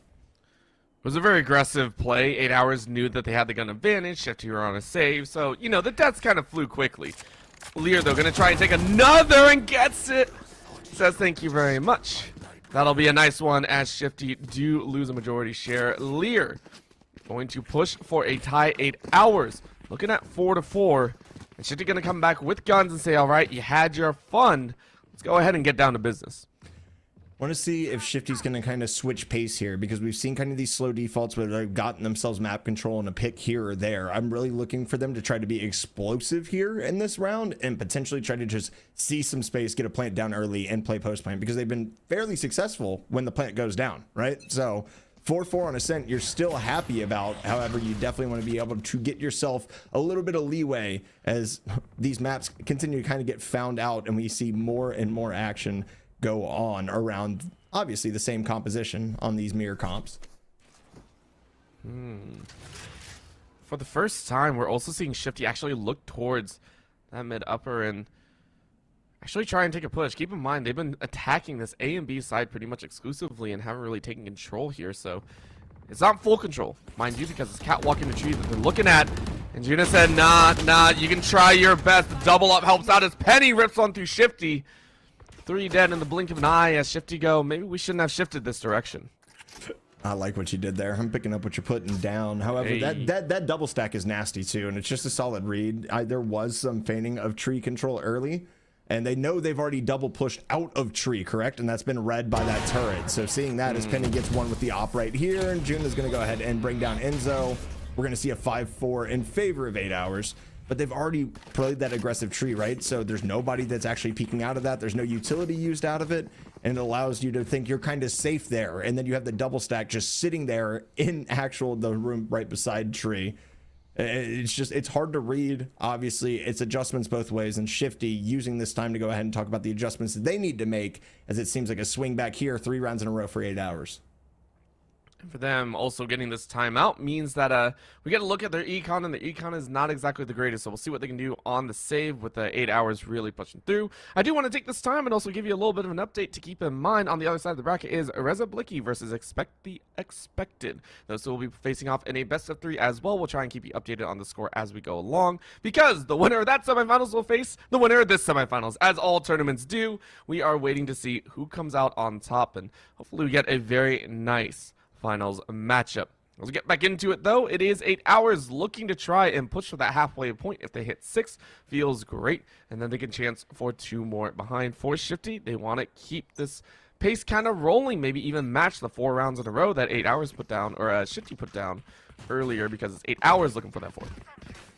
As for certain, I think the big thing for me personally is I think if you get 5 here, you're pretty darn excited getting 5 on attack on Ascent. So like Shifty has done a good job of setting themselves up for success. However, the steamroll and the momentum that we're starting to see build back from 8 hours has me a little bit worried here. We're going to see obviously the Odin spam coming out once again, early paranoia to try to take some space and make sure nobody can go ahead and push up there. We see Shifty just kind of defaulting it out. Obviously a heavy B presence, but it doesn't seem like it's going to be acted upon here pretty soon. And Penny's done a great job of operating, or where they're playing and rotating around this operator. We've seen him in mid, we've seen him on A, we've now seen him just sitting here waiting for B main in this push. And good luck to you, sir. It's going to be a double swing. It's not going to be found. And Aries actually going to catch a little bit of spam here as well, as Penny going to repeat this. Has the dash still available as Shifty goes, no, that's an operator. We'll go ahead and leave. We answered back by getting like 2 pieces of fragment on them. That's it. Lear said, I want more than a fragment though. 8 hours gonna find first blood. And that's gonna nullify a lot of what Shifty were hoping to do, right? Maybe find that first entry, and now you have no information inside of the site. But you already kind of put everything back in, right? As you said, the Aries for Enzo. Try and be the opener. Recon Bolt ready to go out. Where do you find it? It's going to be snapped up pretty dang quickly, so good little ping on the top side. Lear is spotted up on aggro. Take one down, but Physic comes in with the bigger gun. Says, sit down, let me show you how it's done. This doorway is your doorway to hell. It is 3 dead. Even the smoke helping to cover. Bring out the sheriff and put him to jail. 8 hours goes to 6. We'll love to see that for 8 hours right there. Physic come up huge after a great rush onto site using that Sova utility. Unfortunately for them, they ran into an Odin, and when you have a team of sheriffs and a combined 36 bullets or 30 bullets out of your entire team, and your opponent has 100 at their disposal, it's kind of hard to go ahead and work through basically just a rainstorm of bullets. So great job right there by Physic, just keeping his cool, going ahead, letting them push through, and then getting his, of course, from that tree position once again. Excited to see what we're going to have Shifty do here, because you call out on a force, or I'm sorry, on that save, just to kind of go ahead and see what you're going to do for your next buy round. It's looking like more of a default for the most part, Orbital. It's just a quiet pace, right? Hey, we lost a gun round before in a pretty quick fashion. We can't let it happen again, especially when you got the lockdown. You're already committed. Moose, though, committing to this hold. It's going to be dangerous as Penny came around the corner, caught him by surprise, but nothing more than that. Shifty able to trade it to a 1-2, looking for another behind. Right now, it is going to be that teleport out. Shifty getting back into the site, and now going to do a short range to the other side of the door. But Physic, once again, ready to fire and catch the mid-drift. Physic gets a second. Now 30 in chase. Hunter Siri will not find that kill. Physic again leading the charge as Enzo realizes they're getting pinched. What can you do? You can do nothing. 8 hours. Deny everything of Shifty. And again, it's just little tiny mistakes are made there. Like door isn't hit when you aggress onto site, and so you see Shifty go ahead, teleport to hit the door, and then it's just omen things, right? Like every once in a while, you want to try to get cheesy and get aggressive with that teleport, and I feel like 95% of the time you end up paying with it for your life. So it is what it is. They're going to be almost on a buy round. We're going to see 2 Guardians here. We're going to see a Spectre in the hands of Shifty and some full shields. It's definitely not an ideal buy. It's not what they were looking for. Is they're basically just going to gear up to run it down B. Run it down is a very kind way to put it, because they couldn't even get to the starting line, right? Like Physic is like, nah, we're going to keep you here. I'm sorry. That starting line is only for us.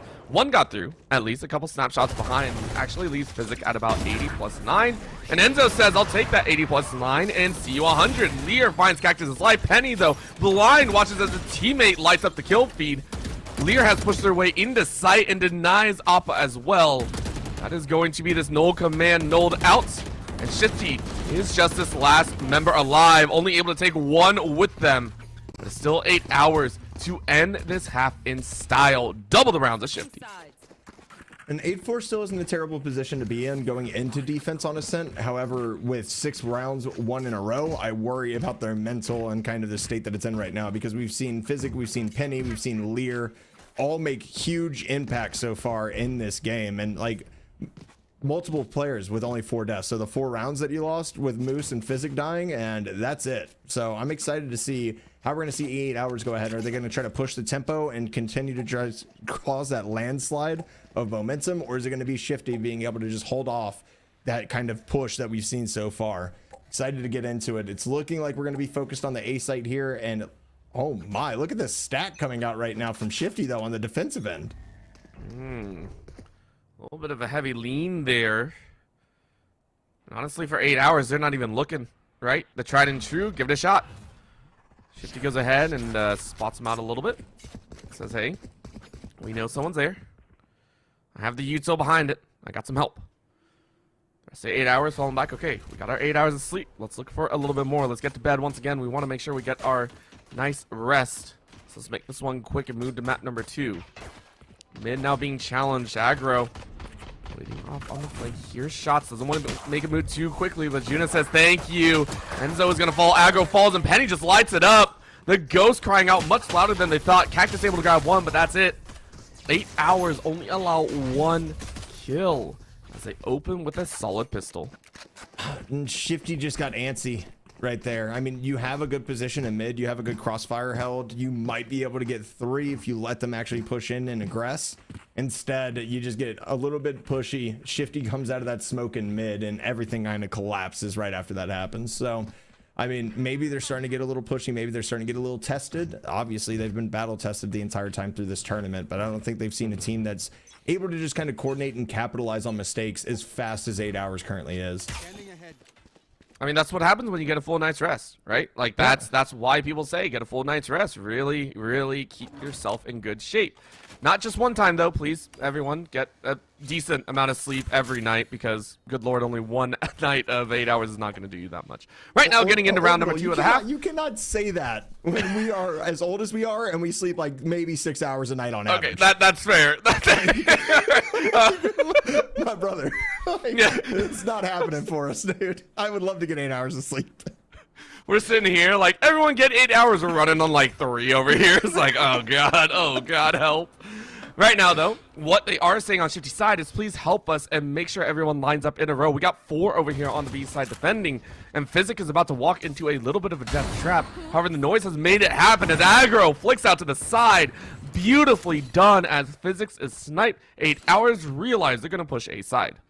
Yeah, and luckily enough, the spike was already there, so they're going to be able to go ahead and get this. Not everybody was spotted, but Penny going to get one and get traded out immediately once again by Enzo. So we're going to see a 4v3. Spike is going to go down. Obviously, the guns and the numbers advantage going to be in favor of... the gun advantage is going to be in favor of 8 hours, but Shifty doing a good job here of kind of just negating that just by swinging with multiple people and playing your numbers effectively. They did it on a B site. They've done it after the rotate, and now the time has come to do it once again.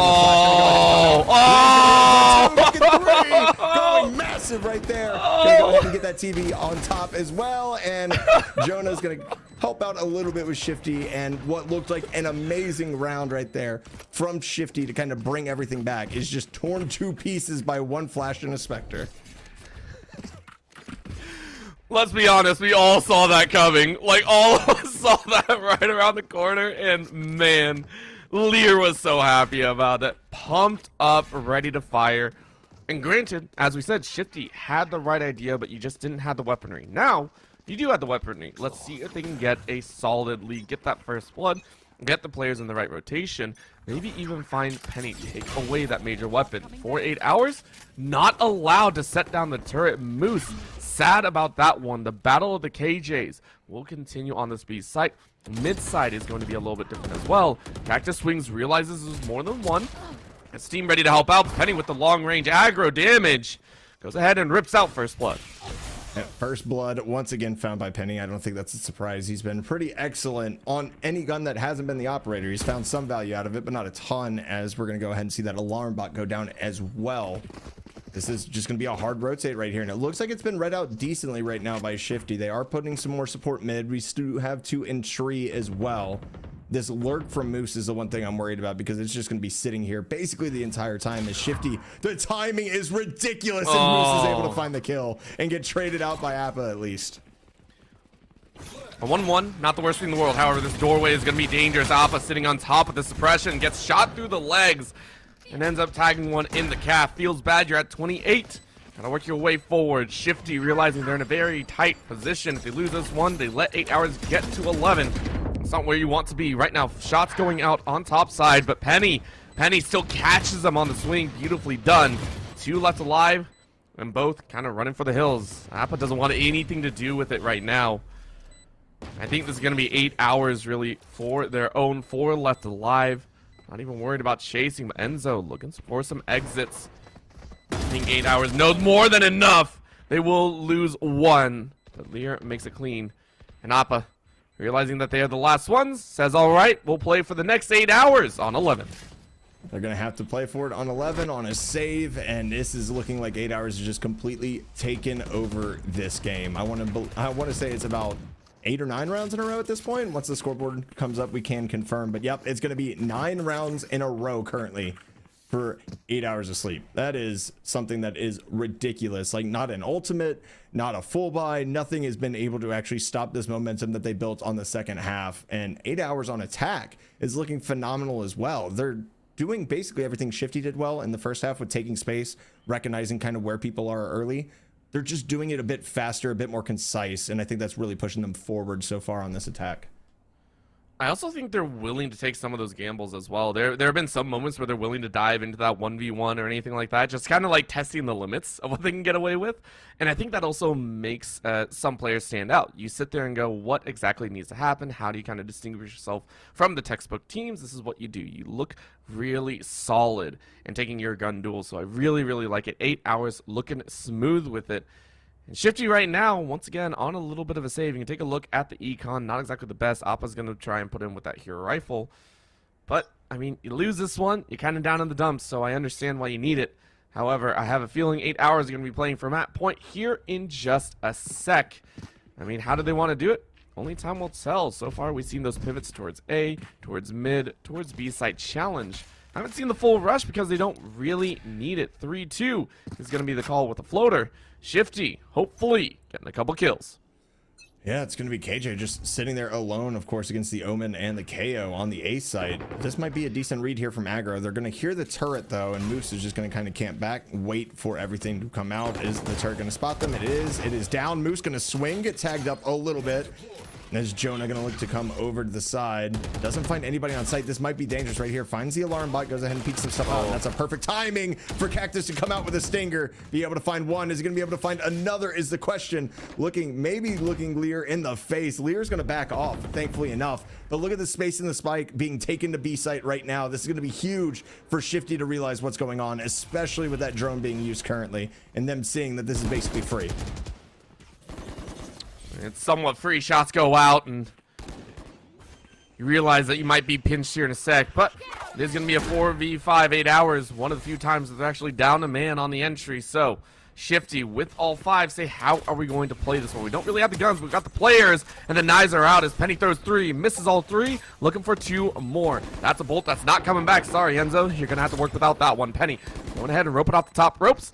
Aggro sitting along the side, shots go out, and Penny wins that mirror matchup. That's going to put it down to a 4v4. Penny looking to the right side now. Physic able to help out, gets a shot off, but now trying to reload. Bad time to reload. 1-1-1-1. Cactus gets a 2-3. Looking for one more. Lear waiting for a chance. That's going to be defused, but I mean, Lear, all you need to do is peek that side, and it's done.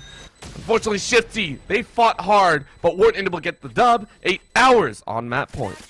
On map point, on basically boosted full economy right here. They're running at 0% interest rates. They're able to buy whatever they need in their lives, and it's going to be another force buy coming up from Shifty, which obviously on match point, it's something that you would expect. I liked the idea that they had on the retake. Unfortunately, they didn't get the time to go ahead and clear out garage where Lear was sitting, and Lear has been absolutely filthy the entirety of this map number 1. 24-6.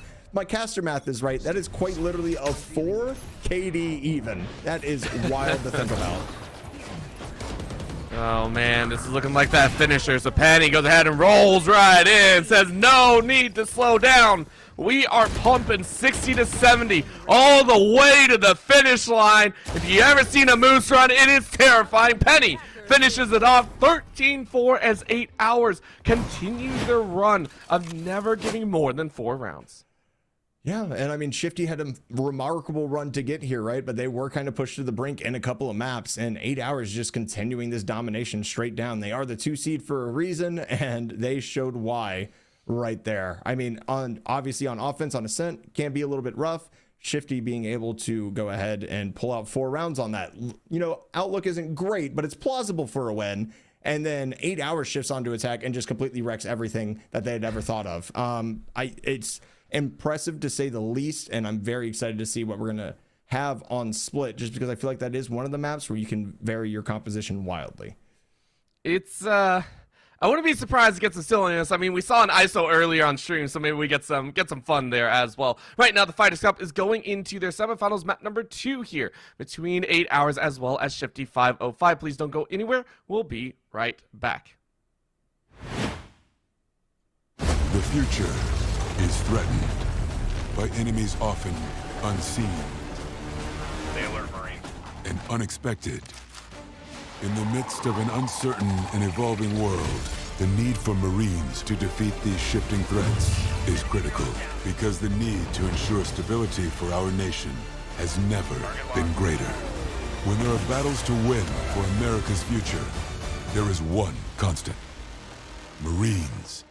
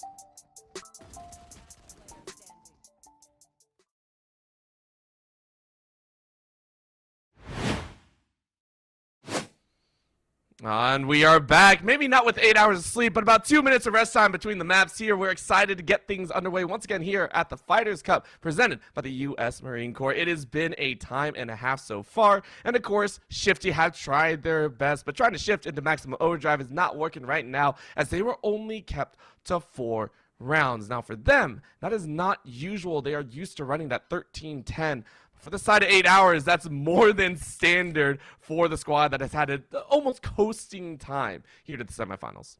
Yeah, they basically just said it's closing time. 8 hours of sleep looking more like an alarm clock. They were just able to make every single read and just wake me up with that initial map right there. It was a great showing, of course, especially from Lear, the Omen, going more than a 4KD in the entirety of that. I'm looking forward to seeing more of that as well. And Omen needs to be respected more as a fragger as well in general. He is the most aggressive controller, and I like to see it being utilized that way.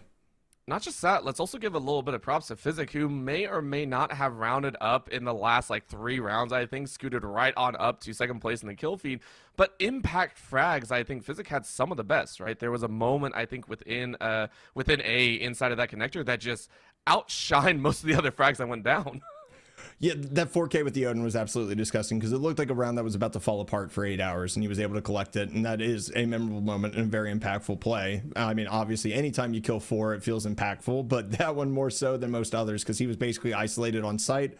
The rotate would have been coming in late, and you would have had a harder time on that retake. So obviously, a bunch of stalwart plays coming out. Also wanted to go ahead and give you an update on the other side of the bracket right now. The semifinal currently 9-5 in favor of Rezablicki. So they are looking to continue to make their run as the 1 seed all the way to the finals today. Yeah, and of course, they have not played with us either, so if they're able to make it, they would really put a spotlight on themselves moving into the last week of the Fighters Cup. So it's going to be very, very interesting. I'm very excited to see who we see in the grand finals if we do go ahead, get that game 3. I'm not going to try and cast a curse it now, but let's go ahead and keep eyes on this semifinals matchup because we are going over to split 1 that a lot of teams have played, a lot of teams may or may not like, and, you know, it is going to be the map pick of the side of 8 hours, and that to me scares me outright, right? On map 1, they were like, hey, we got this, no worries. Then you're coming into game 2 and you're like, it's their map, I'm still terrified. Like, what is Shifty gonna try and do here on the defense?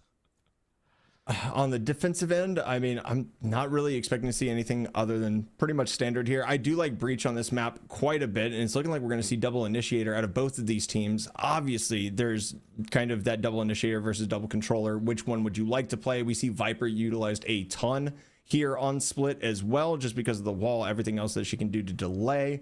But both of these looking to be more aggro comps. We're going to obviously see that Sky for the intel, and the Breach with the long sight lines that are there on A site and B site definitely makes sense to be able to utilize a Breach here as well with a single duelist on both sides. And this is Raze's playground quite literally, so I'm not expecting to see anything else. If we ever see anything but a Raze, I'd be, you know, it'd be one thing to see. I still love the fact that there were some adjustments, I want to say like 3 or 4 patches ago, to Raze specifically to try and stop some of these aggressive, you know, swings with this duelist. And Raze players are literally like, screw it, we'll learn the new one too. It's okay, we'll still be just as fast. It, to the highest degree, has made me very happy that these adjustments really get to give those players a chance to shine ever further. Getting into it though, we are on a series point here.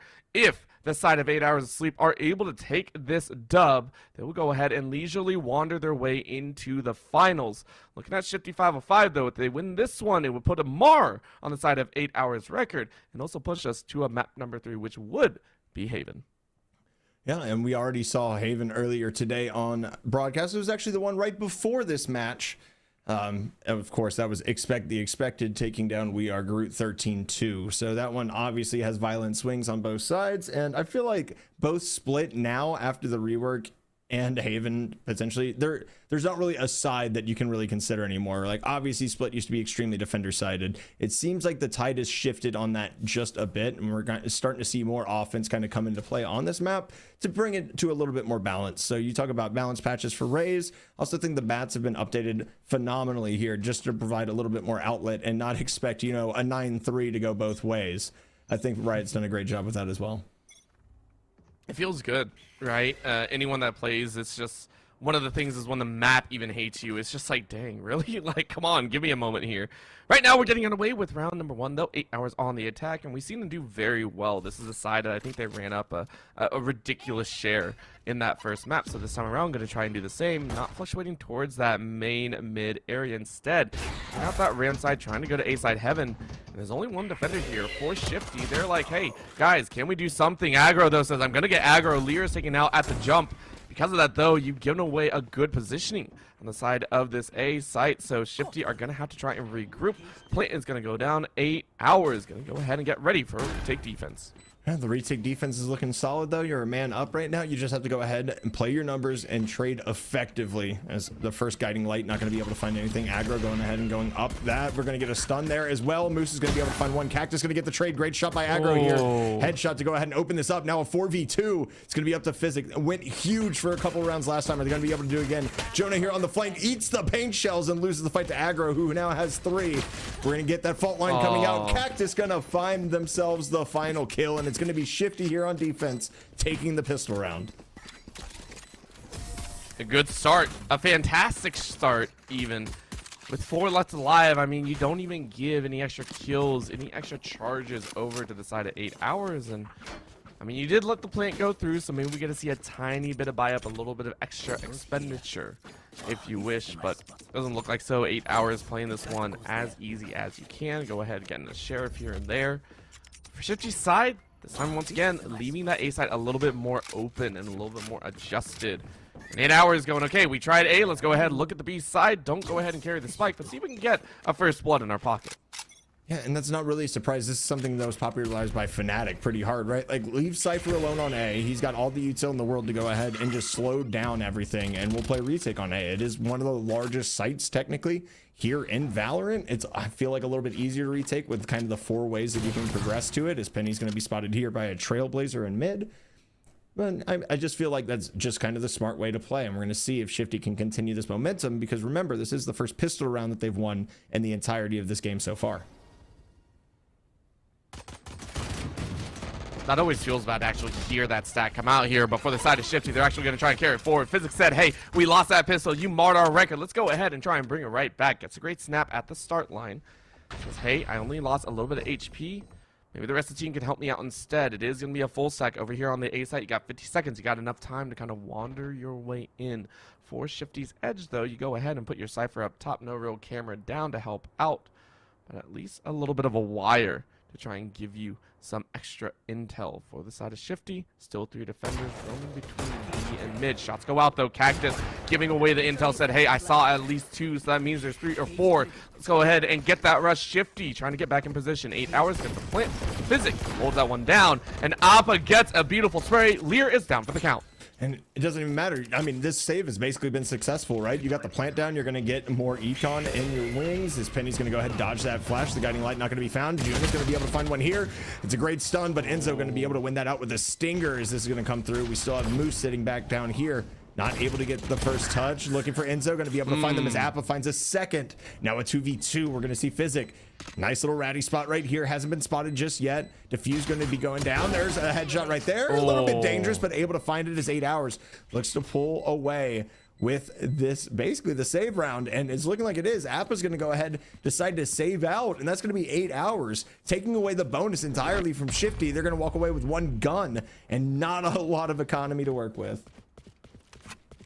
Oh, that one hurts too, right? You're taking a look at how that went down. Shifty had a little bit of momentum riding on them, but I mean, you sit there and go, dang, what really went wrong? And I can sit here and go, you know, maybe you didn't push as quickly as you would have liked. You gave it a little bit too much ground on this A side, but I mean, 8 hours just played it extremely well. Hey, played it at a nice, smooth pace.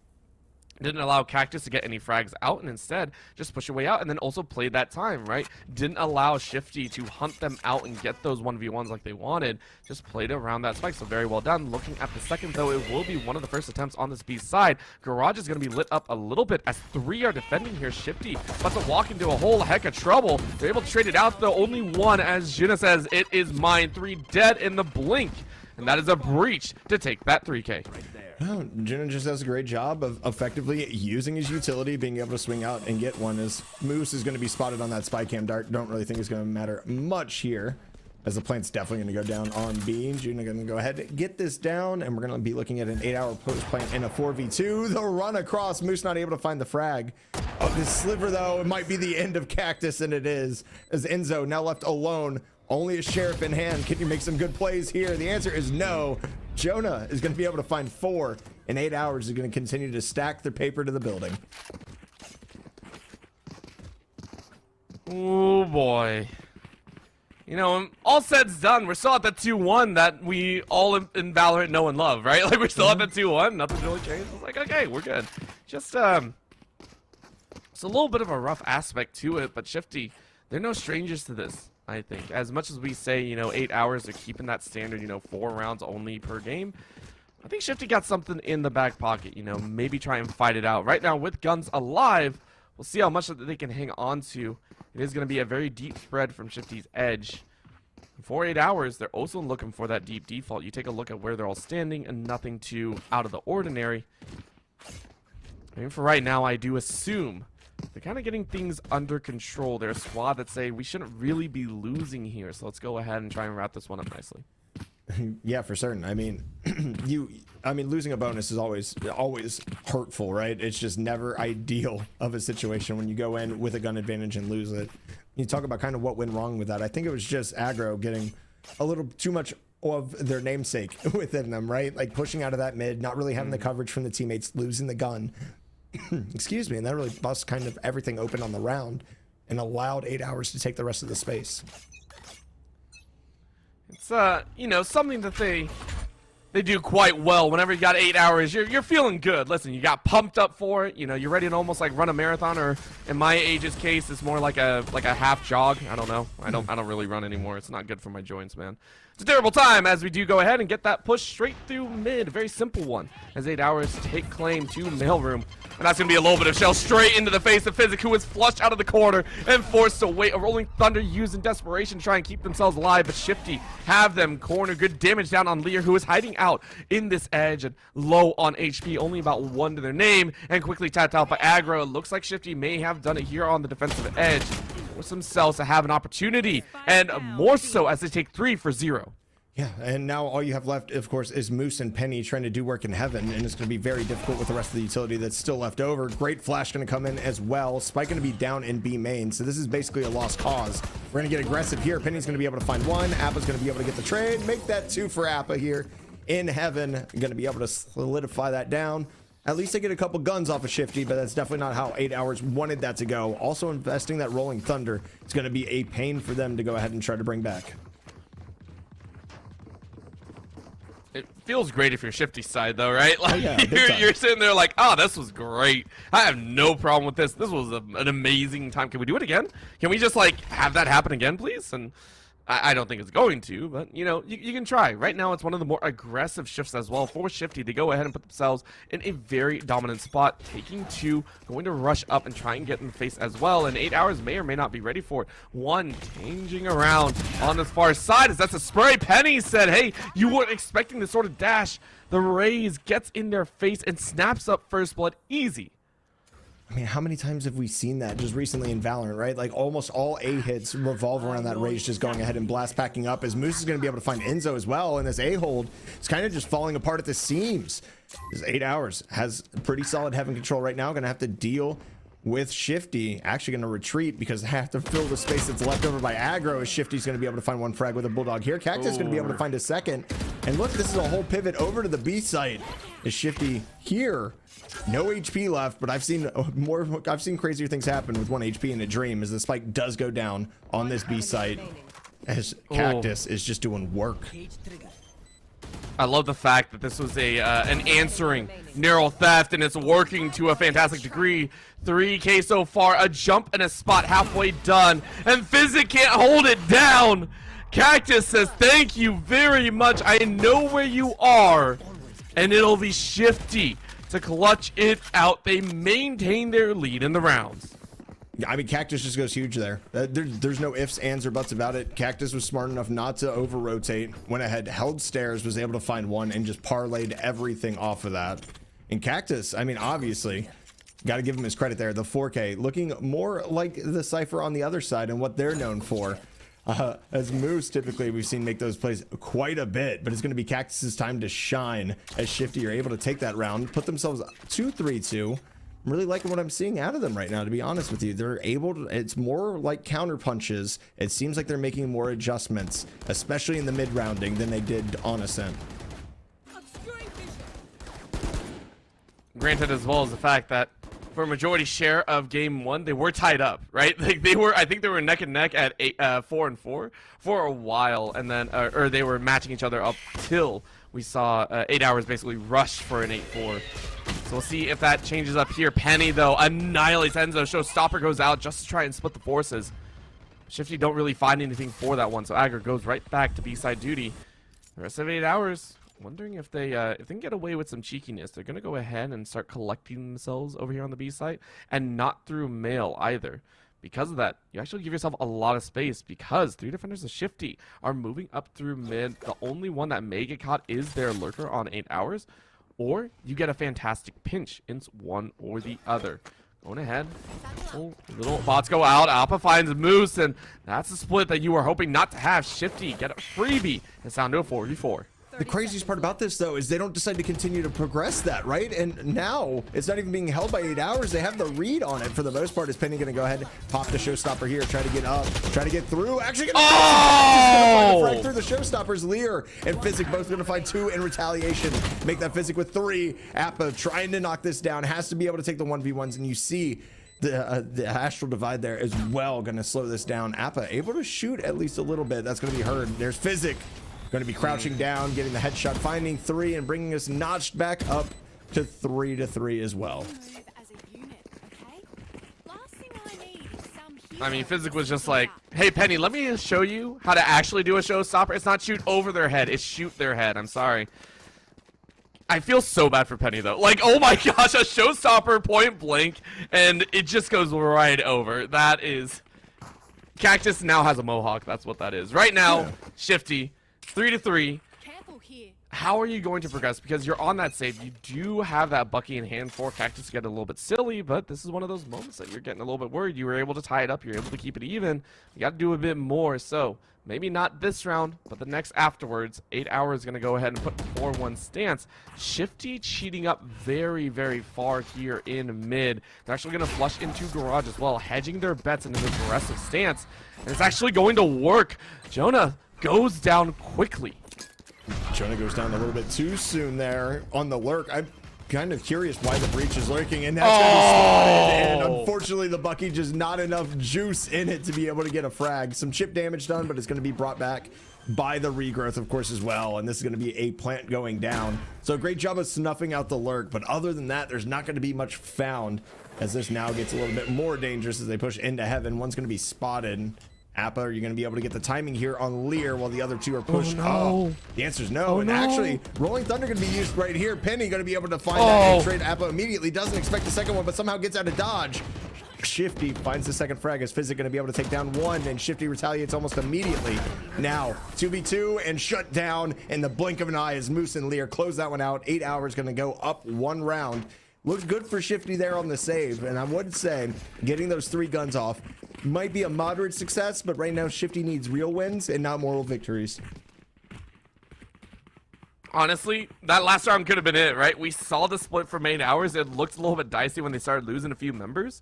And I was just like, oh man, is this actually a window in because of how hard 8 Hours split from each other, right? But of course, with that pincer, Lear was in a decent position. So Shifty are just like, okay, we take that one on the nose. Taking a look here, we are going to wonder, as he said, can they get a strong round win? If they can bounce back here, go ahead, tie it up, then you go ahead and maintain a little bit of evenness. Of course, for where it's at, it's a little bit of a lean towards that A site once again. A little bit of a Trailblazer goes out, doesn't really find anyone. So Shifty don't really have any information other than A site is probably not that hit. Shifty himself is going to kind of wander about here, say, I got Garage covered. 8 Hours going, okay, you know, where do we really want to go here? I mean, it's a good shout as well as Cactus is going to be able to find Moose once again. Lurk on lurk crime going to happen again out of the Cyphers. Neural Theft going to be used, and the Seekers used in retaliation. This is going to come out. Nice flash coming out. Aggro having to retreat on rafters here. obviously a B hit. The rush down is coming currently. Is Physic going to find one? Oh! 3 on the round once again. Physic is just shifting the tides of these rounds because that opening pick, I mean, you get the neural theft, you get everything that you want, and then 8 hours just completely shuts it down off the back of Physic. Scout destroyed. Give that man a degree, maybe a doctorate, I'm not sure. Getting that 3-piece at the end felt way too good. Cactus waiting on the edge here. Gonna wonder if they can get themselves out of this hot spot. And for right now, I think they are. They are cleared. Hide out and wait. The rest of Shifty 505 going okay. We can't really do much here. 8 hours. You won this round. Cactus will take 1 for their troubles. But 3 are kept alive. 8 hours on 5. 1 more to hit the halfway mark. And they're feeling good about it too. You're doing this on split. I would argue that both of the comps are, you know, a little bit more defensive. Although we're not seeing double controller, we do see double initiator, which just gives you the intelligence to be able to go ahead and push forward. When you have that intel, you feel a little bit more comfortable in 8 hours. Taking the space that's been afforded to them is Shifty going to be on kind of a weird half-buy situation with Cactus and Enzo, of course, able to save their guns last round. So we're going to see what they can do with those sheriffs overhead. Hopefully they can bring something down, but this is looking again like a pretty fast A push by Penny here, and it might be a diversion as well. They do not have the From the Shadows to go ahead and grab the spike, as Lear went ahead and used that a couple rounds ago. Don't need to get too messy. Shifty for what it's worth. The camera up and a couple trips. Maintain a slight advantage on this A side. In mid though, mailbox set up for Shifty 505 saying this is ours. And Physic realizing they're in a little bit of trouble, goes ahead and backs away, says okay, I'm gonna regroup with the rest of my team. Top side though, Cactus. Wondering what's happening. Sees 1, 2, 3 pairs of feet. Zap goes 1, takes a snapshot, can't find anything. Not even a fragment. Cage goes down, trying to wander in, getting around the corner, and maybe has done it because Aggro is able to come around. Because of that, it's Shifty to get the man advantage. 3v2. I mean, that is a massive assist to Cactus, and a lot of kills their way as well. Not only that, look where the spike is, but Jonah here on this lurk. Oh, this is going to be all up to Shifty right here, because Jonah, if he can go ahead and get the backstab, get Shifty, it might have a chance. However, the position is going to be alerted, so Appa's not going to be worried about what's happening from behind. Is Physic going to go ahead and look to flash this one out in the vain attempt of trying to go ahead and get the spike? Actually, not going to get that in the right direction, as now Jonah's position is going to be found as well. Cactus going to be able to take out Physic. Here's Shifty, sure to get caught, but the swing from 2 going to shut that down. Shifty gets a well-needed round, able to keep 3 alive on that, on 2 guns and a sheriff, and 3 sheriffs. It's absolutely beautiful right there. And they're calling it a timeout just because they can, and I want to give props again to Cactus because I haven't seen someone play around a cage that well in quite some time, right? Like, that was, all right, my team's coming, I got this, I'll go ahead and help out. We saw Aggro swing around the corner, and it looked great, and that is a play that I don't think a lot of people feel like they could pull off, but if you're one of those people that feels like they can, hey, maybe you can sign up for one of the Fighters Cups here, again, presented by the U.S. Marine Corps. We are going to have one more week. It's been running since November 5th, and we are ending here on December 17th. If you are interested in trying to get a squad together, play in this tournament, and have a little bit of fun, it is open, meaning you can maybe face off against some of these top tier teams. Go ahead and check it out. Go ahead, sign up if you're interested, and you know, see if you can compete with some of the best in the regions, if you will. And you know, hey, we pay out to the top 32. Go ahead and have a little bit of fun. Maybe you can get a little bit of cash in your pocket as well. Yeah, that's always great. Going to give you a small update while we're in this timeout as well. Haven went to expect the unexpected 13-10. So it actually went a little bit longer than we were thinking as the first update came through at 7-5. So definitely excited to see what's going to happen. Their second map is going to be Lotus. So that, of course, will give you updates as they come through. As Shifty in 8 hours right now, pretty much notched up, and this is the exact same spot that we were in last time, though. That's the only thing that scares me, Orbital. So we were at 4-4, and then it was 4-5, and then it was 13-4. So Shifty right here has to go ahead and get everything done to make sure they can do it. But Penny is going to go ahead, hit the double blast pack, get Cactus while they are stunned by the breach. The fault line doing its job, getting an opening pick here for 8 hours. That's just rude. You interrupted their day. That's what you did. Hey, can I tell you? Nope, no, you can't. No, you can't. Right now, Penny going ahead and lighten it up. Just a little bit of shell out to flush out Enzo. Push to the side corner, but Enzo still gets the kill. Moose able to follow up behind, turning out their life, but the death looms near. Lear sets themselves up in prime position to back into a corner on the top ropes. And that means Shifty will have to fight high and low. They're going to start on this high side. A little bit of an arm spot, and Apple is ready for it. Snaps one. Lear is down to newly healed Lear. Physic, though, backing very far and away. Means that Shifty are walking into an empty site. But they really got to watch their backs. Aggro down on the ground will not be able to help out their teammate. And that is a problem. Shots ring out as Apple wins it out. Physic is going to go down. And the problem now rising 1v1, v1v1. Jonah on the top rope sends out a little bit of a pulse, says, hey, you're not going to get to it just yet. Moose wins that 1v1 over there, and Jonah in garage trying to snap away. Aggro doesn't allow it. The satchel does well, but I mean, the spike is already ticking. I think that's a round overall for 8 hours, but much closer than 8 hours we're really hoping for it to be. Certainly was closer, but a win is a win. You go up 4-6, you continue that momentum for yourself, and I believe they still have enough to scrounge together a bye with some light shields, so they should be all right. Obviously, Physic just doing work there. I think that regrowth was a great idea in practice. Unfortunately, just got spotted out a little bit too soon with the arm, and they lost almost both of them right there just due to it. However, the lurk from Moose that round, I feel like it could have gone a little bit faster so we wouldn't have been in such dire straits because he was lurking A. The spike had already been down for, I want to say, 10-15 seconds. You have to start pushing up and trying to take that space afterwards.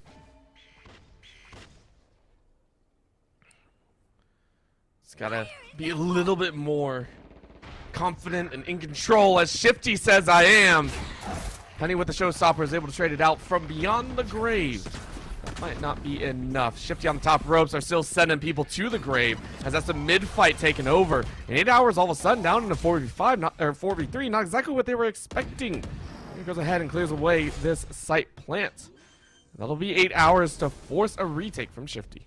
Yeah, and this B retake has been very difficult so far for Shifty. It's going to be a flash. It's not going to hit anything, but Lear's going to be able to find the frag almost instantly. Has the from the shadows, going to get out of dodge quickly.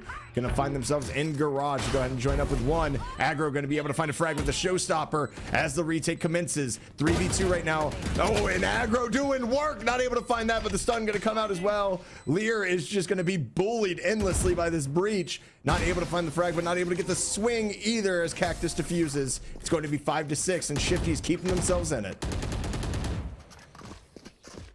Last round. This is the Shifty that we were wanting to see a little bit of. The aggression, the adjusting to your opponent. And for 8 hours, the streak is broken. You now have a team that has pushed you to 5 rounds. Of course, that does not mean the series is over by any stretch of the imagination, but it is a nice little crossing of the T so far. So for Shifty 505, they got guns in hand. It's not exactly a save from 8 hours, but certainly feels like it. Weapons on the lower end of things. So 8 hours gonna chase once again. Go ahead, go fast. Someone sprinted over to that ramp, and Appa says, all right, I'm not gonna let you have this one for free. We'll set out as the Seekers try and swarm over. They do find one or two answered back on both sides. 505, everyone currently on this A side save, so 8 hours going okay. You drew 5, we'll start rotating back towards that mid to B. And it is completely free other than Cypher utility right now as well, which is wild to think about, right? Everybody, they have gotten everybody on the side of Shifty to rotate over, and they are now just wide open spaces. The only thing that concerns me here is how much time they're going to have to spend clearing out all these angles, because you're certainly not expecting much. It's actually Cactus is still on B. I just wasn't able to see him on the mini map. This is going to be up in heaven right now. We're going to get the smoke there, and it looks like they're going to go back and hit A, and there might be going into a giant trap play, because look at the setup right now for Shifty. This defensive hold right here with 4 of them, with 3 of them being on site, is something that I think is going to be unexpected. I mean, you're just wondering, how is this gonna work? And I mean, with time winding down, it's a problem. Appa though says, I'll make it even harder for you. Rolling Thunder straight through Heaven's side. You don't have a place to go. 3 have to fall back towards that Heaven's side, and that's not where you want to go. Appa holding it down, single player, by the way. Single player to hold it, and Aggro gets a free fire range. 8 hours had nowhere to go but down, and down they went. Jonah able to grab 2, but there's no time left. You got the spike, but at what cost? A 3K to end the round. Shifty go ahead and put it to a tie. Going into the half with 8 hours back on defense. It's 0-0 pretty much. Yeah, whole new half. We're going to see who can take the pistol. Obviously, Shifty was able to take the first one, and they lost the bonus afterwards. So it's like they really didn't win a pistol round. Took a couple of rounds to recover from that, but they're able to bring it back. Very interested to see what they do on attack here, right? We did see some good spacing from 8 hours, taking advantage of the space, having difficulty holding off the retakes. Really excited to see what Shifty brings to the table. And initially, it's looking like a hard B push. And look at the defensive setup right now from 8 hours. They're looking to take full control of mid almost entirely. It's ours. That's what they're saying. This is ours. We don't want you touching any of those, please. Like, can you stay away? It would be appreciated. Of course, because they took so much control over this mid side, it's going to be a bit of a challenge on the other edge. You can see Shifty looking towards that garage side. Got smoked out a tiny bit, but they did send a lurk through. Because of that, they're about to be split here. Shifty realizing, hey, team, they're here. Let's get ready to fight. Enzo around the corner sends a Trailblazer. Doesn't really find anything more than that, but the blinds keeping Shifty completely in the dark. Shifty 505, though, as a team. Don't lose a single player. And all of 8 hours goes ahead and recoups their lone lurker over there on the A site. Not going to see too much action. So Shifty for the first encounter here in the round. Not much just given. Aggro saying, hey, maybe there's a chance. Gets swing a 1. Lear able to trade it back, and it's going to be a quick haul. Yep. Obviously, I mean, 4v4s typically favor attackers. Tripwire going to be found as well. Moose is going to be lurking back here. Knife out, astral form there, but Cactus going to be able to at least trade it out, make it a 3v3. Cactus got dropped low on that one as Physic gonna die to Lear. I'm sorry, die to Enzo as Penny's gonna be able to find a second one. Here's a third double swing. It's gonna be pistol in favor of 8 hours. Both defenses have won the pistol this time. Let's see if history repeats itself and the bonus is somehow lost here for 8 hours. I think 8 hours are the ones that are just like, we're not going to let that happen. I'm sorry. Like, that's our specialty, right? Whenever you take our pistol, we take the next, and we just don't allow you to do anything crazy. You can go ahead and see how things are shaping up as well. Shifty, of course, not able to really buy up too much across all 5 members. It's a couple shares. I mean, like, what else can you really do in this situation? So, 3 stack with a 4th on the way. 1 lurker in mid. The rest of 8 hours of sleep going, okay, what do we want to find? Who are we really going to find? And are they going to be a nuisance or not? The standard Cypher setup here on the A site. Gonna give a bit of clean information.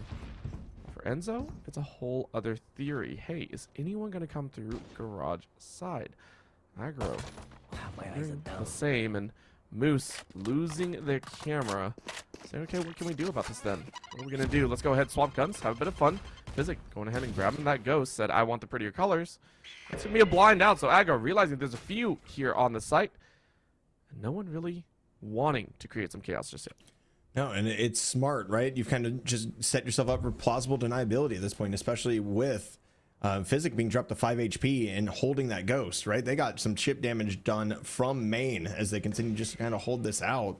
And the flash in mid might give some credence as well. Doesn't look like anybody's going to be rotating off of A just yet for 8 hours, though. They're going to hold on to this. This Cactus is going to be spotted by Moose, able to get that initial frag with the Bulldog that was traded over by Physic. I'm going to do some work, make this a 5v4. 30 seconds left. 8 hours has to decide to go here soon. And oh my, the fault line. Going to take care of just about everything. There's a quick shot from Enzo, looking to potentially save this gun. It looks like they are just running for the hills at this point as a sheriff is in hand. I don't know if you want to save that, Enzo, though. You might want to go ahead and swing back and see what you can find. 7 seconds left. You know one's around the corner.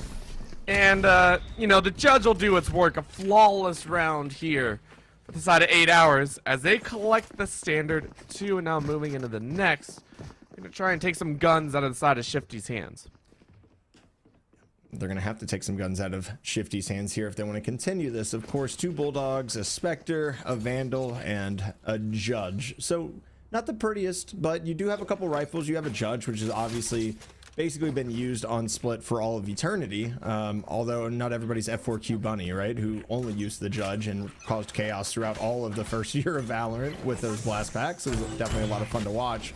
Aggro going to go ahead and do this as well. Get hit by the fault line, but no swing is going to come. It's going to slow down that push just a slight bit. As Physics going to be able to take out Aggro. Here's the initial push as well. Shifty going to be able to find one. This is huge as there's a second one lurking at a B as well. So now a 4v4 thanks to a solid lurk from Shifty to kind of open things up. And I think this just turns into the great reset of this round, essentially. God, that was a collection of just silliness, I feel like, right? A little bit of a fault line jumping right into it over there on a ramp, and it was just like, oh, okay, yeah, nope, I didn't actually want that to happen. The kill going down, though, 8 hours going okay. Yeah, we kind of lost a little bit of control over there, so now we're going to split our forces. For Shifty, though, I don't want to see him wait till that 30-second mark like they did last round. That is where things went wrong. Penny realizing that they might try and cheat up. A little bit of a dance, though, as Cactus spots one out on sight. Because of that, you now regroup with the rest of the team. You said, hey, I know where that Sky is currently being located. Enzo putting off on the edge. A little bit of dance. You got to look high. This is going to be a problem. Who do you spot? Blind doesn't work. Penny says thank you very much. Appa able to get revenge, so at least one is taken down. But with Spike down and a 3v3, you're going to have to take your chances. B site is going to be the hit. Top side, Moose realizes they're there, and Apple wins out the gun duel. All of a sudden, things are looking dire. Jonah realizes one drop down. Apple with the 3K, and it's all of a sudden a 1v2. 8 hours on the ropes. Out on the ropes, barely able to get the plant down to Shifty as well. Has about a second to spare. The swing coming out early. Physics gonna be able to take out one, but Appa has the trade with the Spectre that they picked up off the ground. Gonna be 7-8. Shifty's able to go ahead and win the round. A lot of guns obviously taken out of hands. Doesn't seem to matter though. It's going to be a little bit rough for them, but 8 hours also going to be basically burning their entire economy just to buy up here as well. And the fact that we were calling it like 8 hours we're not at a gun disadvantage is crazy, right? Like I should have realized that, which I apologize, but man, 8 hours we're running that one. It felt strong. But for Shifty 505, as you said, they have to buy out. They're using most of their econ to do so. And this time around, this is the big haul. This is the big question, right? Are you going to win it out here? Are you going to get that first leg up and be able to tie it up at 8-8? Only time will tell, though. 3 currently fading towards that mid side. Only one defender inside a mailroom. Finding the one to do so with the Phantom inside of the smoke. Shifty don't really want any testament of that. Instead, 3-1-1 fading towards that garage. Fading towards the garage is a great call right here. Is Jonah looking to kind of get this fault line down, actually setting it up to go ahead and take out mid after that Trailblazer was used. Another smoke going to be burned over onto that portion as well. So mid being held strong, especially mailroom. Kind of just feeling everything out right now. And we've seen this work for Shifty as Cactus is actually going to be spotted.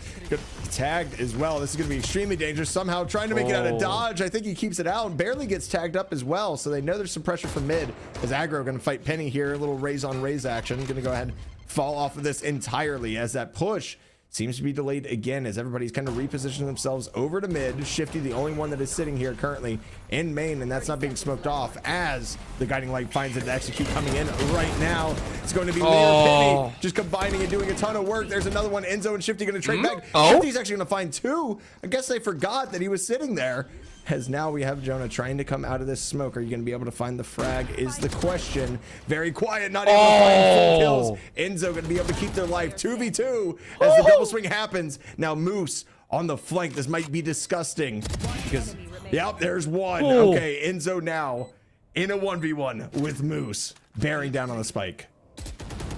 What do you find? You see the arm and you almost get the straight through the box. All you need is one more tap. Neural Theft used just to win the round. That is rude. That is brutal. That is frustrating. You are done as Moose pushes what would have been a 50-50 gunfight to a 90-10 in their favor.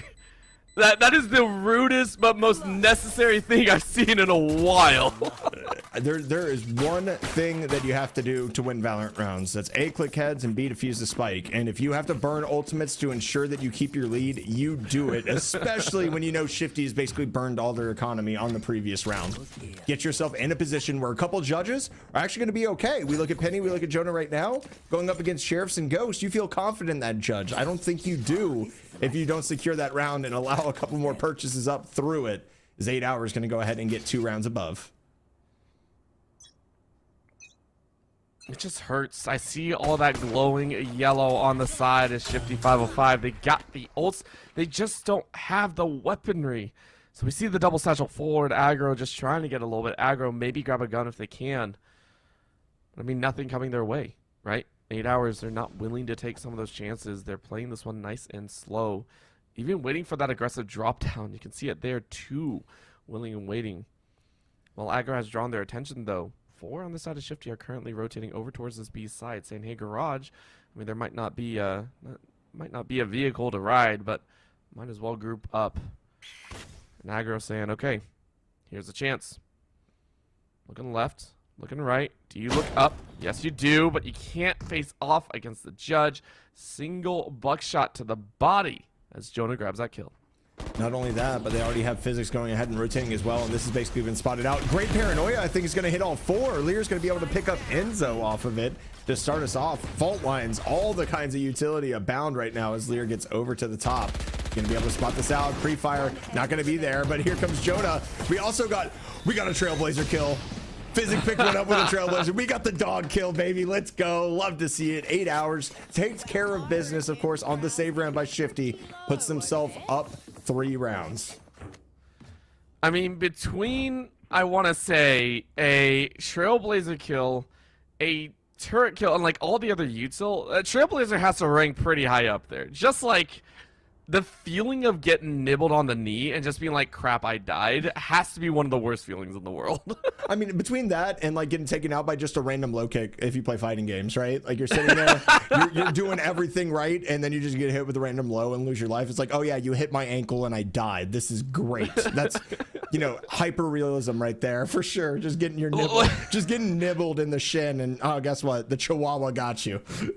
Listen, Chihuahuas are terrifying, by the way. Bro. Do not put disrespect on their names. If I hear a Chihuahua go, I'm running for my life. I am not going to take that chance. I am also just an absolute wimp when it comes to that stuff. So, you know, maybe a low kick in real life would actually take me out. I don't know. Well, I hope to never find out. For right now, Shifty 505 though, they do have a chance. The reason the timeout came out right now is they have guns in hand. They have the ults. This is their big time to turn it around, and they need to. If they lose this one, they will be dropped into a very bad econ deficit on what would turn into series point, right? 8 hours if they win this one. They were at 11. They win the next one because of gun advantage, if they have it, of course. That would put them at 12, and all of a sudden things are looking dire. So this is the big turnaround moment for Shifty.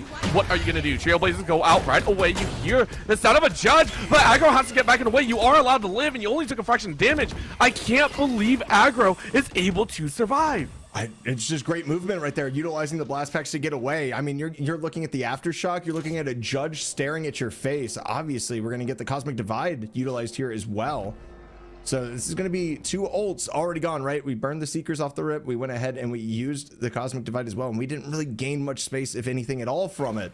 We're just going to go ahead and start lurking mid. That is definitely going to be heard by somebody, and Seeker's going to be used on the opposite side as well to go ahead and figure out where the majority of this push is going. And 3 Seekers going to go straight to mid.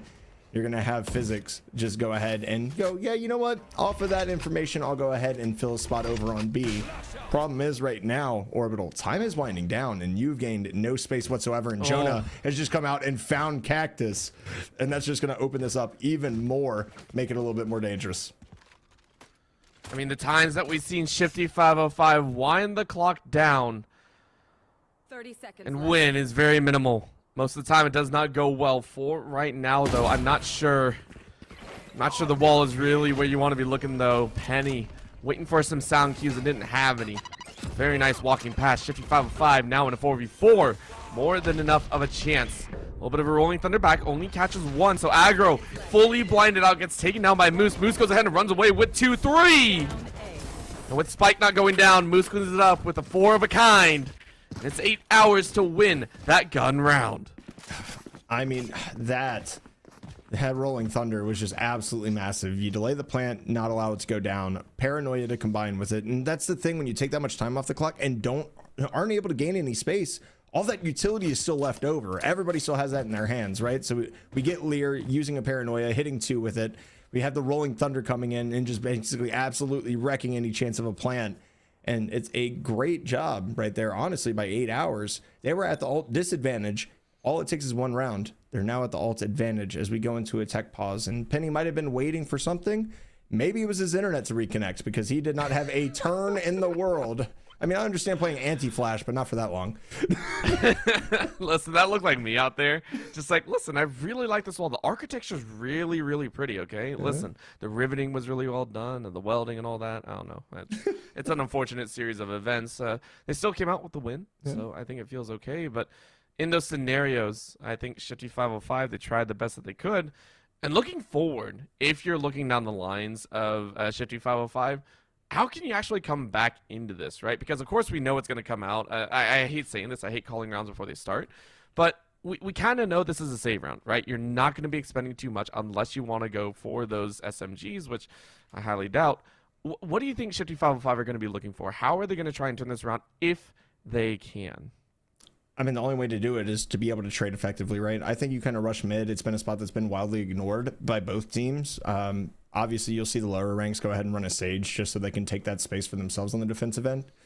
I think you kind of just go ahead, hit some double blast packs, follow your team in, and see what happens. I mean, at the end of the day, when you have guns that are this disadvantaged, I don't know if they're going to force all the way up and maybe try to just force out a win. Maybe get some bulldogs in hand, get a couple of picks. We have seen them deal with the lurkers of 8 hours of sleep pretty well. Effectively, especially like that round where we had Astra getting the Omen, who had pushed all the way through B garage for some reason. Like, there's been instances where we've seen those kind of shreds of possibility of rounds forming, unfortunately, just kind of falling apart. I really want to see them just kind of try to play together, take some space early, shift the pace of the match, because you've basically just had everybody fall asleep. Like, you're going to get a nap on top of 8 hours of sleep at this point, because you use a Cosmic Divide, you don't take any space, you don't do anything with it. And then you just kind of let the clock burn all the way down until you can get Util dumped at the end. So I want to see them just have a little bit more urgency in their play. A little bit faster, you know, light a fire underneath them, if you will, or maybe put them in a little bit of warm shoes, I think is what it is. You go ahead and just kind of like make them tiptoe or tap dance their way into a victorious round, and maybe we're going to see a difference, right? Because we've seen glimmers of this, right? We've seen the likes of, as you said, the squad of Shifty 505, they played aggressive at points. We see them actually try and stand up and kind of go crazy, but it feels over the last few rounds, they felt themselves hit that brick wall, which is 8 hours of sleep. They have done extremely well in neutralizing a lot of the aggressive game and also reading what goes on. So if you are Shifty 505, we can talk all we want about, hey, you got to get a change of pace and everything. When everything you do feels like it will be countered outright, there's not much that you can do, right? Like, I do hate saying that, but when everything you do has felt like it has been controlled, has been denied, you do start to lose a little bit of hope. As we are in this break, I do believe we have a little bit of an update at the other semifinal series that's going on. Yeah, we certainly do. Expect the unexpected, expect the expected are going to go ahead and leave 5-4 currently on Lotus, which is map number 2. The impressive part of that is they're actually on defense on Lotus there and taking the lead. I know Lotus is probably one of the most offensive sided maps in this game, so it's looking like they are setting themselves up for a lot of success moving forward as we get into round number 19 here. Shifty trying to make a big impact. A little bit more aggressive here on the push through mid. I don't know if they're going to be able to find much here. Some early contact is taken here by Aggro. The appropriate back off, and the space is going to be taken towards Mail. However, I don't feel like that there's going to be a lot as, oh no, and there's the showstopper as well. Enzo's actually going to be able to find it. Trade's coming abound. Physics going to be able to find 3, and that is just massive. And the gun drop!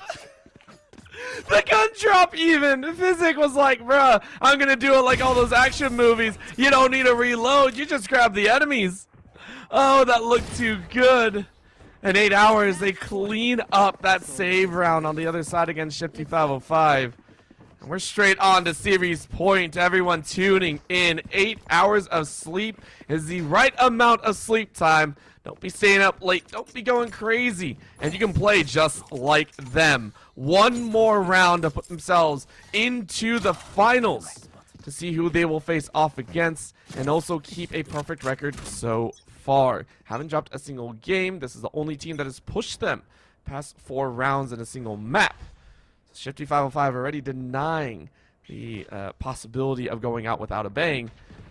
For 8 hours, though, they just need to get over this one last round. Can they do so? And again, it's all of this space that's being taken. Cactus actually going to get an early neural theft here, but Penny with an operator going to go ahead and peek that and remove aggro. Now everybody realizing that, hey, guess what? There's only one currently on A site. We have to go flood. We have to take advantage of what's being given to us, because we're going to get a neural theft back in the other direction. So everybody recognizing where everybody is. We're going to see what can pull out of this. Is that's going to be a good flash. Cactus going to be able to find another frag. Nobody else going to be found, as the From the Shadows is going to be gone. Shifty in a solid position here to potentially catch one by surprise in the 4v3 retake. 8 hours trying to clinch themselves the grand finals right here. And we said Shifty needed to be a bit more aggressive, and they were. They took control of the space. Now they have one heaven side, but Penny with the swing can only find one. Moose able to clean it up behind, but Cactus pokes them all to death, and Shifty shifts out.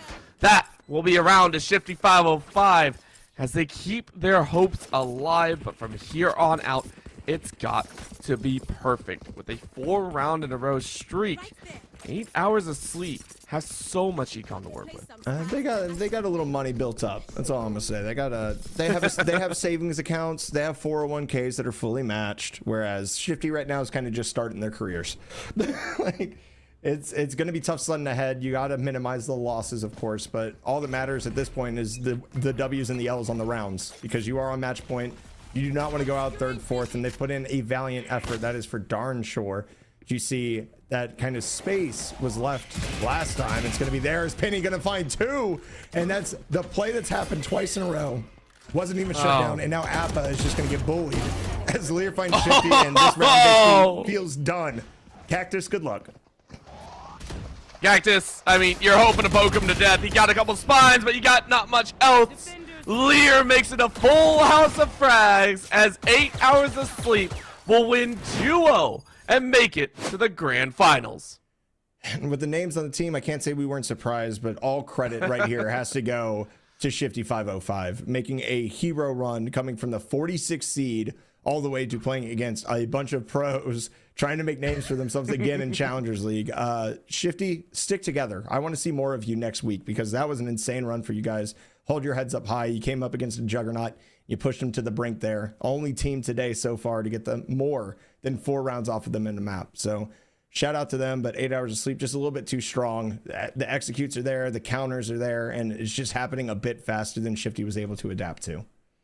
Yeah, I mean, there's one more week of this, right? You can literally just sign up next week and say, hey, maybe we can run it back. Maybe we can get a dub. I don't know, because it's the Fighters freaking Cup. It's been awesome action here all night. You have been tuning in for so many hours. We had so many extra rounds. We had over 60 teams joining in, and now we're getting down to the final 2. Please don't go anywhere. The Fighters Cup presented by the United States Marine Corps will be right back here in just a bit. Don't go anywhere.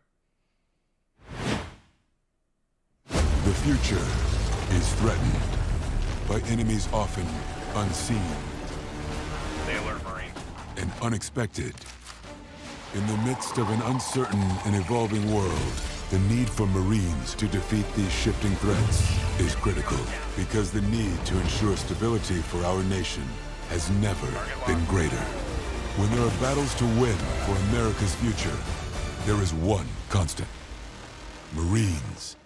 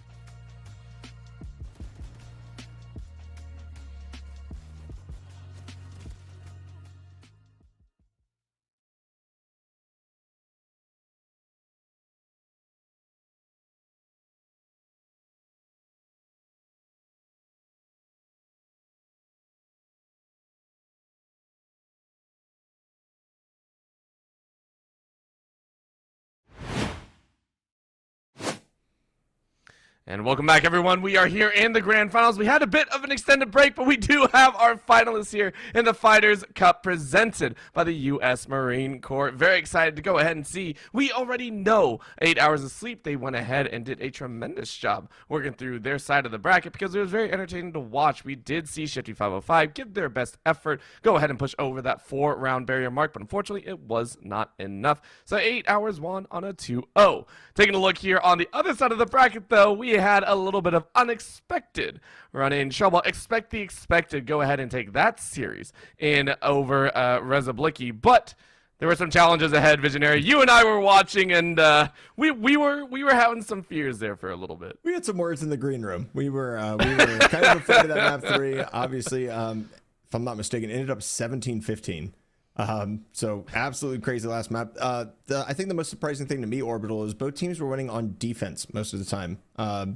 They're on Lotus. Like, typically an attacker-sided map, it was 7-5 in favor of expect the expected on their defensive half, and I was kind of like, well, we're in the green room. I'm like, oh, this is gonna be over. Like, they did that on defense on Lotus, like that's gonna be wraps, and then it wasn't. And they stretched that out. So, of course, Reza Blicky, I got to give you your props there. That was a heck of a Valorant match in that map number 2. Unfortunately, they fall, so we get to see expect the expected versus 8 hours of sleep. And the funny part about this, Orbital, is that we saw expect the expected. They just might have had a slightly different name in week 2. Yeah, they're coming in here enjoying their ride to stardom, if we will. So, Veers Kittens, I believe, who were the winners from week number 2, took the series. I believe it was 2-0. I wanna double check everything because I mean all these teams have played an amazing time so far. It was 2-0 over the Cappers, and they're actually coming back. I believe 4 out of the 5 members that were running in that roster in week number 2 are coming back here for today, with a little bit of a difference. So one of the players, I believe, Reformed, is coming in here on the team, and that is why this is under a different team name. So again, open tournament, open format. I enjoy it so much. Returning players always make me really, really happy because in Valorant, I do feel, as we talked about, you know, a single player can make a lot of difference, right? A single player can really shake up how you want to do things. Yes, the agents are pretty much the same, but the play styles, what you want to run, what kind of plays you want to work with can differ. So the fact that they're here once again goes to show that the core is still extremely strong. 4 out of 5, and even with the 5th, they are making an enjoyable run here to the grand finals. Oh, they certainly are. It's been a ton of fun to watch. Obviously, I believe we saw them earlier on stream. They took care of business during their game. I'm excited to see how they compare against 8 hours of sleep. Basically, this is kind of, you know, basically 2 professional teams going at it right now. Not gonna lie to you. Reformed, obviously a pro. Splagooby, who you saw earlier, actually Screwface. So going against 4 out of the 5 people that just played in Sean Garris's event in 8 hours of sleep. So this one is going to be pretty much a riot. I'm expecting nothing but bangers for the entirety of the time. These players probably know each other extremely well, Orbital. They probably know their tendencies, so there's going to be a lot of chess moves going on. We're not playing checkers with this one for sure. Nah, and if we are, it's because they had a gentleman's agreement beforehand to just, like, we're going to have fun here. I don't think that's going to happen because, I mean, these guys are playing so strong. As you were saying earlier, I believe it was 17-15 or some at the end, or 18-16 or so. It was a very close one for this side, on the upper bracket side. The funny thing is I do have to shout this out because there is a clip currently circulating of one of the key rounds that actually got expect the expected into the round when it was a single kill, actually killing the spike planter in the last few seconds. It was the pivotal moment that actually got expect the expected into this grand finals and not forcing them to a game 3. So if you do get the chance, go ahead, check that one out. I believe Screwface actually has that one clip somewhere, so have a lot of fun there. But for right now, we are getting underway. We are hopefully getting maps in. So while we do wait for that, I do want to say once again, we have a fantastic time here at the Fighters Cup, once again presented by the U.S. Marine Corps. One of the crazy things as well is that we have another week of this awesome action. If you are at home watching and you are interested in this as well, we have one more week ending on December 17th, and that will also have this exact same format. It is open. You can grab anyone, all your friends if you wish.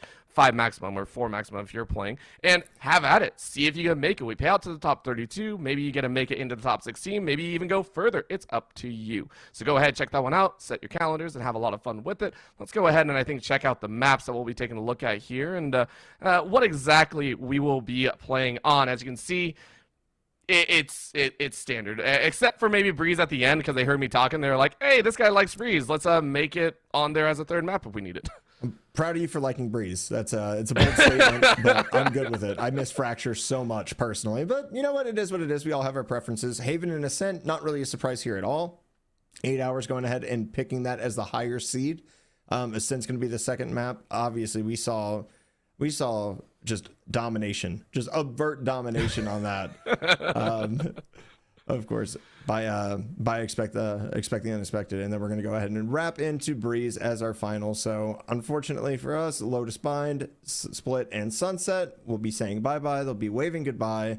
We have to focus on Haven. You know, the original 3-site map, we just had Expect the Expected go ahead and pull off that crazy win on Lotus, although Haven does play considerably differently. Orbital. Mm-hmm. Yeah. I would say it has a little bit more variability behind it, right? A lot of teams do have their own personal favorites of whether they want to attack a certain way or anything like that. I know Quayside Garage sometimes, so we get to see a lot of teams like really just buck up and set up shop there, or some people just deny it outright. We've also seen teams start floating back towards that B side a lot more. Usually, I think when Haven was first really seen and a little bit active earlier on in the Valorant career, we saw it as like the go-to to just die, right? You go in there, it's just a throwaway round, and you're like, okay, well, I'll go to B and try and play, and hey, we don't win.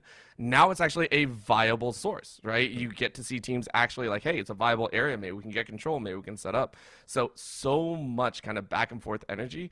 Whereas on Lotus, I think it's pretty cut and dry, right? Like, you know what sites you want to go to. So I'm going to enjoy Haven coming out here and seeing what the teams can put down. I definitely agree with you there too. But I mean, that flexibility that you talk about on Haven also gives that flexibility to the defenders as well. We typically see a lot more defensive 1 rounds on Haven than we do on Lotus. And it's going to be interesting just because I feel like there's been a shift in the meta in general for Haven as well. We've seen a lot of Breach, but we've also seen Viper come into play there and a lot of double controller lineups. And seems like double controller is kind of just taken over the meta. Obviously, with the fresh Sky nerfs, maybe we'll see a little bit less of it and kind of more reliance on double initiator like we're commonly used to seeing. I'm kind of interested to see what each of these teams are going to bring out just because of that, right? There are so many options, especially with the growing cast in Valorant, except you, Deadlock. So it kind of is what it is at this point. That felt a little harsh. That was. Call me when she has more than a 0% pick rate in pro play. I'm sorry. Okay. If she gets picked once, that statement never gets made. Just one time. If Deadlock gets picked once. I've never seen someone like kick a horse down and like it's laying there like huffing and then just beat it with a bat. That was what you did, Visionary. There was no need for that second statement. Unfortunately, it's the reality, right? Like, hey, sorry about that. Can't really step aside there. The main thing, of course, is maybe we get ISO have a little bit of fun as well. We saw ISO earlier on, and I do want to talk about that fact because you bring up a very good point, right? Even though the cast is expanding, which I get to talk about the very fun things that I like to talk about, which is power creep when it comes to any sort of game, any sort of release characters. The fact that we do have agencies still landing on the top side for these old agents, do you feel there is a specific reason for that? Because normally, as we said, power creep comes up, all of a sudden the new agents come out. Hey, it should feel very powerful. It should feel like it's all encompassing and you pick them more. Do you think there is a reason, at least in Valorant, that we're still seeing these old agents be that staple core, or if anything, the entire core for a composition? I think at some points it's just kind of what they're trying to design around, right? You already created a character like Jett who has a dash. You have Raze who has observant, like just crazy blast pack ability, right? We saw a lot of that early on in the game, catching people's eyes surprised with a judge that might have been a little bit overtuned as well. And then you have Neon who effectively adds sprint to attack FPS, which we really hadn't seen before either, right? So it's coming around inventive ways to continue to evolve the meta around these kind of preset notions that we have, because we've seen Omen essentially used as a duelist as well. I think about the NRG comp where they ran Som basically as the duelist on Omen along with a Viper and did not run any duelist at all on that map. Like there's ways where these things are flexible and it's not entirely set in stone. And to continue to design just around the core principles of what each one does, I think might be a hampering progress. But obviously Riot with League has like 120 champions, but obviously there's a core of champions that you normally see though, right? Orbital, I know you're much well versed in League than I am, but there's a pretty core of that, 120 agents you could probably pull 40 out of and say most people probably play these, right? Well, that's the interesting factor about it, right? Because you talk about core principles and core factors that come into, say, like an FPS game. There's only so much tuning that you can do before you almost step out of the FPS genre, right? Yeah. Take a look at games like CS2, which is one of my favorites. It stayed the same pretty much for so long, even across previous iterations. You're looking at CSGO, CSS, and all that. The core principles have stayed the exact same. So when it comes to FPS, there's only so much you can change. Whereas when we talk about League, or even let's go even further, because Dota 2, I give love where I am, by the way. I am not just a League fanboy. I give respect where it needs to go. League of Legends itself, there are so many ways to play, right? There are so many other things that come into factor. You talk about, micromechanic movements. You have certain abilities that hone crazy. And the scary thing is, you're talking about the changes that just happened. They just released a new champion called Hwei, if you will, that literally has a rotation of 9 spells. So much fun, crazy action, but it is such a fascinating discussion that we could have around these factors of how do you balance certain things? How do you release something new by keeping it fresh or without becoming stale? For right now, maybe we do get Deadlock. I don't know. Maybe we get ISO. Maybe we get everything. I don't know. Well, we'll have a little bit of fun because we're getting into map number 1. Haven is on the board. It's going to be exciting because it is going to be 8 hours pick. They went ahead and decided, hey, we are going to this 3-site map. We are going to try and give it our all. If we can, great. If we can't, oh, well, we'll move on to our second. I don't know if you want to do that with expect the expected, because if you're expecting the expected, you're expecting a 2-0 win for them. I mean, that's what they at least expect to be expected, of course. But at the end of the day, you kind of talk about it, right? And I think some of it's kind of being gun shy about Chamber, right? Like Chamber dominated the meta after he was released for about a year and a half. Like, is that good for competitive integrity? Is it not? And so you kind of worry about the overtuning of potential new agents. Kind of wraps everything up in a bow. So, and with an FPS, one of my favorite quotes of all time is Bren from Plat Chat literally saying, it's an FPS game. This isn't Overwatch. If you get clicked in the head, you die. He might have used a little bit more colorful language than I did there, but the point still remains. You can say anything. You can give any kind of ability to any singular player in Valorant. If you get clicked in the head, you're more than likely going to see yourself fall. So it is kind of those things where kind of reinventing the wheel becomes more and more difficult, as hopefully we're going to get into, agent select soon, so we can talk about the ones that they're choosing and what they might do on Haven. I have a feeling that it's going to be pretty standard for the most part, unless we see Screwface once again on Viper like he's been running the majority of the day. I love that as well, because Viper was one of the few agents that I myself, so to put it very fairly, I'm like, we talked about this earlier as well, like, 8 hours of sleep, great for young kids. We are old. We get like 6 max before we wake up. Our joints are aching and like my back's out of alignment. I don't know. But Viper was one of those agents that I really enjoyed watching a lot of the lineup versatility, right? You take a look at how often that piece of information gets utilized, right? Looking down the line, you got the Sova as well. They have so many extras, and it's something that is also a key integral part of Valorant, of FPS. You gotta have the lineups, but Viper was one that had so many unique ways of doing it, right? Because you're covering not only the spike, but you're also covering a majority share with that wall, and the ability to deny that information, whether across the map or not, is such a hampering ability. So the fact that you have a Viper almost main, or feeling like you want to run that on all maps, says we want to be in control, right? We're not looking for that angle of we're going to take those duels as often, which you can, but it's still the ability of I don't even have to really see you to be able to dictate your pacing. It kind of goes back to that chess move that you were talking about before. I'm going to make you play the way I want you to, and you won't really have a choice in the matter. That's the coolest part about Valorant, though, in general, is the fact that you have walls, right? So it allows you to carve the map to your liking. It allows you to fight the areas that you want to fight off the rip. Just like for just a wild outside perspective, I love playing Viper on Sunset because you can effectively wall off or smoke off every single choke off just the beginning of the round with a setup. True.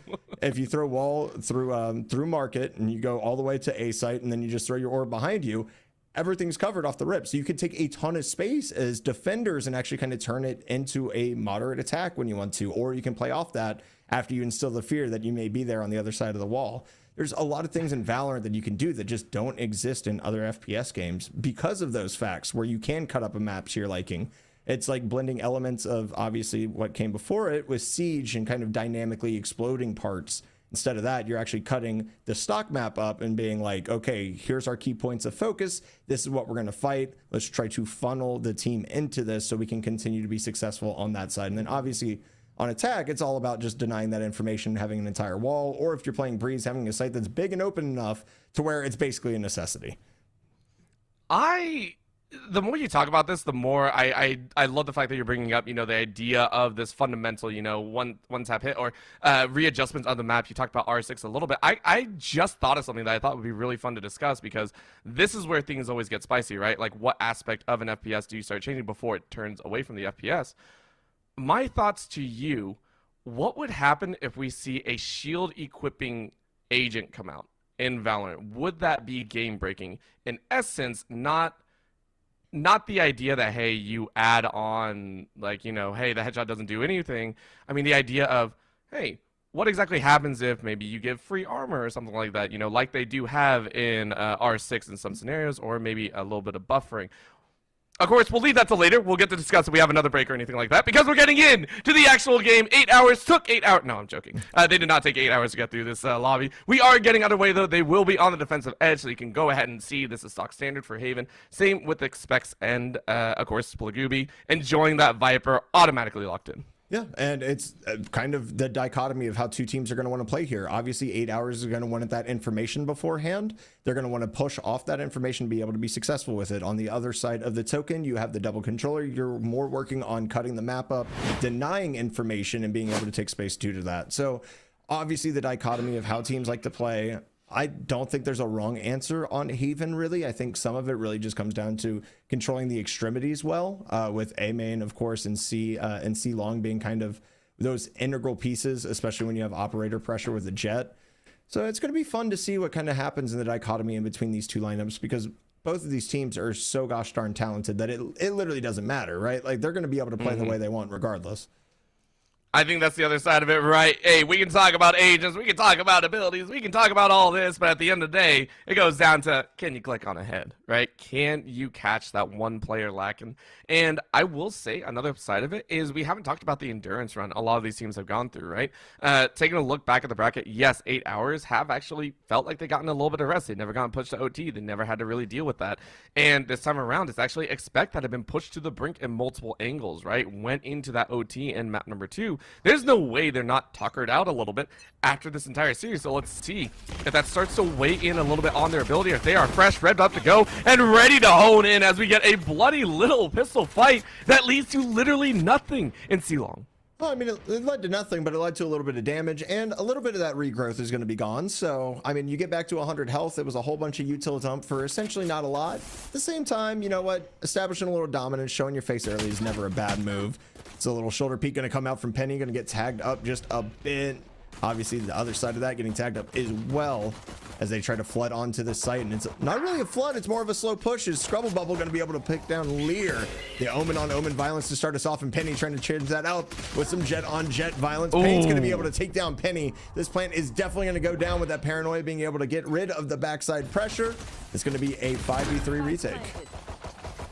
5v3 is not a number that I would really like to walk into. Jonah, though, says this might be perfect. Caught on the reload, though. There's not much you can do. 8 hours. Putting to sleep here. Not exactly enjoyable, as about 5 shots go straight into Moose's back, a couple into the wall, but it will be a round win for Expect.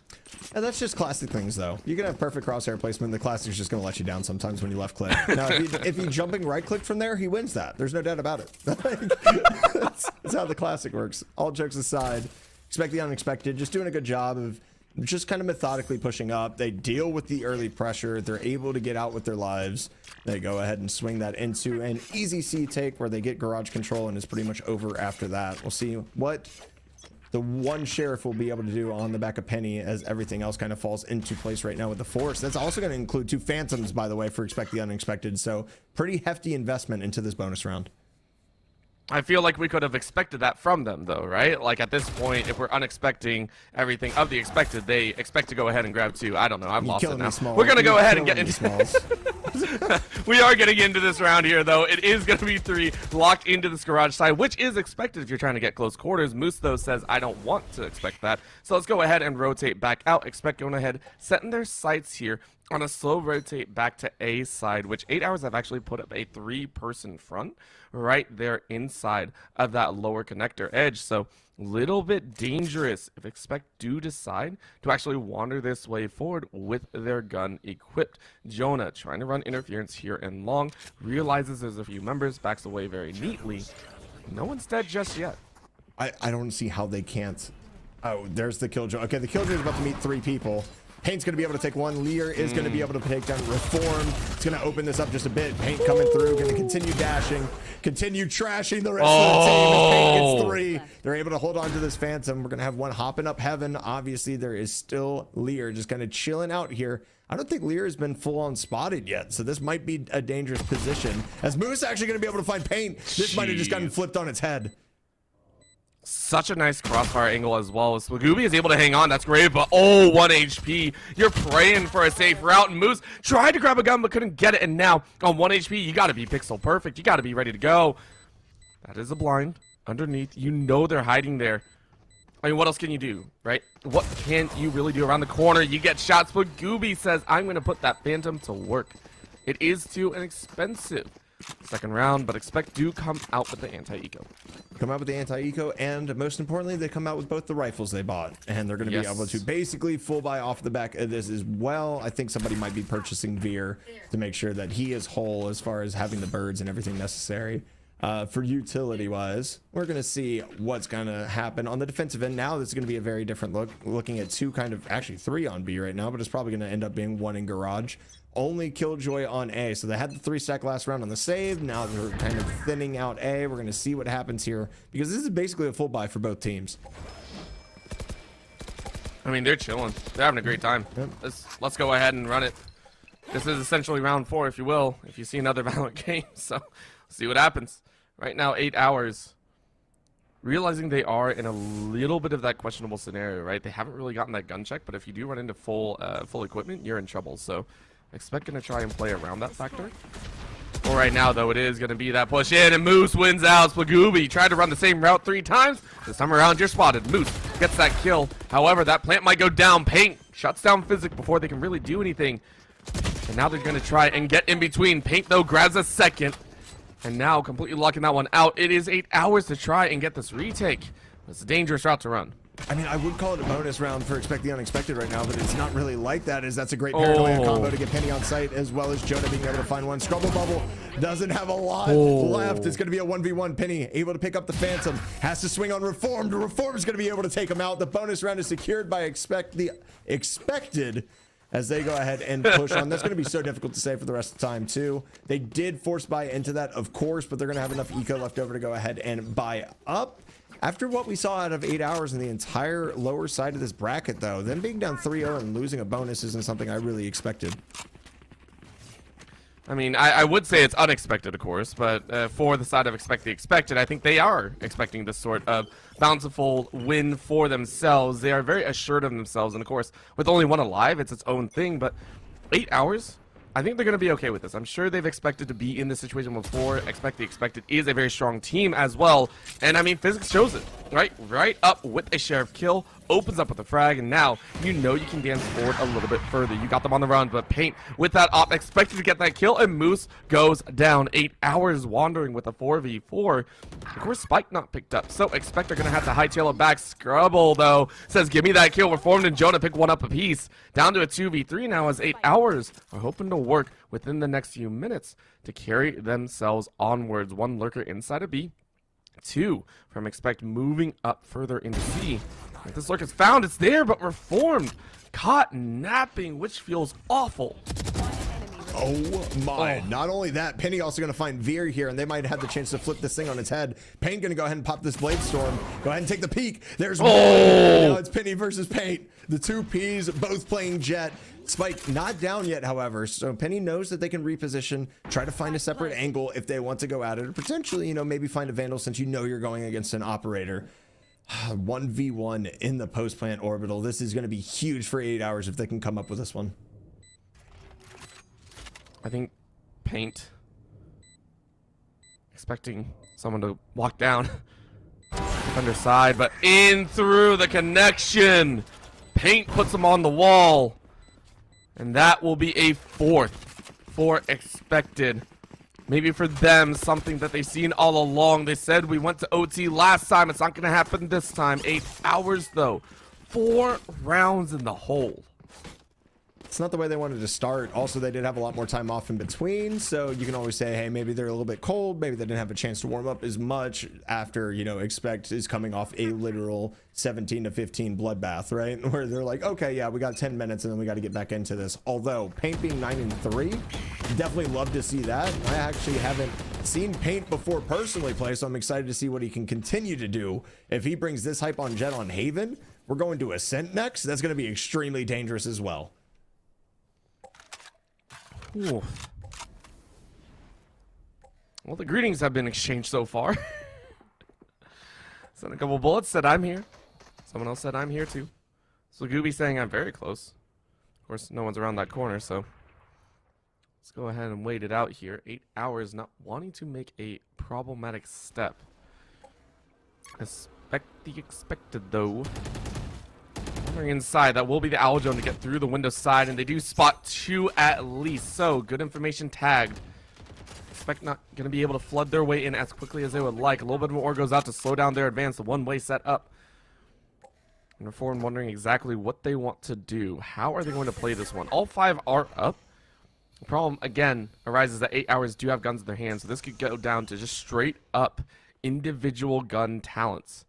Slow walk forward. 30 seconds left. Turret will give away a lot of information. Scrubble goes ahead and throws down that spike. Says, give us a few moments to try and enter in onto site. Jonah ready off on the wing, sends it rolling through, and is gonna catch 4. What a moment to have for Gooby. Finds Moose, and now it chases in. Penny rubs 2 together and says, hey, I got a 3rd. Wandering a little bit further in, gets 2 and 3. Wandering 1 more, doubles up. That's 4. And all you need is 1 more for the ace. With Gooby running for their life. Ain't gonna give it though, as it is down for 8 hours of sleep. It was a great job just holding that off, waiting out the timer, and I think they secure the Operator as well. They did, so that's going to be an Operator now in the hands of Penny. It's going to be looking to make a little bit more impact than they did in the last matchup, of course, that we saw on stream with that. But it's a massive 4K, and it's really just hinging on the great, I mean, honestly, the great breach utility from Jonah. That was a crazy Rolling Thunder. Pair that with the stun that hit the sky right before Penny had to reswing. Just great timing, great comms. It gets them around and hopefully gives them a little momentum to continue on with this. Expect the unexpected. Now, invested that Operator, invested everything else. Not going to have a full buy after 4 straight wins. Would you say they were not expecting to be in this situation after winning 4? Oh my God. Oh boy. Taking a look here though, as you said, the op is in play on the other side, and 8 hours also keeping all 5 members alive feels great, right? There have been a few rounds where it goes down to just 1 alive, and some around they're going to try and keep the same. Physic last time got shut down, and I think round about 3 or 4 and said, okay, I'm done with this messing around. Let's go ahead, get the first frag on the board. Expected wandering along their same and crawling their way up, but Jonah ready on the wings. You see a body, you don't see more.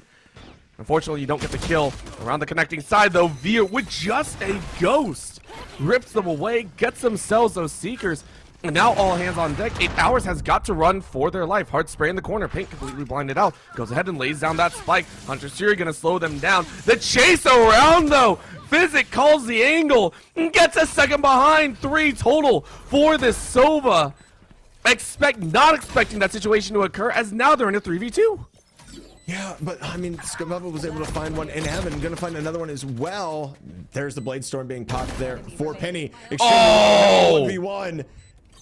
That Dark Cloud is going to be a little bit rough. The swing coming out from Physic, and it's going to be able to take it down a second round in a row, and a little bit of momentum being built right now. However, I got to bring this up to you, right? Because you do have the turret right there, but you have You have to guess which angle is the proper one to swing off of. Just basically stuck in between a rock and a hard place. And that's actually an ace for Physic? That's insane off of that. Listen, we've been seeing Physic pull off ridiculous multi-frags in the previous matchup as well. I mean, that's expected from me now, right? Like, you weren't allowed to have one earlier. You get the ace, you have the dub, and it feels great, right? On top of that, you went ahead and utilized that ult to perfection. You're already back at 3 out of 8, right? Like, you're on a stomping ground run. You just need to maintain a little bit more, right? The thing about aces, as I always say, it feels great to have. You don't want to have that happen. You want the rest of the team to also be able to walk forward, get the kills on their own. So, you know, it feels great full right now. 8 hours, hoping to carry a few more bodies across that finish line. Expect, though, wanting to shut that one down. A little bit of poison orb to get back to safety. Spilgooby using that utility to regroup with the rest of the team. Right now, a single defender over there on C's site. As 8 hours goes, okay, this is going to be a problem, but Penny said, not for me. Sniped through the chest as paint turns into paint on the wall. Yeah, and I mean, it was terrifying, right? Because it was actually a 4-stack on A. They were expecting the rush. Wasn't able to really get much out of it, as now we're going to have to see Penny backing off of this, and Reform might get a little bit aggressive off of the fact that the Killjoy is going to pop. It's actually going to detain one. They might use Penny as bait here to see if they can get Reformed out of Garage. Penny going to go down 5v4. We've seen crazier things happen, especially you do have a Viper who can potentially, you know, utilize some lineups here. But we're going to see more of just a nice alert coming through for Spilgooby. Going to be able to get one, get out with their life as well. It's going to be massive to even the odds before this retake occurs. Now we have the crossfire sitting here in Garage in between Veer. Oh, no. Spilgooby going to find another one, and Penny finally gets them. A Scrub Bubble going to get a trade here. It's going to be Scrubble Bubble and Veer combining to finish this out. These names are ridiculous, and I love every second of it. Why are we getting tongue twisters in the finals? Why? Like, please stop. I don't want to do this. I'm sitting here trying to figure out how to say every single word, but for right now, expect say, but that's an expected round for us, right? Let's go ahead, get our run back. We stop you at 8 hours. Even though they won 2 in a row, again, these rounds have not exactly been the prettiest, so you're kind of stuck in this low econ mood. You do not get to buy up. You have 4 sheriffs. You do have a little bit of a guardian in the back pocket, or you're swapping between the two, having a bit of fun, but for expect, you're right back on that ball, right? Paint with the operator is going to try and fire away. You take a look down mid to try and get an extra piece of the pie. But 8 hours wisely wandering away. They do have the lockdown to play with. They do wish to lock down a site. And Physic is just kind of being super aggressive here, able to use that Viper Wall to his advantage and potentially get out early. Here's the question, is he going to take that swing knowing that the rest of the team has sheriffs, and they're going to lose that Guardian for good if he goes down? As of right now, it looks like the answer is no. They're also going to hear the Trailblazer going through into mid, so they know that this is probably going to be a mid or a Garage hit. And there is the spawn. There's the shot from Paint to open up this round. I believe that's 2-0 now to Paint. Penny had a free one earlier on over there on C's site, but this is Paint back in spades. Reformed finds Physic lurking on the back end. No ace for you. Shut down where they stand. With a Viper down, it's going to be a problem. Expect, have full control over the site, if you will. Moose firing away through the side says, hey, Garage, you didn't hold. It's 2-piece for them, as Expect are now in a little bit of damage control mode, right? You have to back away.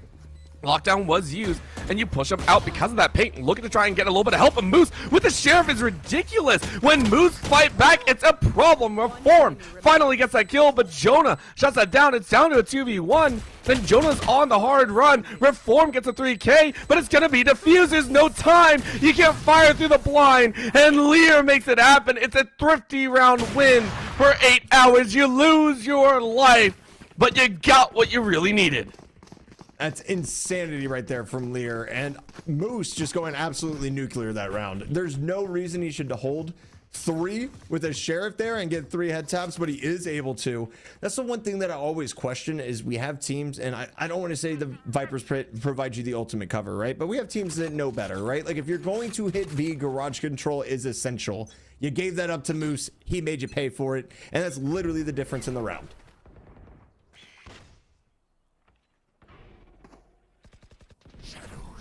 So well done to be able to come back and try and fight for this moment. Don't want to allow Expect to hit that 6th round mark too easily. You want to try and keep it close. You want to keep them guessing. For right now, you've done so. Expect not able to rush into the C site as quickly as they would have liked. Instead, stalled out at the long. Multiple pings going down saying, hey, we know where you are. So you're not going to have that easy of a time. Do you actually want to take the chance of the jet running through? No, we don't. Paint backs away. No information on the lurk side either, so Expector playing with the very limited util and information. The craziest part about this again is how much time they're taking off the clock right now. This is a hard default. We're already hitting 45 seconds in the round. You have to make a decision. You have to make it soon. And Penny's going to be able to find Splagooby off with the operator. Oh! Be able to trade them out with an op of their own just off the falling of the Viper wall. So that's definitely ideal. Scrubble Bubble going to go ahead, teleport up into heaven. Does not have the spike, thankfully. They're not pulling one of my favorite moments in VCT history off right there with the craziness that ensued after that. Plant is going to go down. They're going to be down a person here, as expected unexpected. Or expected. Going to be there, but Jonah's just going to swing through. Does not care about anything. Clear. What a retake from these three. Just completely annihilate everyone. And it's over. I mean, that's it. It's going to be 4-5. In the blink of an eye, 8 hours rush that site. And Expect did not have a chance to do anything. They went, what just happened? We lost the round. And very well done. By 8 hours to keep it close. Not only that, they have now locked down the econ of Expect. If Expect lose one more time, they are out, right? You take a look at the econ right now, sitting on 150, 600 apiece. 500 in the bank for one, and even then you're shy a little bit of armor. So 8 hours have done very well in fighting back here. One round away. Penny with that shoddy saying, give me a little bit of love here. Please give me that chance. Orb goes down. Going ahead, blocking a little bit of line of sight. Peeks out, no one there. A lot of Expect saying, we really don't want to test this right now. This is one of those moments that's actually kind of getting a little bit scary. The craziest part for me is the gamble stacks that we continue to see out of 8 hours. Like, you're quite literally seeing, oh my, the combo almost gets Scrubble. If that is anyone that isn't Omen carrying that spike, that's pretty much wraps right there. Is Jonah gonna look to swing one, gonna get traded out as the B hit looks to commence. But again, this was a 3-person stack onto the A site, right? They're expecting them to hit that off of the Viper wall. The area and the space is going to be given up. However, this whole fight, once again, I think for Garage is going to be the integral part of this entire round. Is what that retake and everything else that ensues kind of hinges on. As Moose just lurks here in C-Long. Going to be able to find it. Can they find a second? Yes, they can. Moose and Penny combining, only one left right now. It's Reformed, and they're on the struggle bus. No! Through the smoke? No! Are you kidding me? That's illegal! That's illegal! That's so illegal! That's illegal! Reformed with the 3K clutch! That should not be allowed! They expected it, but we sure didn't! 6 rounds to expect! From the jaws of defeat, Reform just finds 3. And the worst part about that is that was a planned double swing. They were gonna play their numbers, they were gonna be smart, and Reform just finds the dome of Penny through a smoke. Like, the absolute just ridiculous quality of shots being that crisp is just wild to me. Reformed is popping. You see the stats on the board. That doesn't seem to matter. The rushdown happening right now. Penny, unstunned. It doesn't matter. Reformed is just built different. Reformed is also the singular member, I believe, of the squad that was not on the roster before in week number 2. So stepping up big, I don't even care that you died to this share. I don't care whatever happened there. It just doesn't matter. Well, for 8 hours it actually does, as they wipe the floor with it. Thrifty round win. All right, never mind. I take it back. Listen, you got to do a little bit more, Reformed. You got to carry on forward. But 8 hours, fight back with vengeance. They said, listen, last round before that, we were supposed to win. We did not. This time, we take what's rightfully ours. 1 round left in the first half to go ahead and try and tie it 6-6. Nice little From the Shadows available as well. Obviously, you're going to see the Blade Storm and the lockdown on the other side. So Paint and Reform probably going to get a combo, try to take some space. It's looking like this is going to be a little lurk around A and B. Try to see what you can find, but Penny with that operator might get an early initial contact here. It's going to be interesting to see if that happens. The Blade Storm obviously already popped. They're going to be running it down here pretty quickly as Paint looks to go ahead and take this peek. Is going to be Jonah, who's going to have to step up here after the Killjoy lockdown goes down. And it's actually placed technically for B here, as everybody's going to leave the A site, with the exception of Jonah, is going to hang back. And I don't even feel like this is a fake at this point. I mean, there's so much space that's being taken right now, and it is going to in fact be a B plant on this save round. Swarms his moves, gonna find 2. The spike is going to go down. Doesn't really seem to matter, as Reformed gonna find 1. Can they find a second? The answer is no, and this is gonna be pretty much wrapped up with a bow unless Scrubble Bubble can find more than 20 bullets in that stinger. Unfortunately not. There was not a moment to lose as Jonah collects that kill. Visionary for the standout performance we had from Reformed right there, trying to keep the rounds alive. We're back to net 0. This is not leaning in either direction right now, and this is what we expect in the grand finals. Some people might not have expected it. We did. 8 hours of sleep and expect the expected are sitting on this game 1 of a best of 3 at net 0. We got a full half to play. I'm ready for it. I'm already for it, but I have to give a shout out to Jonah as well. The man's got 10 assists on Breach. That is no heals. That's nothing else. The man has 10 assists and a half in 12 rounds on Breach, while also maintaining just an even KD. And being able to play for your team like that is so integral, and is part of the reason why Breach is so disgusting when you do have that just continuity together to be able to run it as Paint is going to avoid this recon bolt just for a second. We're going to see the fault line go out as well, and not much pushed off of it at all as Paint looks to get up. We're going to see a Paranoia, a smoke, and this is going to be dangerous because there's 4 people outside of here, and we're about to have a bloodbath on A main. Pistols out, guns out, sun shining, death about. Penny finds that first kill. It's again the Jet Duelist. And it's 8 hours to find the opening frag. What exactly they wanted is now. They know there's at least 3 over there on A side to say, okay, let's go ahead and push for this C. We got to go ahead, take away that turret in the back line. Long is already pressed. Moose waiting in the wings. You know one's holding garage. This has been the stock standard. But they don't realize it's actually 2. 8 hours, go ahead, flood onto site. They have everyone there except for 1. Moose still in the corner, tucked away. Reformed waiting off. Might not see the head. Jumps. You are spotted. You are known. Rest of the team from 8 hours working the way in. Shots go out. Reformed wins, but now you are concussed. Problems abound. Spike is down. Expect waiting to try and fight back. But you got 4. It's a 4v4. What can you do? Scrubble Bubble, grouping with the rest of the team, getting healed up. Now a little bit of an orb, maybe trying to blind them out if they can. In the back corner, though, Veer finds a kill. Physics, though, right close with the right click. Gets 3. It is expected. Jonah on the back end with a Frenzy. Frenzy's down 1 more. And it's 8 hours to win the pistol. Oh my. That retake, that trade, that positioning looked great for Expect. And 8 hours just shuts it down with 1 right click. All it takes is Physic on 1 right click to just completely destroy the retake potential. They're going to come out.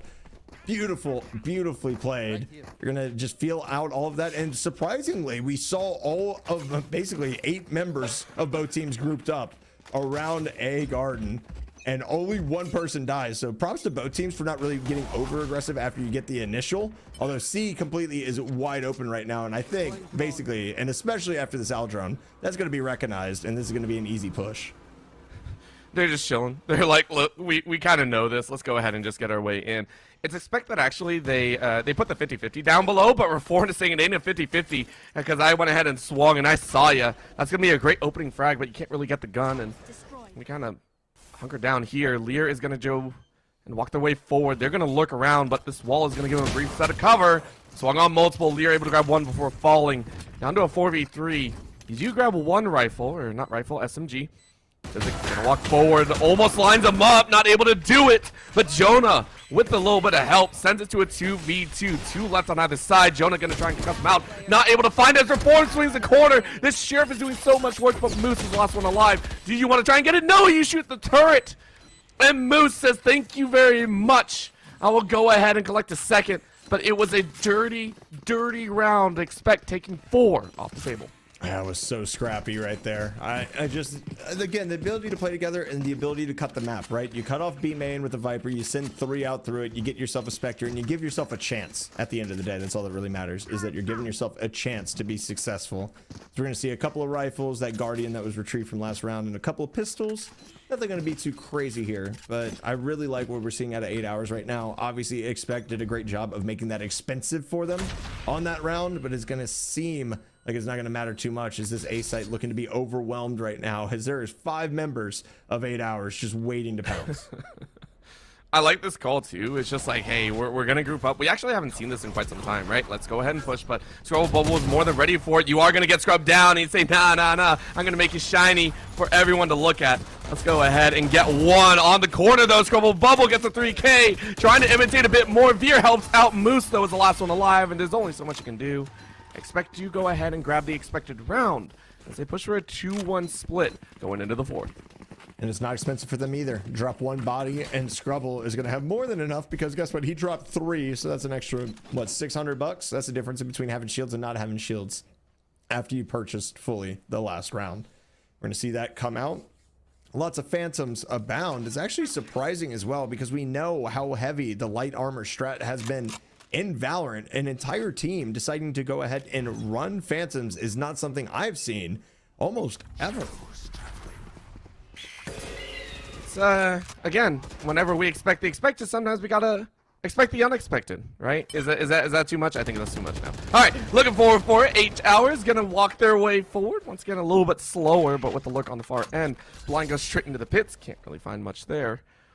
And a long push by one over there on C, saying, hey, I mean, no one's really here.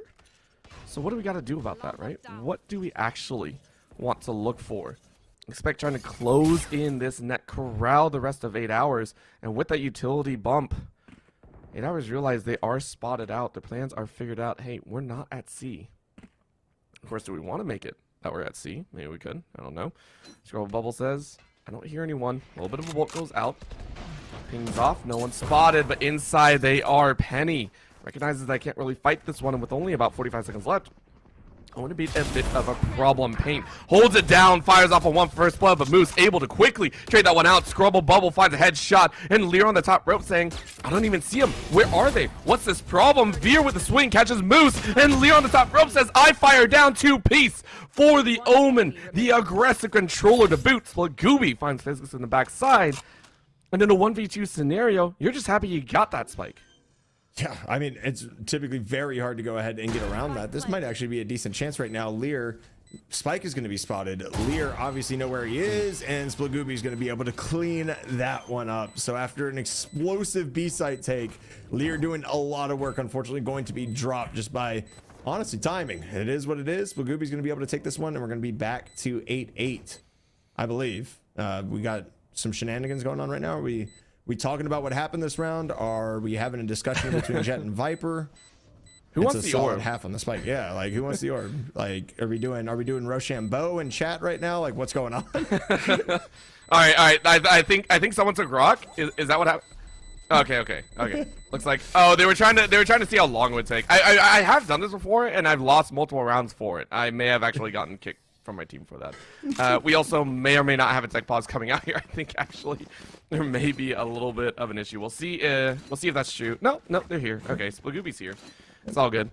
Just want to make sure things are good, as it is going to tie it up 8-8. And keep in mind, this is, I believe, the first time I want to say both teams have actually entered in to the second half like this. I think Expect were, even in their earlier matchup, they were not exactly round for round, right? So keeping it close, very, very close for both these squads is exciting, to say the least. Multiple pieces of util drop down, but this is 8 Hours saying, I don't even care. They're going to send their jet straight up through the garage and try and rush as hard as possible. Penny realizing that they're right in front, and that's going to be the spray. What a catch for Reformed as they grab 2 in a row.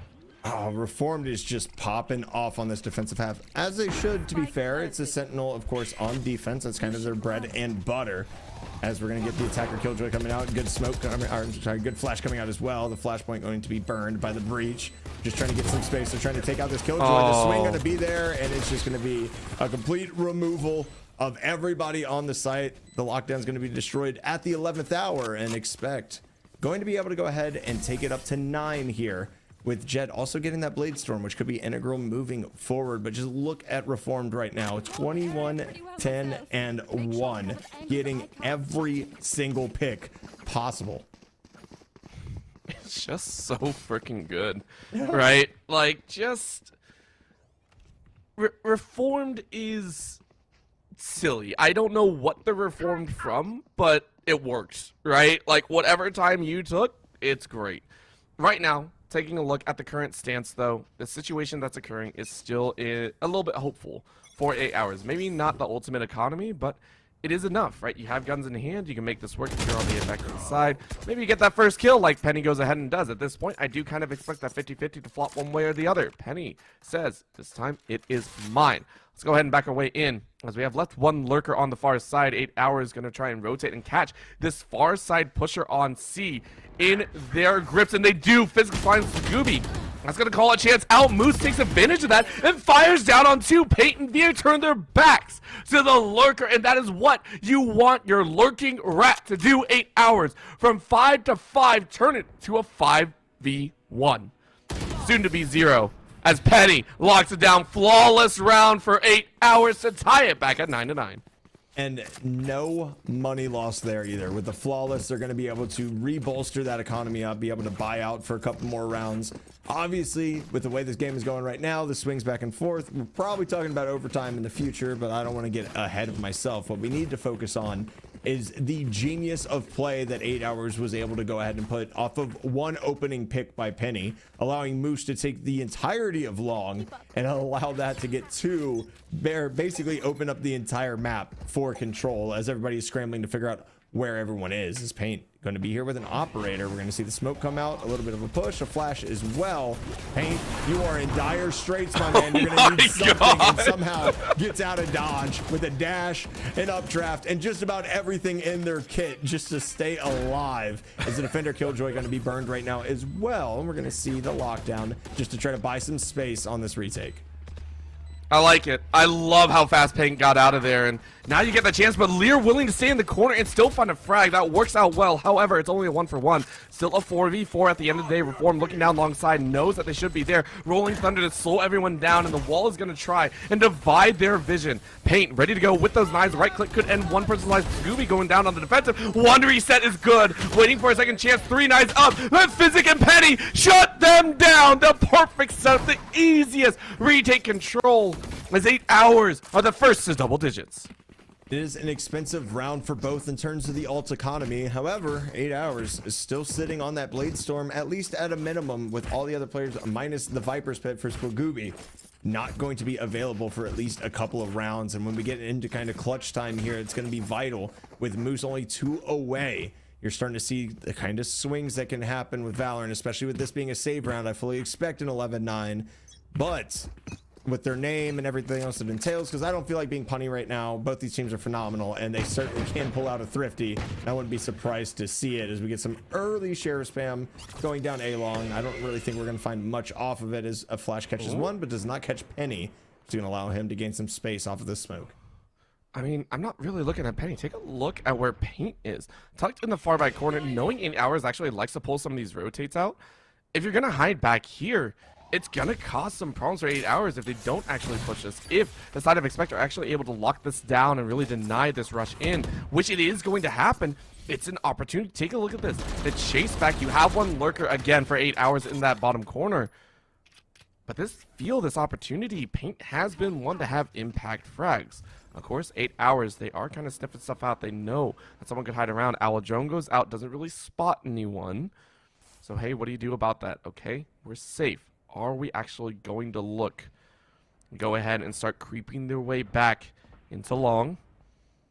Do they actually want to push all the way through, though? 35 seconds is looking much, much better for it. Turret will spot one. Penny realizes there, dashes in, and shots ring out. Only 99 HP left. That's more than enough. Shots through the smoke. Little bit of vision and information, and underneath heaven, Hell will bring Skullbolt to death. Veer gets a headshot. Looking for another. Lear can't find it for Forn. Bombs up with another, and the Sheriffs are ringing supreme, but Jonas says, my gun's bigger. I will do so much more work. It's down to just 12 seconds. They gotta get that plan down. Expect with only 2 alive are gonna try and stop it. If you come around this corner, you may be able to find him, and yes you do. You tap 1, tap a 2nd, and you turn it for Reformed with the 3rd. If you can, you will. Reformed keeps Expect good. They hit double digits just in time. It's tied 10-10.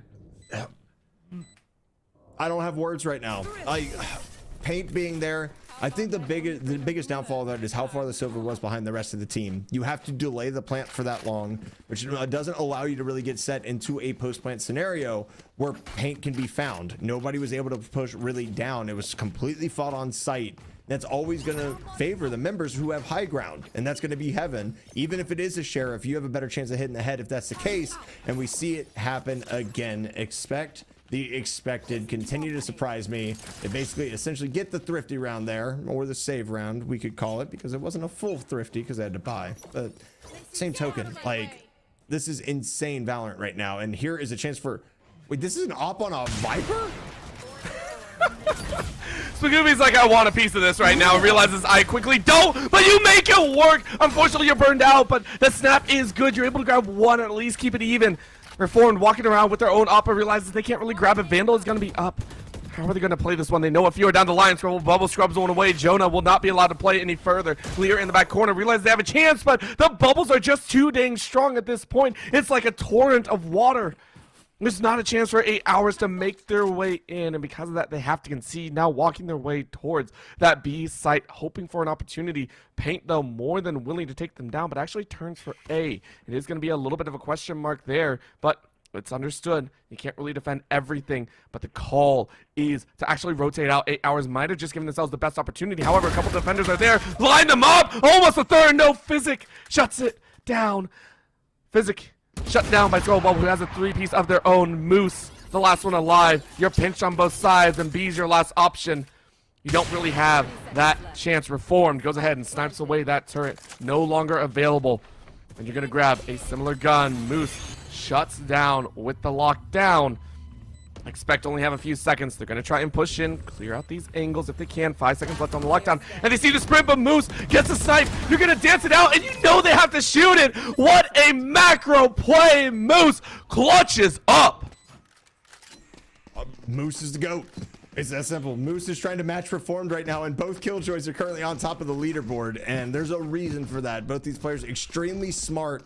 That lockdown right there, and knowing you have to be rushed, and the fact that they play it together and don't split up, and those scenarios, that's what kind of confuses me, because you know where they have to be, you know where they place the lockdown, you have to pinch it so you can at least get one or the other. In that scenario, you get one easy kill, and you have to decide in between not having your hands and being completely tied behind your back with the lockdown, or you have to fight Moose and hope you can get a spray transfer onto a stationary target below you. Both are very difficult, and Paint is hitting a difficult shot right there, right outside of that entry smoke. Spike is going to be dropped. It's going to be found by Lear to start us off. And they're still kind of lurking on this A site. I like what I'm seeing right now. I believe Lear is one away from the front of the shadow, so a quick rotate could be in order. But again, look at the map control gain. You have the Viper all the way just camping out on the entrance of C. They are literally just waiting to see what ends up happening here and where the push will come from. So far, 8 hours have actually flushed out the left side of B, and C, I mean, may or may not be an option. I don't know if they have the information gained. A little bit of a teleport might meet Splagooby, but they take different routes. Instead, it will be a chase in. Splagooby actually hightailing it to this window side. Blinded out with this orb. You hear a couple footsteps on the side. Penny wandering their way around. Splagooby realizes there's a chance to get a single kill. 8 hours. Setting up their own sorts of defenses, and Penny was ready for it. A little bit of a swing catches them off guard, and expect down to 4. What can you do here? Not that much. Penny with a second. Scrubble Bubble is taken out. Reformed with only a Sheriff. I know you can do work, but sometimes it's just too much against you. Moose with the 2-piece at the end puts 8 hours at map point. They are at map point. 12-10 right now. Economy at least going to be decent right now for Expect. They're going to be able to buy up into this one. A couple light shields we're probably going to see, and a Bulldog with fools for the Viper. Although I expect this pit to just be burned basically instantly wherever they are, just to try to deny some intel, to deny a plant, see what will go on from there. So, I mean, if you have it, you got to use it. I mean, you can use it for a retake, but at the end of the day, I feel like you have to just burn it. You don't have an advantageous gun as well. It makes it a little bit more difficult to go ahead and get those kills. And look at this push down C, already looking for it. And there is the denial that's going to come out, as that's going to be another fault line. Not too much. Splagooby not hurt just yet. I'm going to get stunned up, but still going to survive, as obviously this is going to be a rotate. You do not want to push a Viper's Pit through that skinny of a choke. And this crossfire on A is looking mighty dangerous as long as that space is not taken appropriately. Oh, Paint's winning around the wings. Gets a little bit of an assist, but don't want to shove it. Vandal Full and locked and loaded. Seekers go out. They know at least a few are on this edge. Because of that, 8 hours actually push up this mid side. And they're going to walk right into Scrubble Bubble with a great shot. Head down. Physic is in trouble. But a hard spray through the smoke finds Reformed. You can't reform that. That's just pure luck. Great shot. And now you're hunting for a bit more. 8 hours have sown a few seeds of discord in there. They said, hey, now you don't know where we're exactly going to go. C is still locked off. Viper's Pit still around. Do you actually choose to go to this A side? You have 30 seconds left. Paint has not had an opportunity to fire. Does. Takes a quick snapshot. Doesn't really find anything. But the call is in. 4 rushing their way forward. In goes the Rolling Thunder. How many do you catch? You catch no one. Everyone is safe on the side of Expect. So 8 hours going to try and set themselves up. Around the corner to go. Jonah wins that gun duel. And that's going to be a happy moment. 8 hours. 3 more kills away from taking home this map 1. They need 2 more. 1 in heaven and 1 far away. All the way in Kansas. You got to run your way to the rest of the team. Penny finds Scrubble Bubble. And Splagooey is alone. Some might say even screwed. They are the last ones alive, praying for a miracle. I'm not sure it's going to come. Through the smoke they go. Turret spots him out. And Penny gets a 3K. It will be 8 hours to take map number 1 at 1310. And it was a very rough start for 8 hours. They really couldn't get a hold of what the Expected was doing. It was 4 straight rounds. They lost their buy-up round against a Force. It was looking like dire straits, and eventually they just kind of rallied around each other, rallied around Moose a bit too, who was fragging out that entire game. And again, just really started to play off of each other. Getting that back up to 6-6 when you're down 4-0 is massive, not to mention just the amount of economy that it actually takes to get yourself back into that position, right? To be able to win those rounds was huge from them. They're able to go ahead and they actually take off Expect the Expected's map as well. So they're going into their own map. Got to be feeling confident after that one. 13-10 overall once again on Haven. I mean, that's the Fighters Cup here presented by the U.S. Marine Corps. It is exciting. It is exhilarating. And you can face off against some of the most amazing opponents. That's how we're getting this amazing of a grand finals. And if you are interested in joining yourself, maybe even facing off against some of them, maybe you're someone aspiring to play at the top levels, go ahead and enter. There's one more week of the Fighters Cup coming up just next Sunday. If you are interested, go ahead, check it out. Sign up you and maybe 4 your friends. Don't grab me, please don't. You don't want me on your team. You're out in like round 0 if you can. We'll go ahead and check it out. If you're interested, type !Fighters Cup inside of the chat and go ahead and sign up and enter in. For right now, though, we're going to go ahead, take a break, get ready for map number 2, and save our voices because I'm sure it's going to be just as explosive. Don't go anywhere.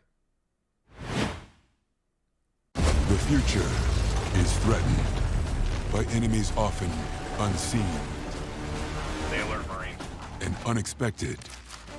In the midst of an uncertain and evolving world, the need for Marines to defeat these shifting threats is critical because the need to ensure stability for our nation has never been greater. When there are battles to win for America's future, there is one constant: Marines.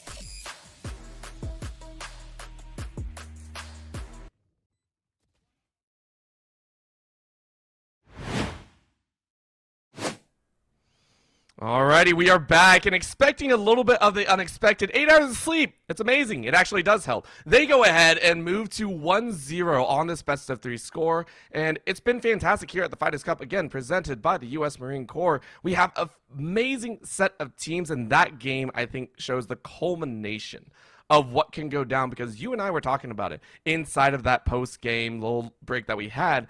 It was so well played that there was only like really one minor area that we could even call a mistake. Yeah, it was like one thing that was egregious through what, 23 rounds? Like, can we be mad about that? Like, that's exquisite gameplay. We literally just got to watch a chess match of a Valorant game, and again, it kind of came down to the difference that we saw made by Jonah. Really, how many assists did they end up with on the breach? I think it was upwards of 15 at the very end. And it's the difference in between the denying the information versus the information comps, because we did not have a Sova on the double controller, right? So you do have a Sky, gives you a little bit, but it doesn't give you a full picture like having a Sova does. And I think on a 3-site map, sometimes that can weigh it out. And for 8 hours of sleep, it absolutely did. It works so well in their favor. And let's talk about the fact that these teams are so well versed that we really are seeing that individual kind of shine forward, right? Because at one point we had KJs leading the top of the kill board. We're sitting there like, really? This is what we're going to work with here? This is what's happening? It was so much fun. And I think that kind of shows again that everyone's kind of playing their own game, really setting things up. And I mean, shout out to Reform for popping off some of the nastiest moments that we've had so far. And then the rest of 8 hours coming in as well. And then the rest of the expected coming into Dogpile. Do we expect to actually see that here on Ascent as well? Because as you mentioned before, this is almost 8 hours playground.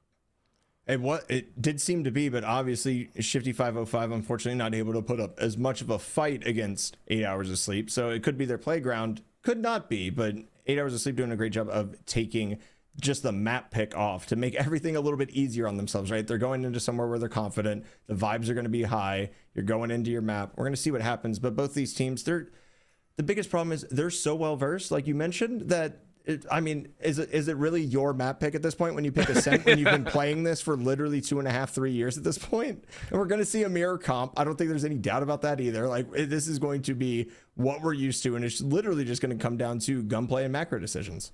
Mm-hmm. That's my favorite way to end it all. You know, it's just like, hey, look, there's no real difference. I'm sorry. You can sit there and say, it's a big difference here and there. It's literally like you just got to play the comp better. That's all it is. And last time, even though 8 hours came out with the victory, I still feel it could easily swing back and expect the expected favor as we get this beautiful flyby. Taking a look here, I do want to give a giant shout out right now because this tournament has been ongoing for so freaking long. Again, we started out with, I believe, about 60 to 68 teams here today. And it's been such an amazing Sunday full of games here. I want to give a big shout out to our production, right? We got Colton as well as Broom8 that have been running this show the entire time, and they have given us every single moment of action. So a huge shout out to them. If you can in the chat, shout them out as well because they put on such a glorious time. Even across all 5 weeks of play, we've gotten to see so much amazing action, and we are going to crown another victor here tonight. A brand new winner to join in with some of the others at the top. Let's go ahead and get into it. 8 hours looking to seal the deal here at 2-0. Expect, hoping to push for a map 3. They're certainly hoping to push for map 3, but I'd be remiss to not also shout out the two casters that brought us here through the best of one. So we have to give shout outs, of course, to Carlos and Septillans for really bringing it in, getting the hype ready, setting the stage for us to take over, of course, these semifinals and grand finals, something that we definitely appreciate as well. So show some love to them when you get the chance as we start out with a tree side default, and that's going to be a huge 0 point to spawn a ton of people, and now the rush is on. It's going to be the flashpoint out. Jonah's going to be able to find one. Can you find any more? The spam is just ubiquitous. It's everywhere, and Lear's going to be able to find a second as well. Expect has been found out. The plan has been shut down, and now the question is, where do you go from here? Behind a box is where you go. Behind a box to safety. Physics finds Veer on the edge. Reform gets one before falling. And it's all down to one as Spagooby finds one through the darkness, but dies to the dark themselves. It will be 8 hours to come out with the pistols. And it feels good for them. I would also love to shout out as we're on this roll because it is only round 1 of what could be many, maybe even OT. We got to give a shout out to all the teams that joined in as well. Everyone that has joined in this Fighters Cup has made it possible for us to be here and showcase these two amazing teams right now. So please go ahead, give yourselves a pat on the back if you did join in, as well to all the viewers tuning in and making sure that we can put on this amazing show for you. Getting into round number 2, though, this is a little bit of a difference here. I love the Marshall coming out for Penny. Penny looking to be an absolute baller here if they get the shot, but you also hear the very faint sounds of a machine gun firing, and when Asova's on the map, you know what they want to do. It's pretty much basic. Oh my. And, you know, the thing that always scares me, we already saw the rush up tree last round, right? And you're going to do that, but you're not going to have your dash primed. It's just one of those things that Mage and Jet have a little bit more of a high skill floor than they used to, as the rush is going to come out from that way. Jonah's going to be able to find one as we start off this. Veer going to go ahead and have the stinger and hand a little bit of a force round. Going to do some work here as Reform going to be able to take down another as well. Penny trying to get some spam into hell, not going to find anything. Now 3v3, Spike down, one member injured on both sides. This is going to be a very difficult retake, and Reformed now has a Bulldog, and I would be terrified of that man if that's the case. The difference here is actually that they rotated out, so they're playing along the fact that, hey, you know, 8 Hours do have to walk in. They have one along the main side, and Veer just mows him down. Stingers galore, as that's going to catch him in the head. One more shot will do it. Physics is very low, and it's done. Veers off course and says, we're going to go ahead and grab a second. What a chance. Round 2 goes the way of Expect. I mean, did they force some stingers? Absolutely. Did they put some investment in it? But sometimes that's all it takes, is being able to flood out, getting a first initial pick, and then watching the bodies roll after that. It's a phenomenal job by Expect kind of bringing this one up. Of course, we saw 8 Hours being able to break some runs, of course, versus Shifty by getting a bonus round win on their save. This time, it's going to be a little bit of a force buy that allows them to go ahead and pull up together. I'm excited to see what Expect brings this round. Obviously, an Odin in the hands of a Sova on Ascent, because the walls are made out of paper mache, is not a surprise. I'm really excited to see what this round is going to bring us now that the tables have shifted a 180. For 8 Hours, you can kind of see them playing a little bit closer to the chest, right? A little bit further up on that tree to cat. And this is a problem because Blagubi is more than ready. Very nice snipe out. Penny was able to grab one, but I mean, you can grab that Odin as quick as possible. With Spike down in mid, though, Expect are kind of getting a bit cheeky here. You take a look at 8 Hours. They're actually rotating back and around, trying to get coverage on A site. With the Spike done, it's a Scrubble Bubble that's just like, I see you. Makes it look simple. Down to a 2v4, 8 Hours. Not much to say, but Penny has a response. Scrubble Bubble is popped. One more to go. Moose on the back end gets a fire and sees a gun. You walk through. Penny turns it to a 3K. 1v1. Moose needs a headshot, though. You're on low HP. You know you're around the corner. But Spike is already grabbed. Paint doesn't actually have to force this. Why not bring the opponent to you? It's the smart decision to make, especially with 30 seconds left in the round. However, this door is going to go down a little bit faster than he thinks. And here is the plant going down right now. Paint, are you going to be able to figure out where he's coming from, Moose, is the question. The answer is no. Paint's going to find the headshot on the crouched Moose with the Odin. He's going to be Expect winning a nail biter of a round. I don't think they were expecting to lose that much as far as the economy and guns go. It feels bad, right? Because watching from the viewpoint of Reformed, it feels bad that you haven't trained. You know where they're coming out of. It's just like, or Moose, and it's just like, dang, like that hurts. You had a moment, you had a chance, but Expect to come out with the round win. And now we get to watch a little bit more. So Splagubi going ahead, grabbing an Oda gonna answer. Jeez. Okay, that's kind of funny. Looking here though, 8 Hours gonna walk their way through. Nano Swarm in front, and they're just gonna hard dash in. Expect say we don't care. Penny though annihilates Reformed, and Physic was ready for the aggression. All of a sudden, Expect locked into this do or die moment, and unfortunately, I think they're forced to take the die route. One back in the back corner, Lear waiting on the edge inside of sight. This is going to be the walk back as Scrubble finds one. Lear, though, around the corner realizes they're in a bad spot. So Gooby and Scrubble annihilate this site defense. It's down to a 2v2. Are you kidding me right now? And Penny's not going to be able to spot this. He hears it. Has to get off the angle. He's going to be tagged by a recon bolt here as well. 2v2 retake. One from Garage.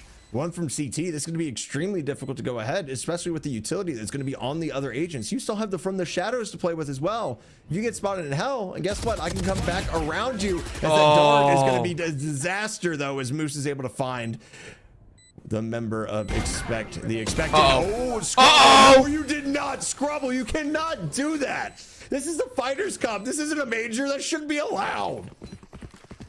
Illegal maneuver on the play, flag down, whatever you want to say. The back and forths worked wonders, and honestly, catching a Sova, trying to fire a bolt out, getting a kill. 8 hours were ecstatic. And Expect fought back. Just what a freaking moment. And now you force 8 hours into a dire situation, right? You don't have econ. You can see it there. What? They're resting on a couple Ks. It's not much, right?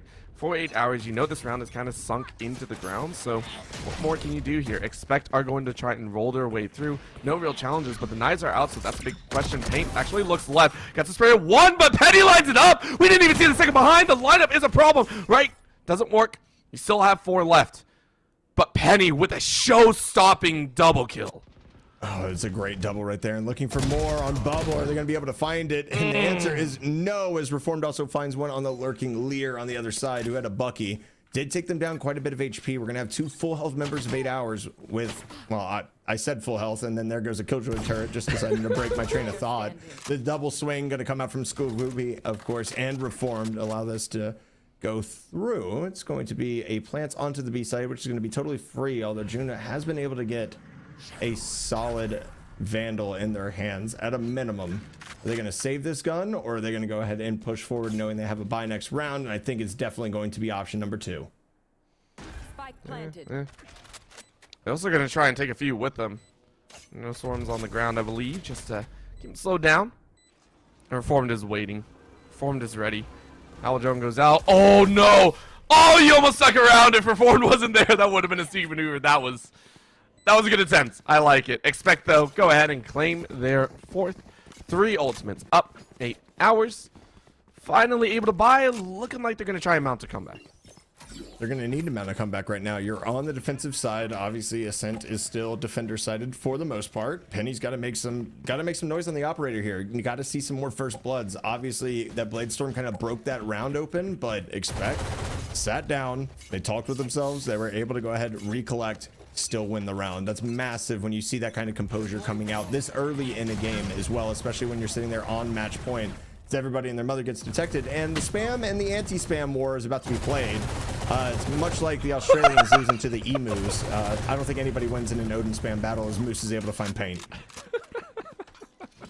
Moose says, you're done shooting. Like, I'm sorry. Like, listen, we gotta have precision gunplay. Oh my god. What is going on? I love it. They're literally guessing between the two. Oh! I think Physic actually got tagged a little bit more. The largest game of cat and mouse, literally, of all time, we are witnessing. Just the spam, the counter spam, the spam once again. He's on a 24 reserve. He's still going. Okay, he's on time. He's good. Like, at least Physic has a little bit left over, bro. He had 24. The man was just holding down the button saying, hey, yo, try me, brother. Try me and see. You can catch these bullets through this wall. I've been casting League for like quite a long. I've never seen an Odin get that low on bullets, by the way. I've never, at least from the wall spam, right? That is so good. Right now we are waiting for Jonah. Doesn't have an Odin, but has the tap. Gets a headshot. Jonah looking for another. Pop flashes up. Says, hey, maybe I can find another around the corner, but not gonna have it. Expect though, walking backwards. Veer finds out the Lear, and Veer finds a second behind. They are veering on course with a sight. Well, Penny looks the wrong way, able to snipe out that little drone. But Scooby takes that moment to find that kill. 6 seconds left. Easy enough to play. Expect. Done with B side. Now locks down A. Oh, Moose is going to be able to find one, though, and at least even the odds here, Orbital. This is massive. You have the opportunity. Oh, my gosh. Oh, that timing was almost there. Now it's Moose in a 1v2. Knows that one is heaven. Going to go ahead and, of course, go on top. There's a nice one-way to deny the push as well. Coming from, of course, Door over there in Tree. We're going to see Moose try to clutch out this 1v2. This has to be just a casual peek. Moose is actually going to look around, not be able to spot the first one. There's one. He actually has an opportunity for this. The dart's going to be used. Don't think he really cares. The ping not going to come through. Gets it half. Do you have enough time is the question. Ping not there. Big wide Nice swing. job. Going to take enough time away. And Moose, albeit gets 4, is going to die to the spike. And it's going to be 5 rounds on the attack side for Expect the Expected right now. That's a very bittersweet moment, right? For anyone that plays Valorant, it's so well done by Splagooby. Like, that's the right call to make, right? Don't peek out, don't force it or anything like that. Just check, make sure they're not tapping or anything like that. but it's a bittersweet win, right? You go ahead, take a look, 8 hours, you fought hard, but you're still down 4. So this time around, you go ahead and recoup yourselves. You have 4 ults ready to go for the next round after, because right now you're on a bargain bin buy. Because of that, you are going to get a little bit aggressive. Expect chasing their way up and around and trying to match their aggression here as it's pushed towards mid. Penny firing away, but doesn't realize there's one lower. Physic, though, able to fight back in 8 hours. Looks like they found a little opportunity. They go ahead and grab 2 guns, upgrade their limitations, and a spray through the smoke actually catches one on the back end. So one member of Expect is actually taking quite low. Paint running around the side, but Paint says, I don't need HP. I just need 1 to go ahead and take your life. Physic falls, and it's down to a 3v3. Jonah has such a good lurk here. Not going to be able to find anything, though, as that smoke dissipates. It's going to be Splagooby being able to find 1. Lear trying to find mid, and it's just a nice lurk by Scrubble Bubble. And what started off as a great little eco is now turned onto its head, as Moose is once again the only one alive. And you know he's calling to his teammates, hey, guys, can I not be the last alive every round? Like, I'm getting sick of having to be the solo push. He's going to see if he can get anything done with the Phantom in the hand versus 3.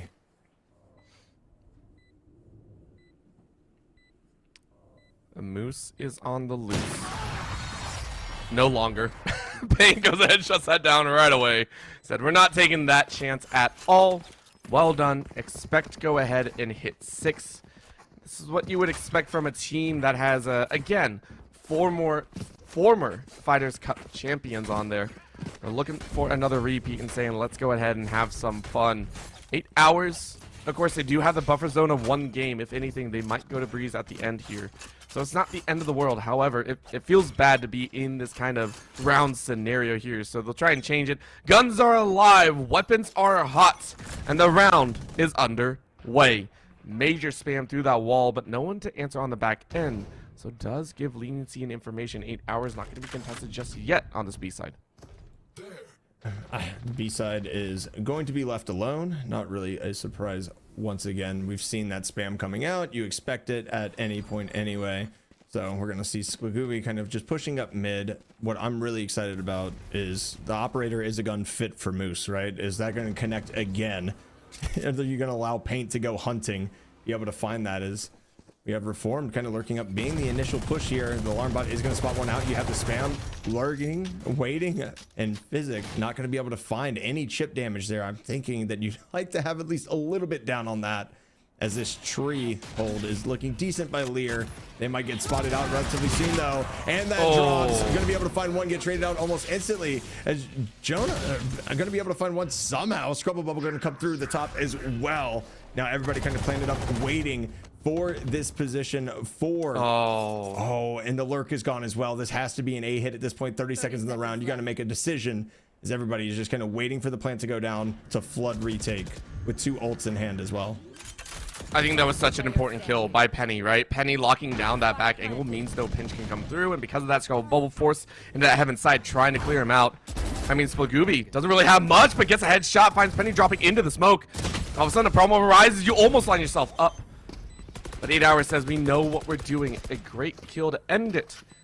As they finally find a second round. I mean, it's good for them. They're obviously going a little hunting for guns here. It's definitely important. I don't think they're timing it out. Yep, we're going to grab the operator. Go ahead, give that back to Penny. See if he can make a difference in the next round as well. Ult economy looking decent as well. You have the Hunter's Fury and you have the Lockdown. So you have 2 really good ults here to kind of just deny just about everything.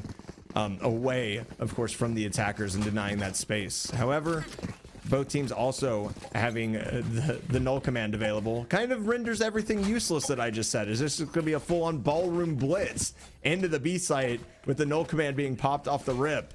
It's going to be interesting if it is, knowing that that Sova has the Odin that you dropped last round. Oh, this is gonna hurt a little bit. Splagooby! The absolute retaliation! Domes out the other. Penny gets a revenge. But my gosh, is that a brutal one to have. Oh, to anyone spamming that out, know that that is a challenge that will occur. The attacker lockdown does not really find anyone.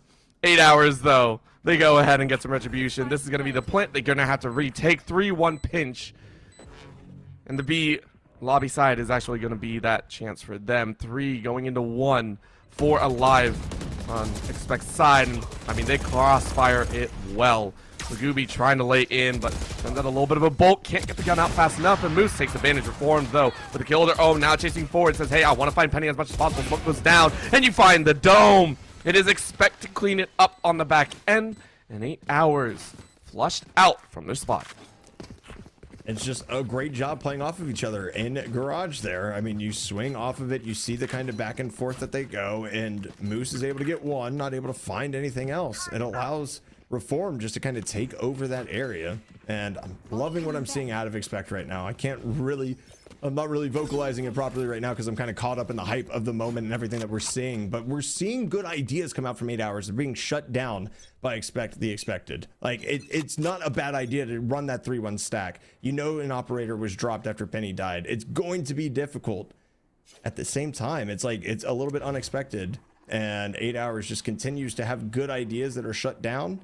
I expect to see some ults burn this round just to try to get them back on track. I mean, we say that. We say that, and I'm kind of scared that we're not going to see any. Maybe not because 8 hours doesn't want to use it, but maybe because they can't, right? Go ahead, take a look here. It's a 4-person push. You get that no command down, it's going to be great, but I mean, really, what are you going to lock into? Lear, only a classic in hand, is going to try their best. Not really information gram, but Scooby's going to look, and I mean, that's the flush that you need. Very well done there. 8 hours, not going to get the jump at all. A little bit of a fight in the mid lane as Reform just drops to like a sack of potatoes. Easily done as Jonah playing up and far. Paint, very, very wise to that fact. Physic is the last one alive. I mean, how much can you really do here? The Vandal going to try their best. Look left, look right. Either way, it's got some damage. Crossfire brings it to a close as Reformed collects 3 and Expect hit 8.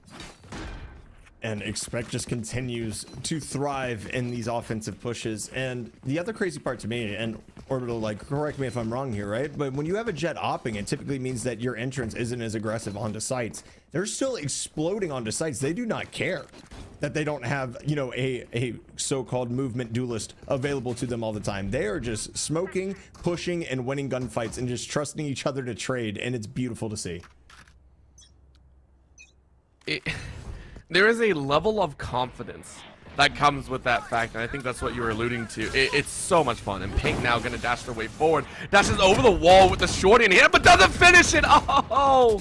Only half of the bullets actually register, means only half the damage. You don't get that kill because of that. You laid your life out there. A Hunter Siri right back, second of this round. Sniped through the wall, doesn't really find anything, and a quick swing back. Splagooby doesn't really flush anyone out. The danger is abated, though, as 8 hours are left with a single man advantage. Yeah, 8 hours is turning into 1 week right now. You got to be worried about this. They have lost 4v3s in the past on this map as the operator is recovered by the offense. Spike's still down, just lurking around outside of A spawn, A side on spawn. So it's going to be a little minute. We're going to go ahead and get some feelers, see what's going on. Nice lurk, obviously, there in mid as well. But we're going to see the Omen after Penny gets dropped. I'm sorry, Penny drops Veer. Lear now actually going to be found by Splagooby. That might open up some space here. It's going to be a 2v1 onto site. However, door is actually closed. It's going to give a bunch of time for the rotation to come through. 30 seconds left. And Splagooby's like, I don't know what I want to do here. Gets a little bit of a shot out. Reformed on the other side, playing cat and mouse on this angle. I mean, they know. They feel. They see almost each other. And still Penny wins it out. Oh. Reform tried their hardest, but 8 hours find a little bit of an opportunity and are able to collect their third. It's just a good job by them, just making an adjustment there. I mean, they went ahead, you got the lurk, you took more aggressive space on B main, and it allowed you to get that round. We're going to see what they're able to do with it here. Obviously, a Bulldog is going to be in tow, potentially a Guardian, and it looks like a little debate's happening in between Jonah and his inner demons currently.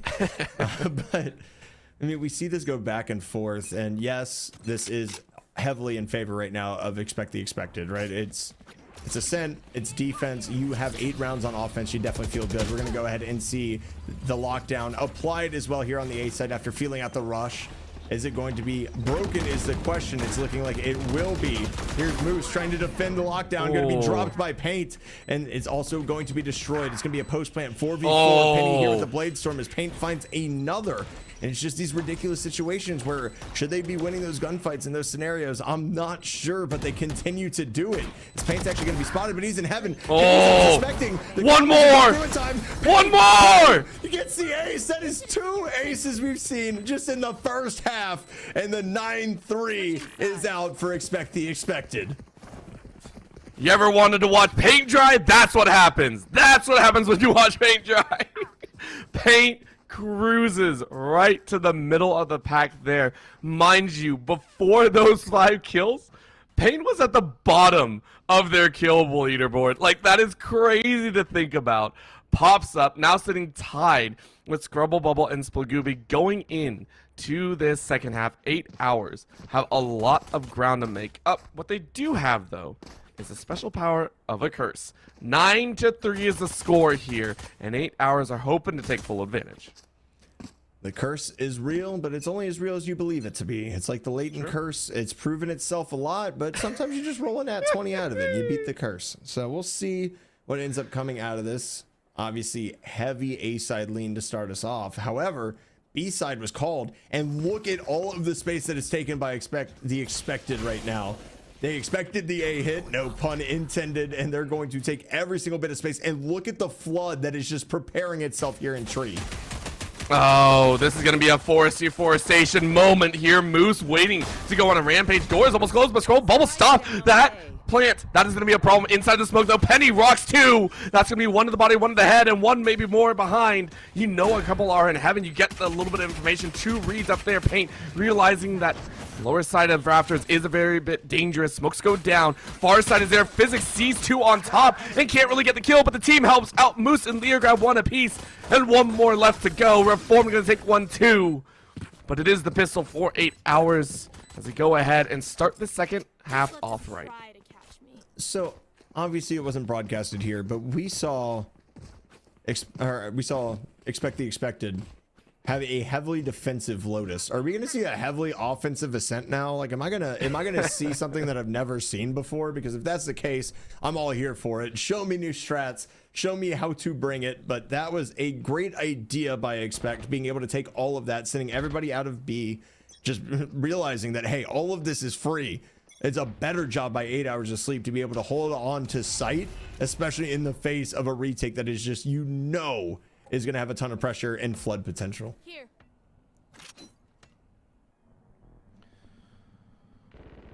For right now, it's just a very simple time, right? All the energy's gone out. Everyone needs a little time to recoup. Just take a walk on the sunny side. Maybe get some info. Smell the roses. Get a cup of coffee, you know? Yeah. I mean, 2 coffee shops here. Yeah, I know. I don't actually drink coffee that much, but I'd love to try it here. Like, this place makes it look nice. You know, except for the gunfire that happens every so often. That feels bad. So, we don't talk about that. I don't know. They'll, maybe the time I go will be a timeout indefinitely, and I'll be like, oh, I can go grab the coffee. Maybe in market as well. Right now, though, getting into it, 8 hours is, saying enough of the slow chitter chatter. We are going to start walking our way in. B-side is undefended, so let's go ahead and use a little bit of a run by. No one meaning 8 hours get a fully uncontested rotate in plant. 30 seconds I mean, left. I like the idea to have a 5v5 retake. Same end of the token. You're going up against a disadvantage in guns here as well. It's going to make it a little bit more difficult to go ahead and retake. We're going to hear the door, I'm sure, drop here in a minute. It's going to allow the plant to go down, and 14 seconds left, but a great job of just poking and prodding, finding the empty gap. It's like a zone run in the NFL. It's beautiful. You just kind of wait for your turn, you make the one cut, and you go. In 8 hours, it's gotten a post-plant scenario in a 5v5 because of it. Feels great if you're watching. Paint going ahead and realizing this is a bit dangerous here. Very nice line of scrimmage currently being drawn, and I think Expect are more than willing to wait this one out, at least for a moment longer. Shots through the wall, though. Veer getting tagged out. Scrubble Bubbles giving away their location, and Physic and Lear go ahead and take advantage. Paint able to grab 1 before falling. A little bit of an own out to the side as Physic gathers a few more dubs. That'll be a 3K to end at 8 hours. Carry 4 across to the next round. They carry 4. They do an excellent job. That Paranoia also, just to go ahead and hit everybody that exists in mid, was remarkable right there. Easy way to get yourself some assists. And what I'm liking right now is, other than Penny, obviously, who is the top frag of the entire game, we're starting to see 8 Hours build some momentum with the people that were on the bottom of the scoreboard. Lear had 4 coming into the second half. He now has 7. So 3 in 2 rounds. Their impact is starting to be felt. Although it is a little bit lesser of a bonus round for them here, noting that, yes, they did drop 1, but they didn't really invest anything except the 1 Vandal into it. As we go into a little bit of a pause once again, not exactly sure what happened. I'm sure production will give that to us here in just a minute, but Orbital, we're seeing the attack sides be successful currently on Ascent. Like, I'm not used to saying these words. I've casted a ton of college Valorant. I've casted the Fighters Cup presented by the Marine Corps before as well. We're seeing an offensive Ascent, and it's still the mirror comps. It's nothing fresh and be like, oh yeah, that caught him off guard. It's just offense is dominating right now. And I think that lends itself to the fact that maybe it's because it's the earlier rounds as well, right? Like, so one of the things that I always like to say is you can't really count the first 3 rounds of Valorant in a game or in a half as actual Valorant, right? Because I always feel it does tend to lean the same way each time, right? 2-1 in one favor, and then you roll into the 4th. That's where Valorant really kicks off. For these teams, I don't see it, and I gotta agree. On the attacking side, it's like, man, they come alive, something happens. It feels like they shake things up, and I'm holding a little bit of reservation, right? Once we get over that hump of the 3rd and 4th, if this continues, then we can go ahead and say 8 Hours are looking at that offensive Ascent side, and maybe we get that change up. But for right now, I still feel like, hey, you know what? Expect the expected are expecting this. Maybe they're not as strong on the defensive side. Maybe they just need a little bit of time to amp up, get those guns underway, and then they can make a little bit more magic happen. And I think it's always good for you to temper expectations, right? I just, you know, just the overwhelming, convincing amount of rounds have been won on the offensive side so far. I understand it's the first 3. I just not used to seeing this. It kind of is what it is. We're finally coming out of the tech pause. We had a little headset issues for one of the players that has been resolved. And this is why I always vouch for wired headphones. But alas, that is not what we need to focus on right now as we're getting underway here. Oh. Scrubble Bubble going to be tagged up just a little bit, trying to get a little cheeky and sit in their own one way. It's not going to happen. And look at the flood potential that is coming from Tree right now. We're going to get the fragment to delay this a bit. Penny's going to go ahead and dash through. Has a Guardian in hand. Going to get hit with 0 points all over the place. Here's your opportunity. Are you going to be able to find the opening frag? Penny, no, it's going to be Lear finding the opening frag. We're going to get a plant down already. 5v4. Also, a Phantom secured right here. A little spray coming into hell. Not much to happen yet. Door's been dropped. Reformed is fighting for his life right now, and there's a ton of utility trying to stop him in that way. We're trying to take the site as we go ahead. We see the recon bolt start as the retake comes. I mean, that's scary, right? You can see a flank on the back end as well through Cat, and that's might or might not be smoked out. Lear waiting for someone to turn around the side, but Pei and Splagooby both win their gun duels. That is a problem. They said they could have the re-entry. Reformed wins theirs as well, and it's going to be the spray down. Moose waiting for an opportunity down to a 1v1. If you win this one, you get 3 in a row. Moose, the last one alive once again, and you see him, but you just have to dance. You don't have to rush, and you win it out. Splagooby gets a bit too anxious. I said the first 3 rounds don't matter, but I lied. 8 Hours get 3 in a row. Not only 3 in a row, they get the bonus, which is massive. We already saw them break a team's back on a bonus round win. They're going to do it again here. 6-9. We're creeping ever so close to a legit comeback. I like to temper expectations until we hit 8, but we know they're at least touching 7 if we played it on paper, right? Just by sheer gun advantage. Both these teams can pull some stuff out of nowhere, basically, to give themselves thrifties, to make themselves available for it. So I'm expecting to see a little something here, but we're going to see some aggression towards A main to start this off with 3, triple stacking the entrance to A, going to allow this kind of fake actually to kind of come off. Payne's taking space here, but I don't think he realizes that there's 3 people waiting for him on the other side. I think there was a call to maybe even touch that orb, maybe get a little bit of an angle on it, but you can't. So well done so far. You're gonna wait it out. Paint on the back corner says, okay, how can I adjust this? You take a peek on the side and it's spotted, and Lear just mows him down. Not a moment to lose as Veer's gonna try and help it on the back end. It's gonna be a pop, and 3 are blinded out, but Veer, you're still fragged out at the end. But you did work. You did enough, and that's going to be plenty for the rest of the team to come in here. 8 Hours, maybe a little bit silenced out, but it's gonna be enough. Scrubble Bubble though, doors closing down, and see through the wall.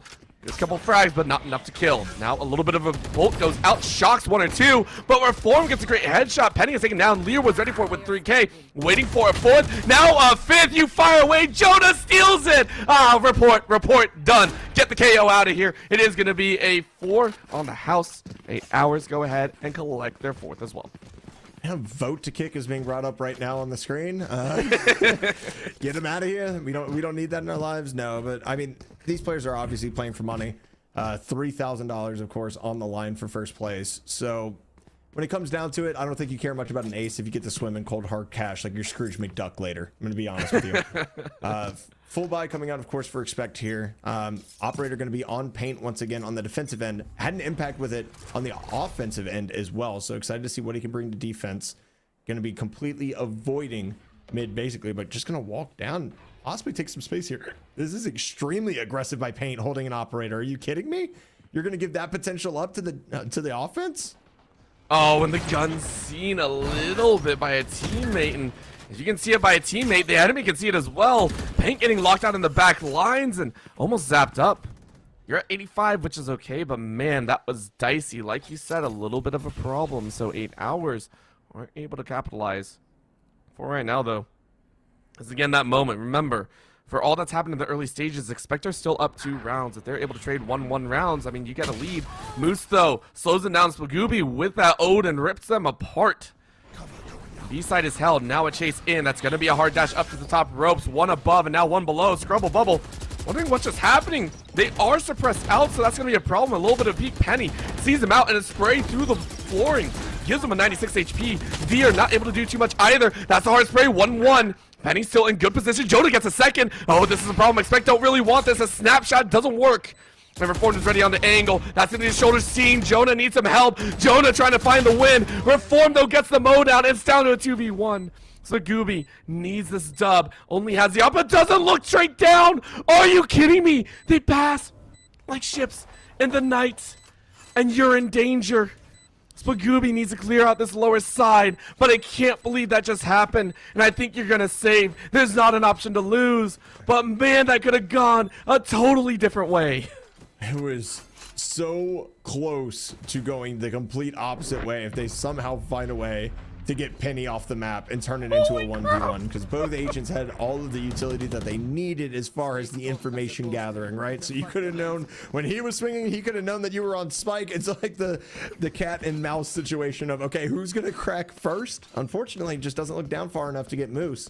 I'm sorry, not Moose, Penny, and that ends the whole discussion there. 8 hours now have won 5 rounds in a row, and Ascent is apparently officially offensive sided. Like, there's no doubt about it. Plant the spike. I will agree with you 100% there, Visionary. Yeah, you got it. Oh man, I don't know what we're watching right now. Jonah goes ahead, flies in, gets one. Spagooby, though, with the held on op, is going to create an opportunity. Veer locks down that null command. Jonah is down on the ground, but Physic is able to get them back up. So back to a 4v4. Eyes are open here. Scrubble Bubble down to 5 HP. And yes, you only have a pistol, but you're going to try and do work. Moose says, nah, you can't hold on. Jonah gets that kill. Spagooby once again, last one alive with only your ult and some. I think, again, you are going to pull off and save that major gun. You can't really give up an operator right now. I mean, you either want to get your duelist going or you need something else. That's going to be a nice shot attempt. Unfortunately, not going to be able to be found. So they go ahead, hit tree with that one, and hopefully skadoodle over, but it's not looking good right now. Moose here going to be peeked. Okay, Spagooby going to be able to find one. Gets peeked right off the bat, and it's a good job by 8 hours of shutting down the save, not allowing an operator to be carried over once again. So for your second there, it looked hairy off the opening picks, but they're able to pull it out. The economy obviously stacked right now in favor of 8 hours, and it's going to continue to look that way as Expect is going to have a full buy in this 9-9 game. What's going on here, Visionary? I wish I could tell you, bro. I wish I could tell you. I like it's full on expect the unexpected now, because Ascent top is bottom. Ascent is T-sided. I'm losing my mind. Like, this doesn't make any sense, but it is what it is. We're going to let the guys play it out because they certainly are putting on a spectacle of a product to watch. And the good news for Expect as well, they were able to buy this round. Also, their alt economy looking extremely healthy at the moment. Oh, they look great. There's no doubt in my mind that they're riding the high of these rounds as well. They are riding through these moments. Now, of course, this is a big one, right? If you go ahead and win this one, you knock down Expect a little bit further down, and you give yourself a nice boost up into those double digits and maybe even play for that 11th. For right now, though, it is going to be a little bit of a safeguard. Skull Bubble does get behind, was peeking out in wine, but Paint trying to hold down this catwalk angle, not really going to find it. So, at least for right now, the call by 8 hours is to walk. What side is it going to be? The orb? Is it going to be a shock bolt? It's a shock bolt instead. Good zap. You get information, and that lands right on brand. Paint down to 66, but you get the snap. Penny is down. What a blow to the team. 4 ults already by Expected. They wish to peel off and look for another. A snapshot right by Physics' head. Not going to land. So 8 hours, they have to take that loss. They're going to try and hightail it over to this B side, but take a look as who's holding it. Reformed again. One of the players for this angle of Expect to make magic happen. No utility is down. It is completely flushed out. Reformed going to try their best, but they are zoned in the back corner. And no one looks. Are you kidding me? Reformed allowed to live? What a mistake. It's down to 1v2. 8 hours. They let Boathouse get away from it. And Jonah, you're the last hope. You're going to try your best and can't. The bolt happens. Expect granted a 10th. It's just massive. And I can't say I blame them. There was literally a pixel to where that fragment was not touching Reformed. You have to expect that clear. You don't hear the noise. You don't hear somebody getting hurt by it. Just assume that it's clear because you've run this 1,000 times and you've never had an instance where that one pixel was off. Well, it happened right now. It cost you a round because you don't even get a plant down because of it. That is insane to think about. And Splagooby's just like, you know what? I'm an Opping Sova now. I'm top frag. I'm going to do what I want as this push N2 is going to actually be found. And Penny is just going to run through the entire Oh my gosh. Going to get a great trade here as well. A little bait and switch. Going to allow something to come out, but that's going to be, of course, Physics dropping here. Moose is going to go ahead and try to cover the flank to the best of their ability. And the lockdown is going to be dropped as Reformed finds another. And now this is a 3v3, and it's looking like it's favor Expect. Oh yeah, that's Knives Out. Penny doesn't look the right way. It's another reset. That's the second over that Nanostorm to go. And I mean, double smokes out means Paint gets full flush on. This spray through the wall doesn't really connect. Moose is able to find one, but dies right away. And Jonah is the last one alive. Right click doesn't work, but it's enough to find as Reformed finishes it off. Expect out of nowhere. Feels like they come back alive as they push for their 11th. 8 hours. Feel this game slipping away. I feel like they do. Like you win 6 in a row, you get yourself back up tied, and then you drop 2 right afterwards. It's something that's very difficult to contend with when you start steamrolling, and then immediately everything just goes out of the sails, and you're stuck just drifting at sea by the own current. You don't have a choice where you're going anymore. It's kind of how it feels with Expect kind of drawing them in. Obviously, 2 ultimates still on the side of 8 hours. They're going to be able to buy up this one. I don't expect the Blade Storm to be used in this round. And also, no command on the other side, and Paint has just been so aggressive with this op and continues just to find picks that potentially wouldn't be there previously. And look at the spam coming through, trying to get him off the angle so you can go ahead and get your space. A lot of space available in mid. No alarm bot to hold him back this time, and the Kacker Killjoy going to be popped on this side as well on B to potentially allow for this. Are they going to hold out and try to go ahead and catch the ones rotating from mid is my question, because I think that would be genius if they did. Right now, I think they were attempting, but 8 hours again granted an opportunity here on this side. Jonah able to find one before falling. Paint still with the op, looks strong. Falling back a little bit more. A lot of shells coming out, and I mean the quick dashes keep you safe. I need to say at the end of the day though, nothing else happens. Veer gonna drop into that null command, and they're gonna slowly advance forward. Expect for a chance. Spray through the smoke. Penny realizing that they're in a little bit of trouble, and the rest of the team is now going to help out facilitate. Skull Bubble out in the middle, gets the kill, but is quite low. Reformed in the back corner, sees one tug. That's going to be the shot. Physics gets 1. Trades back and forth, but Veer gets 2 behind. Down to a 1v2, and that's going to be the bait, but Penny lines up the secure, and it's done. It's over. 8 hours have gotten their 10th. Everyone pays the price, but it's a 1-round game. the wherewithal to go ahead and choose to go for the wall bang instead of exposing yourself and hoping you can find it in the 1v2 literally is the difference of the round. Penny just coming out of nowhere with the smart decisions, gonna go ahead full buy up here. He's going a shorty and full shields, popping that blade storm and hoping to ride that high into next round. 10-11 we go. Map 3 potentially looming, or just a championship for 8 hours right now. Only a couple of rounds away. I'm losing my mind, Orbital. This is just back and forth. And there is a dash. And Pain's going to be able to find Physic. It's just going to be dropped. Make that two. Pain's trying to flip this on his head with the hero rifle. Scuffle Bubble's able to find one with a shorty. And now 8 hours is just decimated by Expect the Expected. Match point. Visionary, what? That's called finding What just value. happened? That's called finding value, brother. It's called finding value. Paint, they're like, hey, take the hero rifle. We're going to see what you do with it. You get 2 openers. And as soon as the 2 are picked off on B, obviously that means the A rush is coming in. And you have Scrubble Bubble just deciding, hey, I'm going to be a New York City sewer rat and sit in my own smoke with a shorty and get one, not with 2 shots, with 1, so I can still potentially stay alive. It is crazy as the rush down comes right now. Obviously, the null command being burned. Scrubble Bubble trying to get some chip damage is going to get quite a bit onto the KO, but not going to be able to find much more as Penny now dropped to 15 HP. The plan is going to go down, but at what cost at this point? 5v5 retake scenario, potentially for the map. Orbital, bring it on as Paint gets 1. Paint gets 1 and 2 and more. Penny shuts that one down, of course, cuts them out of this fight, but it's down to a 2v4. The damage has already been done. Lear caught out by that drone. The Gooby signs the contract, and Moose is the last one to fall. I mean, you're in a 1v3. There's not much to say. You're blind, you're deaf, and you're now dead. Scrubble Bubble secures the map as the expected forces us to an expected game number 3. Game number 3 is Among Us, Orbital.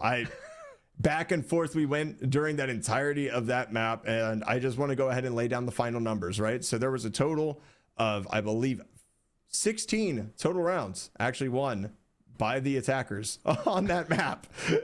On Ascent. Like, I just want to make sure everybody was seeing the same things that we were. We were seeing Ascent. Now, 1-1, we get to go to the map that you most wanted to see tonight as well, Orbital, in Breeze. So we're going to obviously get to see the Viper play. We might potentially see some Harbor, some lineup action going on, but I'm really excited, of course, to bring that to you. But Orbital, any final thoughts before we finally let ourselves catch our breath after another barn burner of a map? Nah, I mean, this is Fighters Cup presented by the U.S. Marine Corps. This is getting silly, right? Of all times, week number 5, you don't want to miss it. Please stick around. Game 3 will be coming right at you in just a bit. The future is threatened by enemies often unseen They alert Marines.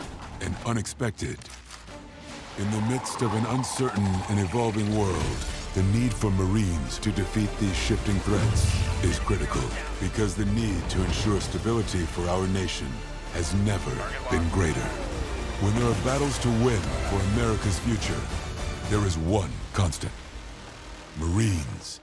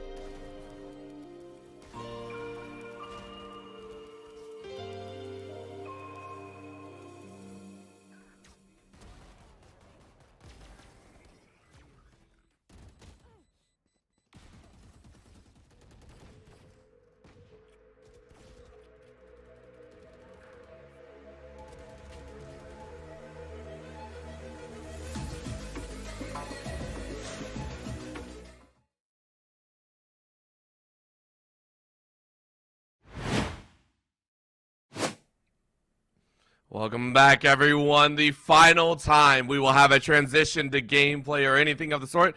Final time here tonight that we are going to see a map come up on our screen. It is the Fighters Cup presented by the U.S. Marine Corps, the grand finale here between 8 hours as well as the expected. I honestly don't think they expected this one to come about because we're headed to Breeze of all maps Visionary. I love it. I got to know your thoughts on it. I also got to know your thoughts about how this map 3 is going to pan out, because we've now seen some very unexpected turns on Ascent, as well as in our map 1 phase of Haven. Yeah, New Breeze really allows for so much different variation again. We used to just see a solo Viper. That was basically it. That was your lone smoke. But now with the choke points kind of being reduced, especially in mid, like an Omen can kind of come into play here, play a pseudo duelist who can also smoke off for your team. Obviously, Cypher is probably going to be used more than Killjoy because unfortunately the lockdown just doesn't cover enough of the site to even be worth anything. And then KO is obviously a choice here, but I've seen a lot of Sky being run. I've seen Phoenix actually has the best win rate in all of ranked on Breeze.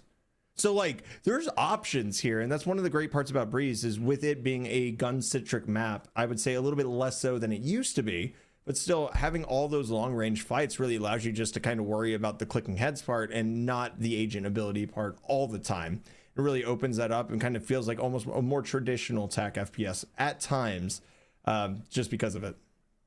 That's actually why I really like Breeze personally. I am a big fan of not having to worry about spray control or anything like that. I am notorious for spraying up the side of a wall before I'll ever hit an opponent.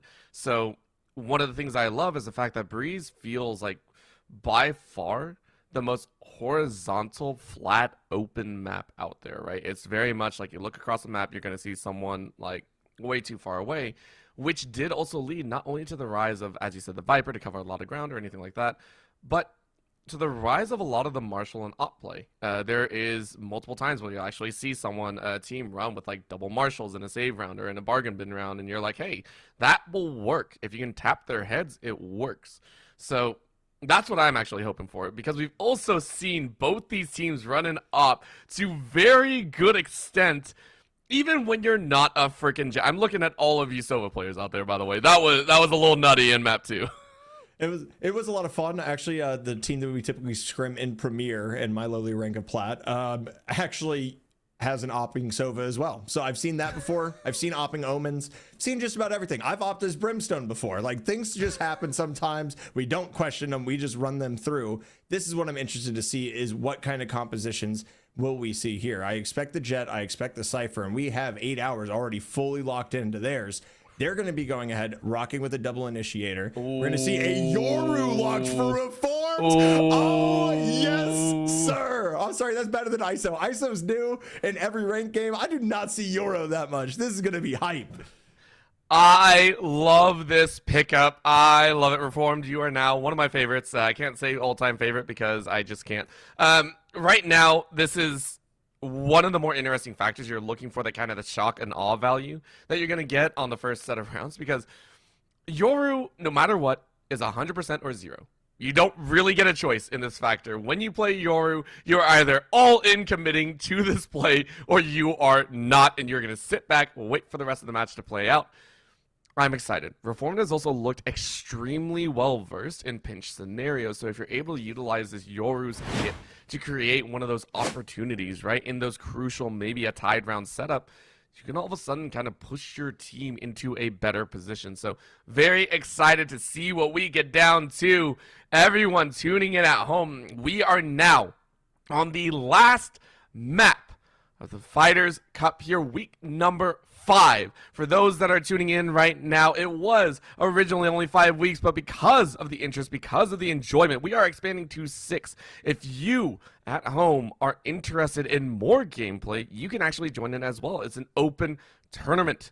This, again, will be happening just next week. Grab 4 of your friends, join in, and have a freaking blast. If you're interested, go ahead and type !Fighters Cup, join in, sign in, and all that jazz. Let's get underway with this map. By the way, I love this entire, like, I don't know, vibe that I get here. It's very very enjoyable, very scenic.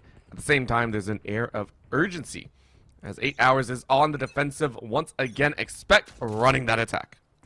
We're going to see what they can do with the Yoru on attack. I would say he thrives here, but he also thrives on defense just for the fact that he can rotate extremely quickly with how large of a map Breeze is in general. So we see actually a heavy presence here on mid. Kind of waiting out is Splagooby, just kind of sitting here waiting to go ahead, throw the shock dart, see if they can draw anybody out. This is very just tepid gameplay so far. About 20 seconds have gone by. We get one shock dart, and that is about it to potentially destroy the Cypher Trip, and it is gone at least. As Physic going to be able to take out one, Scrubble Bubble has two in retaliation right out of that. And Jonah and Penny losing their lives for that as Moose trying to out-Cypher the other Cypher that is sitting here currently. They both wander and Scroll Bubble. I mean, you already got two. Why not a third, right? Yeah. Expect coming out with some flashy moves of their own. Honestly, I think it's done. All right, at this point, it is 2v4. 8 Hours going to get zoned in on. I mean, what more can you do? Paint goes ahead and flushes a fourth. Lear is down in Physics. You are spotted. You can't shoot two people at once. It is done. Expect with round number 1. Pistol on the board. Pistol is on the board for Expect, and this is a map that's always been interesting to me since the rework, because I feel like it can be heavily defender sided. You just have to be able to play it right, especially with B site being as basically as elevated as it is now, where it did not used to be as elevated, as hidden as far as you hiding back there. So I'm excited to see what can kind of be done here on 8 Hours defense. Also want to see some of these exquisite trap setups that we know from Moose that have come out quite a bit in the past. Always excited to see that. And you talked about the double Marshall setup. Well, it's made its voluminous return already. It is there, and Scrubble Bubble is going to take out one of the Marshalls right off the rip. Oh! People right off the rip. Scrubble Bubble on the opposite side, but Moose has lurked here pretty well, but he's been spotted, unfortunately. Paint's going to take that down, and already a 5v2. This is pretty much done and dusted. Make it a 5v1 as Reformed is able to take out Physic. And that is going to leave the lone Viper, who's going to get picked off by Scrubble Bubble for the 3K. Very basic force round right there, coming after the pistol win for Expect the Expected. I would just like to point out, Scrubble Bubble on that one swung to the left, overswung, and then corrected all in like half a second. Very fun to watch. Again, this is why I love these maps. We get to see some of these one taps really come through, and I come from the days of like CSS and CSGO where, you know, you had to play the scout, right? At those times, like if you ever played anything else, you were considered bad if you were considered to play the op. So I love seeing the Marshall come out here, have a blast, and I mean, granted, I'm not sure if it's going to have that same effect. 8 Hours now with guns in their own pocket. Last chance to work their own magic, but in a 3-2 split, I mean, you're covering the sites pretty dang well. Certainly are. One spotted right there. Actually, it's going to be two lurking all the way up mid. It's going to be Paint. And of course, Reformed on that Yoru, sending out the clone, seeing if anybody's going to bite on the fake. Doesn't seem like it's going to happen. Lear, crosshair placement, not perfect, but still able to get Paint down. It's going to help out 8 Hours here as they look to just continue to hold on to sites, being very patient here. And that's what I love on Breeze, especially as Reform's able to find Penny there and just completely remove him out of play. And there's Walls crisscross applesauce as we hit the 4v4. 50 seconds remaining in the round. We're going to see if this is going to actually be the A hit or if this is just making noise to make noise, and it looks like Moose is going to be entirely isolated. Oh, poor Moose. This is not going to be fun. A little bit of a tripwire though, and Moose says, I don't need a teammate. Quick frag number 1 forces the rest of Expect to actually tune out, and that's going to flood them right into Jonah's hands. No walls to block away that vision. And 8 Hours are now with the player advantage. Physic takes one more. Lear finishes it off. 2 headshots to round it out. And we got ourselves a good old-fashioned half of Valorant, right? 2-1 setup. Out of all the previous ones that we've seen as well, like this is like a breath of fresh air for us moving into this map 3. Absolutely. This is just a solid 8th of Valorant. It is exactly how it should go. Okay, team won a pistol. They won their force buy. The other team comes back, wins. You know, they keep 4 guns. Pretty pivotal there as well. But it's nice to kind of just see chalk Valorant, right? Like one team wins pistol, they're gonna win another round, and then the other team's gonna win, and then we're gonna see what happens in round number 4. So definitely excited to see this brought out right now, especially because it's gonna be a full gun round, just due to the fact that 8 Hours was able to keep 4 alive as this early pick for Penny is going to be there. And Moose actually got the kill. They double stacked that. That's beautiful to see. Playing off each other again. Penny down to 70 HP, but that doesn't really matter. So it looks like the rush is going to be on to the B site. A good dash over. Paint gets themselves right in the mix. Didn't really spot anyone on the mini-map, so for right now, it's just an easy plant. Expect go ahead and line themselves up, and this is how you do it. Penny more than ready, turning into a quarter there, but shut down pretty quickly. Spagooby and Veer make their names known as Moose still runs over Paint. It is a problem to be had as Moose looks for another 3K. One more to go to make it 4, and Lear needs to get to that spike. A problem has abounded as you're going to see the bodies. Spagooby, though, says maybe you looked a bit too far. A little bit of a question mark there as 8 Hours is just going to sit on this spike. No reason to have any other troubles. And with the camera, you know they're so easy to be done. Spagooby spotted out, tagged, and running away. How far can you really run, right? It's 30 seconds left. you don't really have much in hand. That's a nice shot, though. Spagooby finds it 3K, but Jonah able to finish it off. We're down to a 2-2. Pretty nice setup, but again, only carrying 1 round over. Feels kind of bad for 8 Hours. I mean, 8 Hours able to pull it out, but carrying 1 over doesn't really matter when you can full buy this round as well. It's the best part about keeping 4 alive in round number 3. You get to save that economy. You don't have to buy a gun again. You're going to look at it, and it's going to be basically Scrubble Bubble here because he's fragged out basically this entire game so far. Going to be able to cop a Vandal. Everybody else is going to be on a shorter end of the stick, so it's definitely going to be favorable to 8 Hours still. Full shields being bought everywhere as well. They don't want to give up any potential of just any shenanigans happening. Love seeing that, kind of eschewing the common decency or the common thread of, oh, well, obviously you have to buy light shields. It's just a better eco play. They don't seem to care too much. They're buying fulls. They want to make sure that they can stay alive. I would too in this scenario. I'm sorry. Yep, I like 100%. staying alive. It's very fun. It's enjoyable. For right now, though, everyone else staying alive as well as these camera battles will continue. Spike is still down, so it's still a little bit of a default test. With the deep spread from 8 Hours actually pushing up on that A side, it's another kind of a questionable scenario. How exactly are we going to take that chance? On the far end of a mean mug as Physic finds a frag. Moose able to help out, but Reformed is able to grab 1. 1 is not enough, though, as the cage is going to go down. All of a sudden, expect down to 2. Not many options left. Bubble spotted out, fired away. Moose at 49 says, let's go, guys. Let's go, let's go, let's go. Let's get these kills and take the round. 30 seconds left. Veer. 30 seconds Nice left. little lurk going up elbow right now. A little double stack. We're going to see if they can go ahead and peek that out. They're actually just going to rush back towards the A side. Obviously, that's heard. But it's just another thing you have to worry about. How far did he go is the real question. Is Toxic Screen obviously going to go up, push down towards mid with 15 seconds left. Spec's going to want to run through this. Jonah going to be there and gets the second swing onto Veer as well. Definitely love to see it if you're an 8 Hours fan. Able to pull 3 rounds in a row now. It was 2 buy rounds that now Expect has lost. It's going to be exciting to see where they can bring that as we move on. The night has turned on us. It has been a good time so far. These matches have made it so spicy for us. And I mean, honestly, one of the big things is the fact that we're even pushed to a map 3 gives me so much happiness, right? There are times where I get to see teams, you know, sometimes just run over the competition.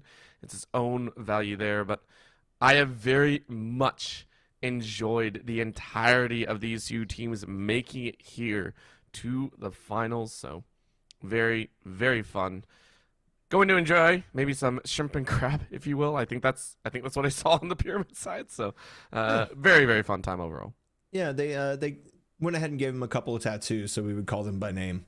That's one way to do it, right? Yeah, exactly. You know, with Breeze kind of being in, I would call it its infancy just because this map has fundamentally changed so much with obviously no pressure in tube, only having one sight line that you really have to cover as far as the ground goes in mid, and it's really been kind of considerably shrunk down to where I almost see like a mini split kind of at times just because of the way the mid actually plays out, the kind of high-low that you can do with the 2 sides of entry.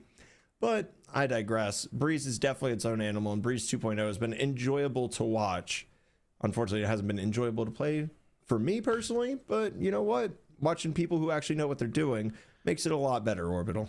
Why do you have a bad time? What's wrong with it? Come on. Let's talk about this right now. Okay, that's fair. So initially, I disliked Breeze because I was a Jet main all the way up through Silver. I was the most comfortable on the operator. I felt good with it, and nobody on my team would run Viper, and we would get steamrolled because we would only have an Omen and an old Breeze. So I learned Viper. I gave up what I love to do best, and was like, okay, well, for the team, I'm gonna go ahead and do this because I'm tired. I'm just tired of losing to it all the time. Fair. Bring everything else up, of course, and then just now I feel like it's a little bit too ratty. There's a few too many hidey holes for a map that is supposed to be aim centric. I think that's my biggest gripe with it right now, especially in the mid with the kind of boxes that you can play with and, you know, get a pick there or progress all the way up. I'm not saying it's not valid ideas or strategies. It's just personally the thing that I kind of liked Old Breeze for being as aim centric, and it's kind of 50-50 focus as it was, because it made it seem just a little bit more puggy than most Valorant maps are. See, that's actually why I love the new Breeze even more, because even though it was aim-centric, I'm a rat through and through, right? Like, you catch me in any of those Battle Royale games, I'm sitting there, like, I find a good corner, I tuck in, I open up the book that I'm currently reading, and I'm good. I'm golden for the next, what, like 20 minutes?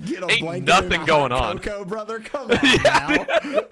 Okay, so by the way, I have done this before, and it was probably the funniest thing I've ever done. I was playing with a couple of buddies. I was the last one alive, right? And we had gotten wiped, like in one of our early outs. I was playing PUBG at this time, so a little bit more expansive of a map setting, right? I literally they all died. They all DC'd. I was like, bet, you know, they're salty and all that stuff. I said, bet, let's go ahead and do this. I ran to the center of the zone and just sat there and then went to make food for the next 15 minutes. It was great. I did nothing expensive. I got us to second. I was so proud of myself. Anyways, though, you're not going to get that here. As we go ahead and get in, we are at 3-3. So, of course, thank you so much for tuning in with us. As Expect are looking to run up the score a little bit further. 8 Hours going to try and have a bit of a defense. Defense right now going to be able to hold. Nice 0 point. Going to go ahead and spot a bunch of people in A main. Going to go ahead and knock the Viper wall down, which is going to just delay the push a slight bit as we hit the nice almost perpendicular lines that you currently see on the map on the top left. The lurk kind of coming back to re-hit, although more presence is going to be thrown towards mid. And that's one thing that I do like, though, is you're a little bit safer now, though, in mid. Just to be honest with you, Orbital, and the fact that you can also now throw that Viper wall deeper to really take over mid and the rest of site. I think it's a nice little change that was definitely needed. You know what? Fine, I'll give you that one. Jonah, though, won't give anything over. Gets one before falling, but the quick taps the kills leads it to a 3v3. So the Gooby, though, says, this is my time. We're going into the splash zone. Easy grab there. 3v2 as the neural theft comes out. Everyone inside of 8 Hours is spotted, so they're fighting against this wandering eye in the sky. Plant goes down on the backside of that pyramid, and it's a problem because the Crustacea side of that map means the rest of Expect can go far away from any angle and stop you trying to defuse. That's gonna be a swing scroll. Bubble sees one. Moose is the last one alive. Unfortunately, you gotta hump for the kills. You get one, but now you gotta get two, and there's not much else you can do. Moose trying to stand on there, and that's gonna be a bolt in. And the final shock to finish. 3K for Split Gooby, as Expect win an expected round in their pocket. Now that we finally get to see the economy, as we might cut to another break, as it seems like Jonah is going to be completely gone. Got the little fun little disconnect symbol next to his name, so we're just going to take going to a slight little break here, and you know, we can kind of break that round down. Of course, it was just solid tempered aggression, right? It wasn't anything too crazy. You initially aggress A main. You get spotted by the 0 point. It spots 4 people sitting there. So you go ahead, you just re-hit, but you go ahead and send 3 up mid to try to just get yourself a little bit more of that map control. And noting that mid was basically given up for free made it a little bit easier as well. There's so much to kind of think about here, and I enjoy the fact that we're getting every angle from both these teams, right? Both the side of 8 Hours as well as, excuse me, as well as the side of Expect to be Expected. Both these teams have really shown their understanding of a new map, right? And I think that's something that not a lot of people can do off the rip, because as you said, right, we're used to maybe a different experience. We're used to maybe that tube control. We're used to that being able to cross over and be a little bit more aggressive. In that same vein, though, we're now at a point where if you don't gather information on these maps quick, you're going to be in trouble. So for right now, Paint is going to try and shell up. 4 rounds to them, though. It's not going to be handed over as well. Jonah with that reconnect on KO, hoping to reconnect a few more kills. 8 hours, though. They do have the blades afoot, so expect going to try and play this one nice and slow.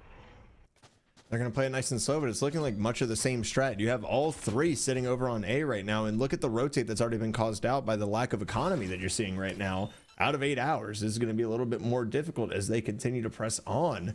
So look, the rotate's been caught. It's been called. Look at this right now. 4 members on B, and look at everybody coming back to the A side. The fake has worked, as literally Scrubble Bubble is just sitting here like you self-admittedly love to do, being a just absolute rat in this corner, as Penny is just waiting for the aggress and nothing is going to be found, and it's about to be Moose screaming for his life because he's going to be stuck in between a rock and a hard place as no shots are landed on either side right there. That is a true rat tactic. By the way, you take a quick peek, you get shot at, you run right back in the corner. You're not doing anything of the sort. This is going to be a full rush in, though. 8 hours realizing that they got to get in and help out. Multiple knives go out. Full miss. Penny has to get back to cover, and they do run, but Reform finds Lear on the swing. Trouble Bubble and Reform still grab another apiece. Has to reload. Reform getting back to safety. 40 HP and then some. Lear able to save out their teammate, and it's all down to Penny. No knives to play with. Only a Sheriff gets 1 dink before falling. And it is going to be Expect with a 5th. It's just a solid round once again, just tempering expectations, knowing that an eco is being called by the other team and allowing that to manipulate just a little bit.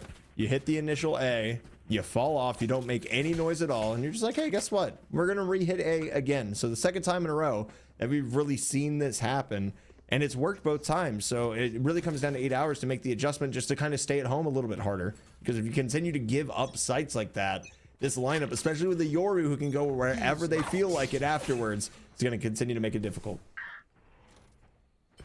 That's the other side of it, right? We haven't talked too much about Reform. Reform has been really good in general, but someone on the Yoru is giving so much space, giving so much information with this ult, and Penny fires away, though. With as much as you gave, Reform wasn't able to really get anything out of it. Instead, you lose to Expect, realizing that they did not expect that to happen. Splagooby, though, says, hey, maybe we can expect that kill. Following up behind, though, Physics says, I didn't think you expected that one.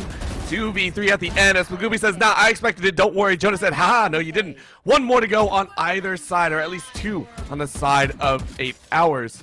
Only got about 7 left if they wish to get this dub. Veer sends Jonah to the bottom of the sea. And Moose is the last one alive. Veer hiding inside the smoke, doesn't see anyone, and that's a problem. Or maybe not, it's your own pit. Moose wandering to the edge. Quiet as a mouse, and they're about to meet. Problems abound. Moose gets it. I mean, that was a 50-50. Sometimes you run into each other, sometimes you don't. It's a dub for 8 hours. That is crazy that they weren't spotted trying to re-enter their pit after grabbing Spike too. Like, Lear was, I mean, I'm sorry, that wasn't Lear. The pit being there, and Moose just somehow doesn't glimpse it, but still plays it calm, cool, and collected. Ends up taking the win. Lear's gonna have to buy a solid judge here, and I'm expecting to see this Viper's pit just immediately on B to go ahead, get the plausible deniability, and be able to kind of stack this A site that's been hit so many times. Right now, however, the offense looking like B is going to be the main target, especially with the Yoru teleport going to be fading that way as well. Viper's pit going to go ahead and be committed here, but Paint going to find the initial kill. Going to make this a 5v4 as Expect has numbers. Well, they have the numbers and then some. Now they got the information. Blind fire through the smoke as 8 hours is just trying to keep themselves alive. Locations all revealed now as they scramble to a little bit of semblance of safety. But through that smoke, Lear shuts them down. Reform finally gets that frag. Wasted a lot of opportunities, but time not too far gone. Minute left on the clock, easy to work with here. Splagooby gets the plant. And 8 hours with 2 are going to try and duo this up. Jonah gets 1. That's a great start here. Looking for another on the back end. 1 around this elbow side. It's going to be a bit of danger. Reformed. Here's the jump. Waits around the corner. Gets a shot. Beauty done. Now back to the squad. It's a good 2 go, though. Moves. Finds a freebie. Reformed had util out. Scooby just got to play this one slow. Looking to the right, looking to the left. Here's some footsteps. And trying to dance around the angle. Lines it up, knocks it down. Expect to hit 6 first. I mean, sitting there looking at it as well, you had the Hunter's Fury online, so I'm like, you could really play a solid post plant here, but 8 Hours did a great job of kind of breaking it down, not allowing them to really get in position after the plant. Came down and dropped. However, not able to clutch it out at the end, so we're going to see how 8 Hours can kind of wrap this up, see if they can do a little bit better. They do have 3 ultimates, including a Hunter's Fury and of course the Null Command. We got 1 Guardian on Penny's head right now, a couple of Sheriffs, a Ghost, and a Classic. It's going to be interesting to see what kind of value they can get out of this round, knowing that they did a decent job of breaking the economy down of Expect the Expected on the last time. As Reformed been caught out with utility one too many times. Gonna get a frag right here on Splagooby is Physics with a great Hunter's Fury right there. Little peek coming out from Jonah as well. Gonna be able to find some tag damage. One's gonna be extremely weak here. Plant gonna be tried to drop, but the fragment's gonna delay that as well, as this has been supremely fought by 8 Hours right now. Man advantage, trying to find ways to swing this thing. Penny's gonna be able to find Scrubble, as Physics knows the paint is somewhere over here. Not gonna be able to catch it. Paint finds 2. Make it 3 on the round. Gonna dash out as well, as the spike is still held. It's actually going to be planted. Everybody kind of waits this one out casually. Lear. Oh! Reformed. 2v2 now. Finally, just a little bit of room to breathe. I'm amazed you can breathe after that one. That was a lot of fighting back and forth.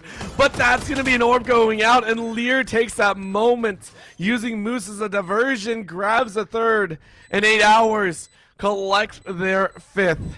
Visionary. It feels like it's happening again. We've had these moments of just sheer wonder as we're creeping up on a 6-6 half.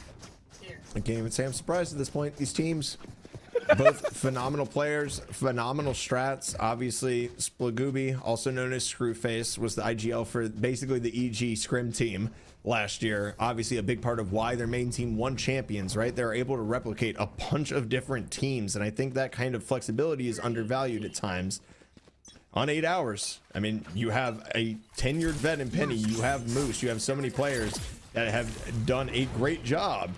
We're gonna see which one can kind of pan out here, as Reformed is just running it around, and Lear's been found, and this might be dangerous.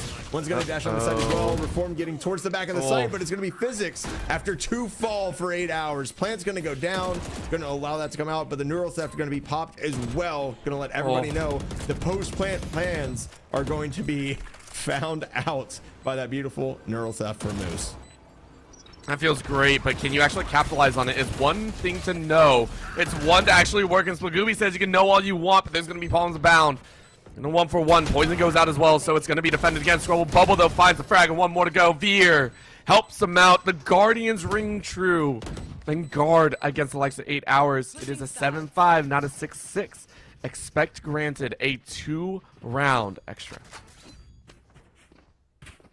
Great job by Expect, just holding true with their Guardians, not able to allow getting the plant down, right? Like not allowing the team of 8 Hours to actually get any kind of presence on main. That Hunter's Fury taking down the Viper essentially removed all of the stall potential away from the site.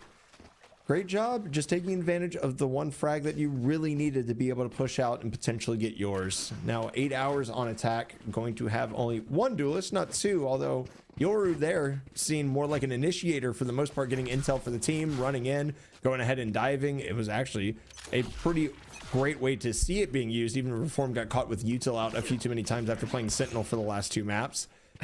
As Moose is going to be sitting here waiting, going to go ahead and be spotted by this recon bolt as well, and this is going to be dire straits for Moose. So they're going to go ahead. They're just going to push him. One's already jumped off. Moose is going to be found, and you have to go ahead and hit B hard because you already know 2 are on flank currently. That has been called.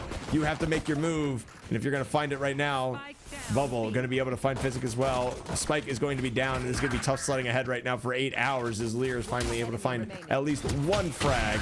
Looking for more, gonna find 1, but not gonna matter too much as Expect takes round number 13. Feels great for them. They are now sitting at a 3-round advantage, and I don't think that's gonna stop anytime soon. And that rush, right? That rush, knowing or feeling that Moose is gonna be in that cam. I mean, that was so well called, right? You have to take advantage where you can, and expect preying on that fact, going for the gamble, and gives themselves a player advantage.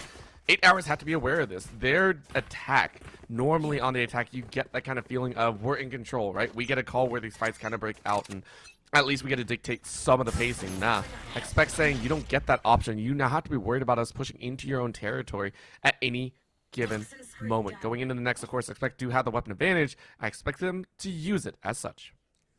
I mean, I certainly hope they can. However, nice little buy here. Splagooby going to be able to find Penny here as well. Those marshals ringing true as they have all night in the matches so far. Orbital, we have not seen a lot of marshal misses.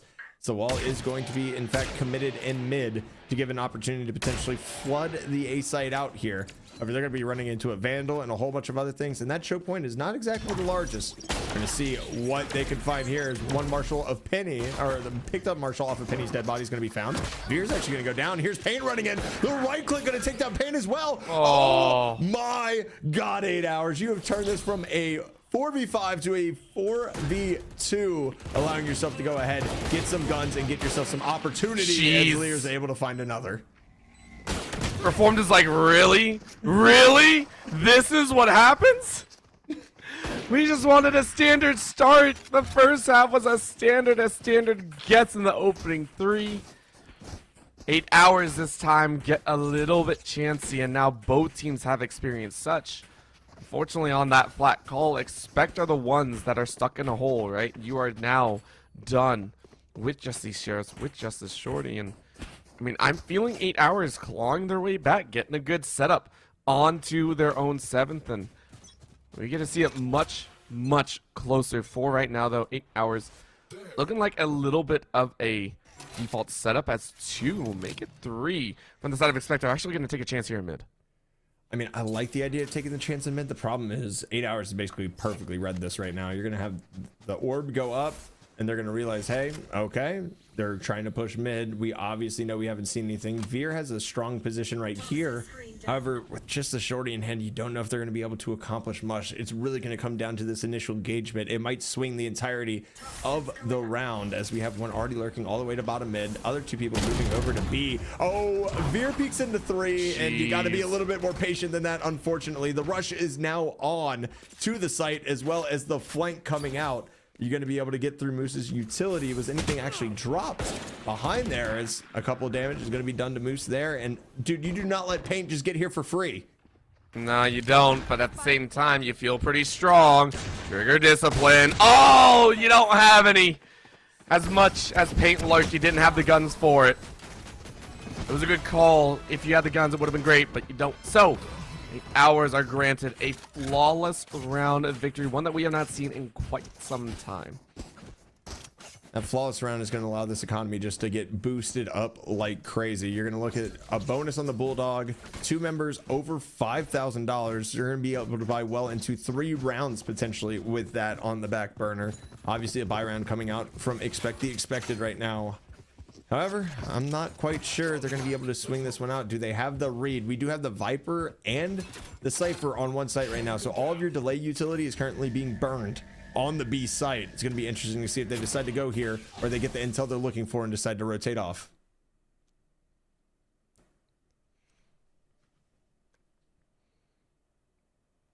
Looks like they're opting to be a little bit more quiet. Don't make any sudden movements, even if we do have the information. Paint sees more than just a bit of information, grabs one before falling, and that's, you know what, you'll take that 1 for 1. 8 Hours, though, they haven't shown that spike, so they're okay for the moment to trail their way in. Now, how much are they going to find? There's one defender on that crab side. Splagooby has also shown their prowess in certain angles, but in goes a null command, said no one will get that fun. Shot one over the top. You spot one on the edge, but Splagooby, I think, is still safe for a moment. However, you get that spray, gets one, waiting for another on the edge, and now with every combo you're seeing, can't win that gun duel. Physic wins it out. Jonah on the back edge, trying to pop flash in, but it is not useful. Instead, you see the walk forward. That is going to be the bot shot and sprayed out. And Reform gets one before the cage goes up. Penny is down. Veer waiting for an edge. Out goes the poison in the back lines. 8 Hours, though, falling way too quickly. Veer gets A little bit of a burn kill. Poison works its magic, and Expect closes it out. 2 left alive to keep their lead alive.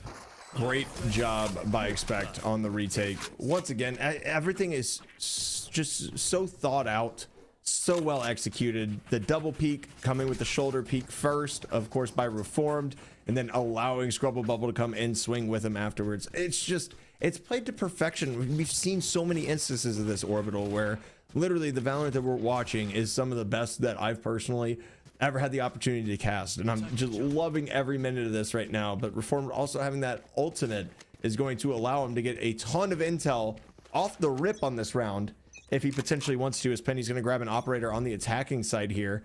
Penny at 6 and 14. We have not seen him this low on the score on the leaderboard in a hot minute. I'm not saying it concerns me, but he needs to get something going soon, especially with the first picks to kind of open things up for his team. It's a loaded investment.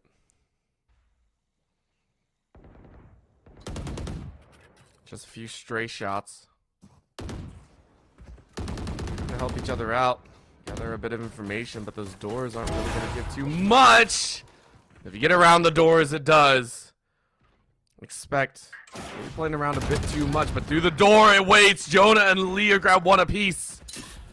They say it works its wonders. All of a sudden, Expect lose full control of this A site. There's no one to help him out. Scrubble Bubble was able to find one on the back end, but nothing more than that.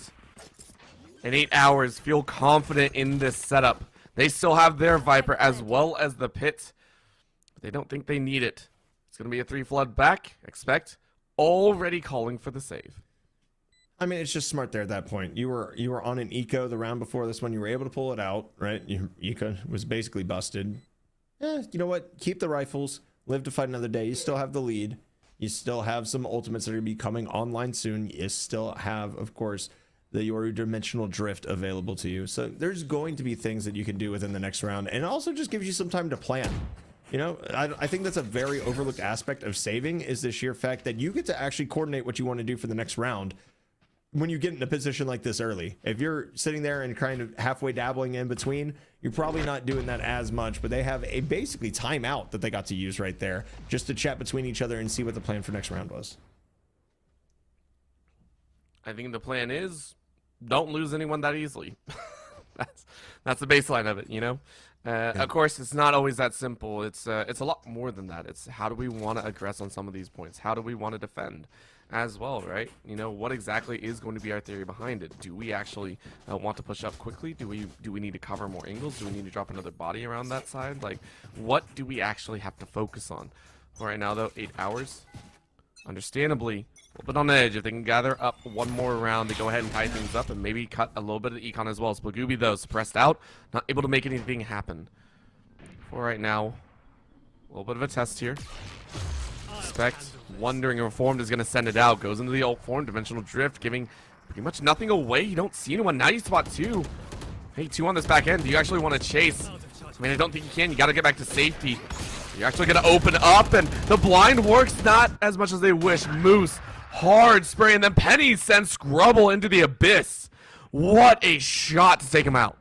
Just sent to the Shadow Realm right there as Veer trying to hold this off, going to try to play around it. Actually not going to be spotted, so has an opportunity, but just realizes that they're swinging into 4 people. Going to go down as Lear should be able to go ahead and assist with the spike going down. Here's Paint going to find 2. Moose and Jonah going down. Paint looking to find more here potentially. You're going to be able to avoid the recon bolt. In fact, they are going to go ahead and dash out, wait for the teammate to go ahead and make the call around. We'll see most of the 8 hours members actually opting to play this from back site, and it's not a post plant position that you typically see, but it's a good read on the fact that one is going to be flanking. Spenny takes down Paint. That's just easy work for 8 hours. They make that look so simple and a little bit of a shocker considering what scoreline we're at, right? Visionary, we're right back in the same scenario. It's 9-9. No one giving any ground. This is ridiculous. Right? Back at it again. Yeah, both teams, it feels like at some point kind of looked at the time, said we're in map 3, and we're way too far gone. Like, we gotta just, like, lay it out on the ground, right? Like, they both stepped up in the center of the ring and are just wailing on each other at points, and I love it.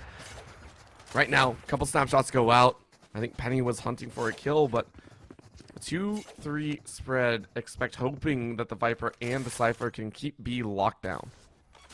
This Viper wall is curious. This is a setup that I haven't really seen before. It's almost like a funnel to go into the trap wire. Unfortunately, one of them was just destroyed, but you do have this wall to go ahead and just throw up, potentially for post plant, potentially for other things. But with the Viper playing that aggressive angle, it's going to be very difficult to go ahead and do that and actually be able to capitalize on the way that kind of wall is set up right now. We're going to see Veer trying to get potentially out of position, going to go ahead and walk into their own molly, make themselves vulnerable, but no cross has been found by 8 hours yet. It's 9-9. We're already 30 seconds into the round, and quite literally, just about nothing has happened. Some utility dump, nothing more, nothing less. As 8 hours just plans their push, and there it is right there. We're gonna get the Hunter's Fury out, 2 Hunter's Furies out. Scrubble Bubble is just sitting in a whole bunch, and Veer's gonna use that wall to perfection as Lear is gonna take out Veer, and that is so difficult to say back to back. As the Recon Bolt going to be destroyed, plant going down 4v3 as of right now, with nobody on the flank, and a Viper's Pit gonna go ahead and be used. 8 hours looking like they might have this one solidified down. I mean, they feel great, right? You were talking about the fact that nothing happened and everything happened, and they're the winners at the end of the day. Expect have to walk through this flood of Yude still, and Spagooby is going to try their best, but, I mean, you can't really do that for free. Penny is going to find Paint on the back end, and all of a sudden, you're trying to flush them out of the corner, and your own teammate is way too far off. Take a look at how far away Reformed is. Nowhere close. Spagooby is able to find one, but still taken out. I mean, there's not much you can do, right? You're going to try and save your gun. You're going to try and round up for the next, but 8 hours. They have been chasing the tail of Expect for the last few rounds and are finally given the opportunity to overcome them. 8 hours are the first to hit 10 rounds. And this is 8 hours' first lead since quite literally 3-2. Like they have been chasing the mailman for that long. They finally get there right now. Lear doing a great job on the Viper, coming up as the top frag right now. Obviously, Penny has made a little bit more noise. That operator has been true so far. 10-9. Eco round coming out right now for Expect the Expected. Looking to potentially get a flash and push mid. Reform decides to go ahead and back off of that, as the default gonna come in again, and 8 hours is kind of just defaulted Expect so far to death, to be honest with you. They're just poking and prodding and finding the right spaces to go ahead and insert themselves. They poke and prod until they find a crack in the armor, and they're like, okay, now we can go. It feels great. For right now, though, there has been no brute forcing. And I mean, I feel like we know what's going to happen for the next 30 seconds. A whole lot of nothing at this point. For Expect, though, they kind of wears on the nerves, right? After a while, it's very frustrating to not have anything happen. But a little bit more of a standardized push in, as that's going to be a snapshot. Reformed is going to miss one. Waiting for a little bit of help, though, over the side. Suppress out means that you don't get any extra. Plant goes down pretty easily. Moose, though, on the lurk finds Paint, and down goes your Jet. That was a big ticket item as they had the knives out, and it's shut down before it's even used. Yoru, though, sending out a little bit of clone, maybe to try and get some value, but you're not. With the wall dividing everyone, 8 hours. Looking like a robust defensive play. Reform gonna dance in. Wait for a chance. Full blind, but not enough. Penny with that shorty finds one. Moose mows down 3, and Penny finishes it off for a full house of frags. 8 hours on 11. Just 2 more to take the series. 2 more necessary. Potentially 1 more gun round to take this series down. 8 hours is like exquisite on the attack, winning 6 of the last 8 rounds. They are doing a phenomenal job right now, and I love how you called Moose lurking there. Moose just didn't leave spawn, bro. That's not a lurk. That's a I'm AFK. I came back and I got a kill. It was hilarious to watch him just sitting there by the arches. Definitely excited to see what happens in this round. Penny trying to get aggressive with the angles on the op. Viper Pit is going to be committed on the B site. This will probably flush some members towards the A site, as Moose is probably going to get that lurk going on. We see some action going on in elbow as well. A little bit of pre-fire. Good flash coming out. The drone going to be spotted, and Reform's going to find one to open this up and give Expect a 5v4 to start off this round. And the poking and prodding is now gone to dire straits as you have to push through this and figure out what you're going to do. That push is dangerous, and you see the camera on the top side. Jonah found that kill, but Slagooby is ready for Moose to follow up. Both Cyphers are down, the Spies are down, and all of a sudden you're in danger. Slagooby with a great swing finds Lear, and they're holding it down on their own. Reform comes in to help out. Are you freaking kidding me? What a moment to have. Expect fighting back here. Shorty in hand. Penny says, please give me an option. There is none. Slagooby, the lone defender on A for so long, grabs 3 on their own, and they're only 1 behind.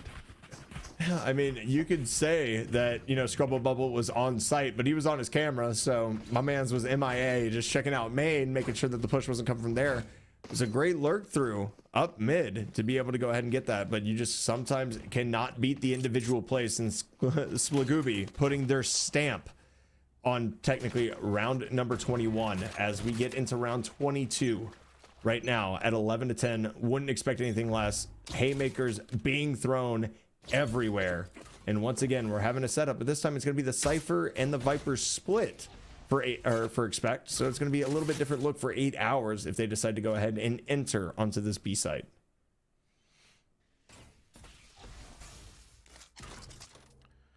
Take flight. So far, just the drone. Just saying a hello. Right here. Didn't last too long. Someone doesn't really like owls. I can see that. Rude. For right now, though, Physic, they're just going to wait it out. They say, hey, we have the knives. We can make something happen. Dia, though, rounding the corner all the way in the tuck. Zooms by, sees 1, but Paint found him in the air when Skeet shooting.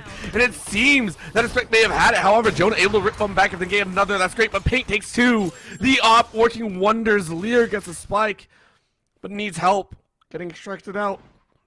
Not a chance afterwards. And Expect put themselves in a great spot for V2.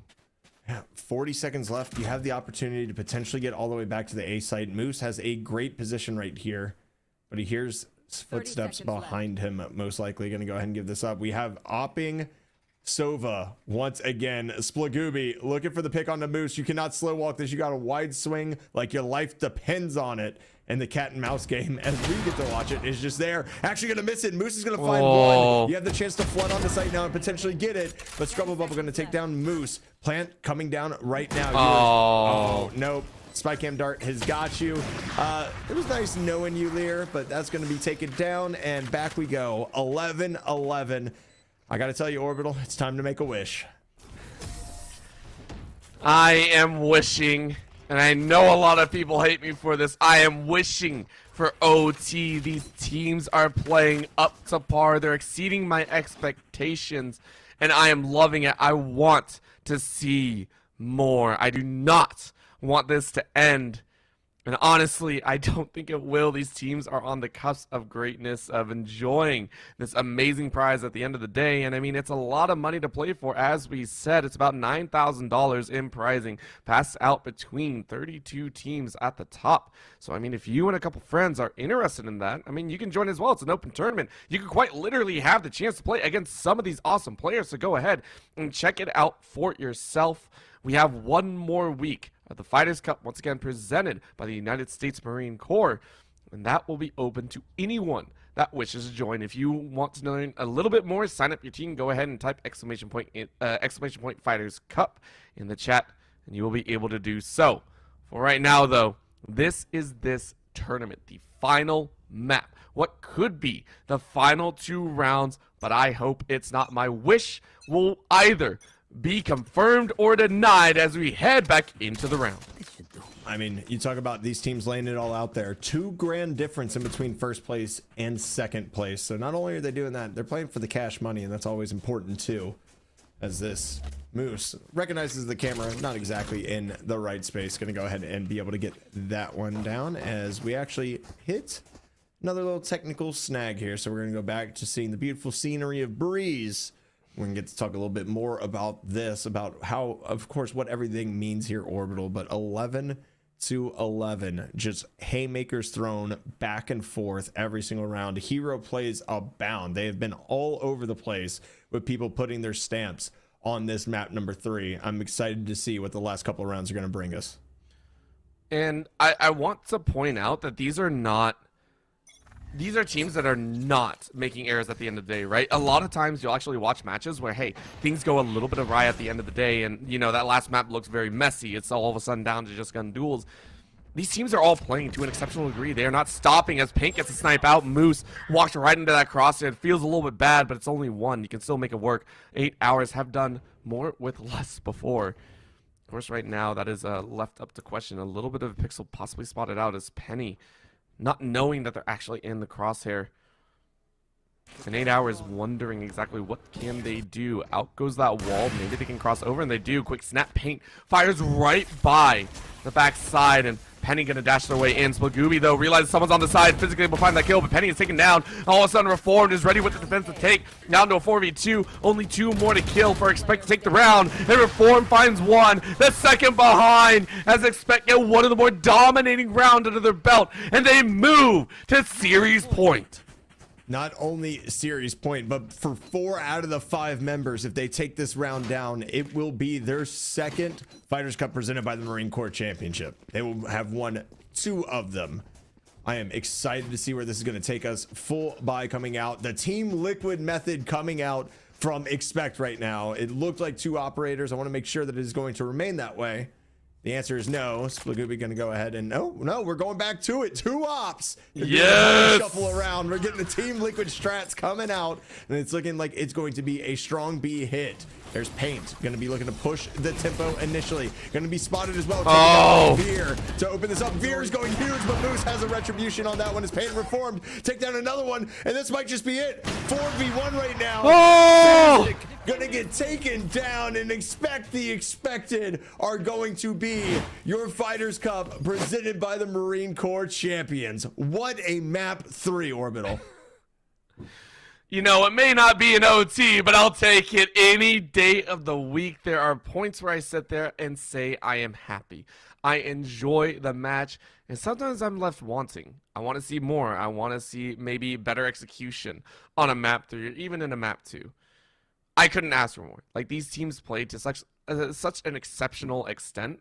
I can't even hate that last round. It was a last-ditch effort coming out of 8 hours. I mean, the 8 hours of sleep kind of ran out. They were running on a 5-hour energy, right? There were small things that just felt like you had to make a move, and there is a point where you do have to gamble at the end of the day with that round. You just have to say, hey, we haven't tried this before. We haven't tried a full rush. We haven't tried to get really in their face. I think that's what 8 hours did, and they played one hell of a tourney run. But this time around, Expect the Expected, expected their win to come out, and they get it.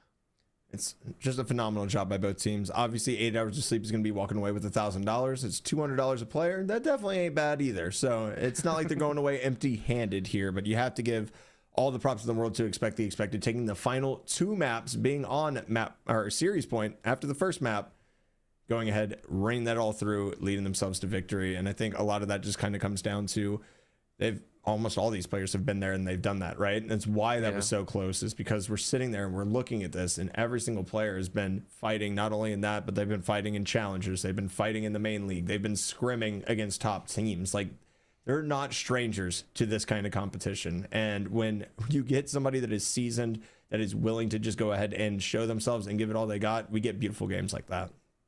I loved every moment, and I finally get to ask some of the fun questions because it is done, right? We are now seeing this kind of breakdown. I got to ask you, before we send it to a little bit of a break and wait things out, Visionary, is there a singular player on the side of this Expect to be Expected roster that you would give an MVP award to? Oh, you got to put me on the spot like that, fam? That's how we're going to do this? Oh, you know, honestly, I have to give props, especially to Splagooby there at the end. Top fragging on Asova is not exactly easy, especially when you have 2 duelists on your team. B, anybody who knows Screwface knows that he's the IGL of this roster as well.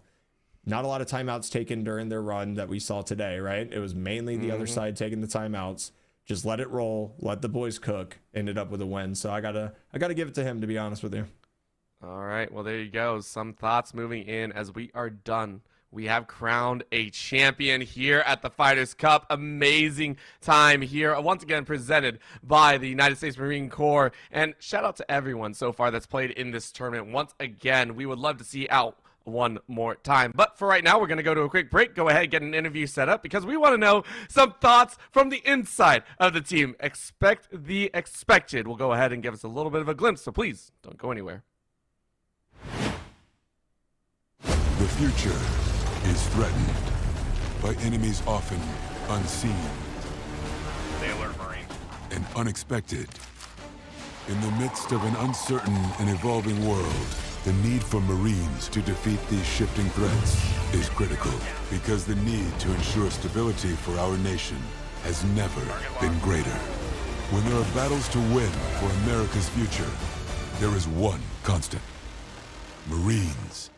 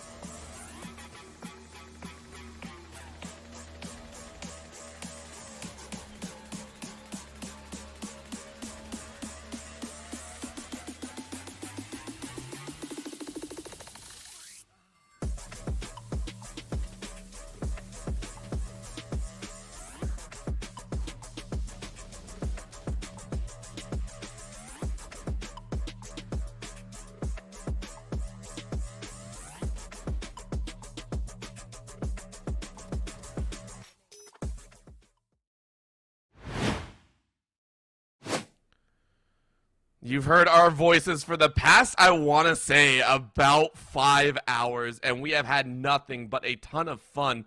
But you know who had even more fun, or maybe just a longer time after battling for 9.5 hours or so? We have some insight into Expect the Expected. We got Paint here on the desk after that grueling Best of 3 series. Paint, how you doing and how you feeling after that banger? I'm feeling pretty good about the win. You know, it was pretty fun. Actually, a really good series. So, yeah, that's how I'm feeling. You know, it was a really tough win. I mean, y'all had to grind it out. I mean, we're talking 13-11 on the final map. Obviously, y'all lose your map pick. You win their map pick, and we get sent to a decider. How did you kind of feel after that first one, knowing that you dropped that? You're going to Ascent. Were you confident just knowing how many times that y'all have probably played Ascent together?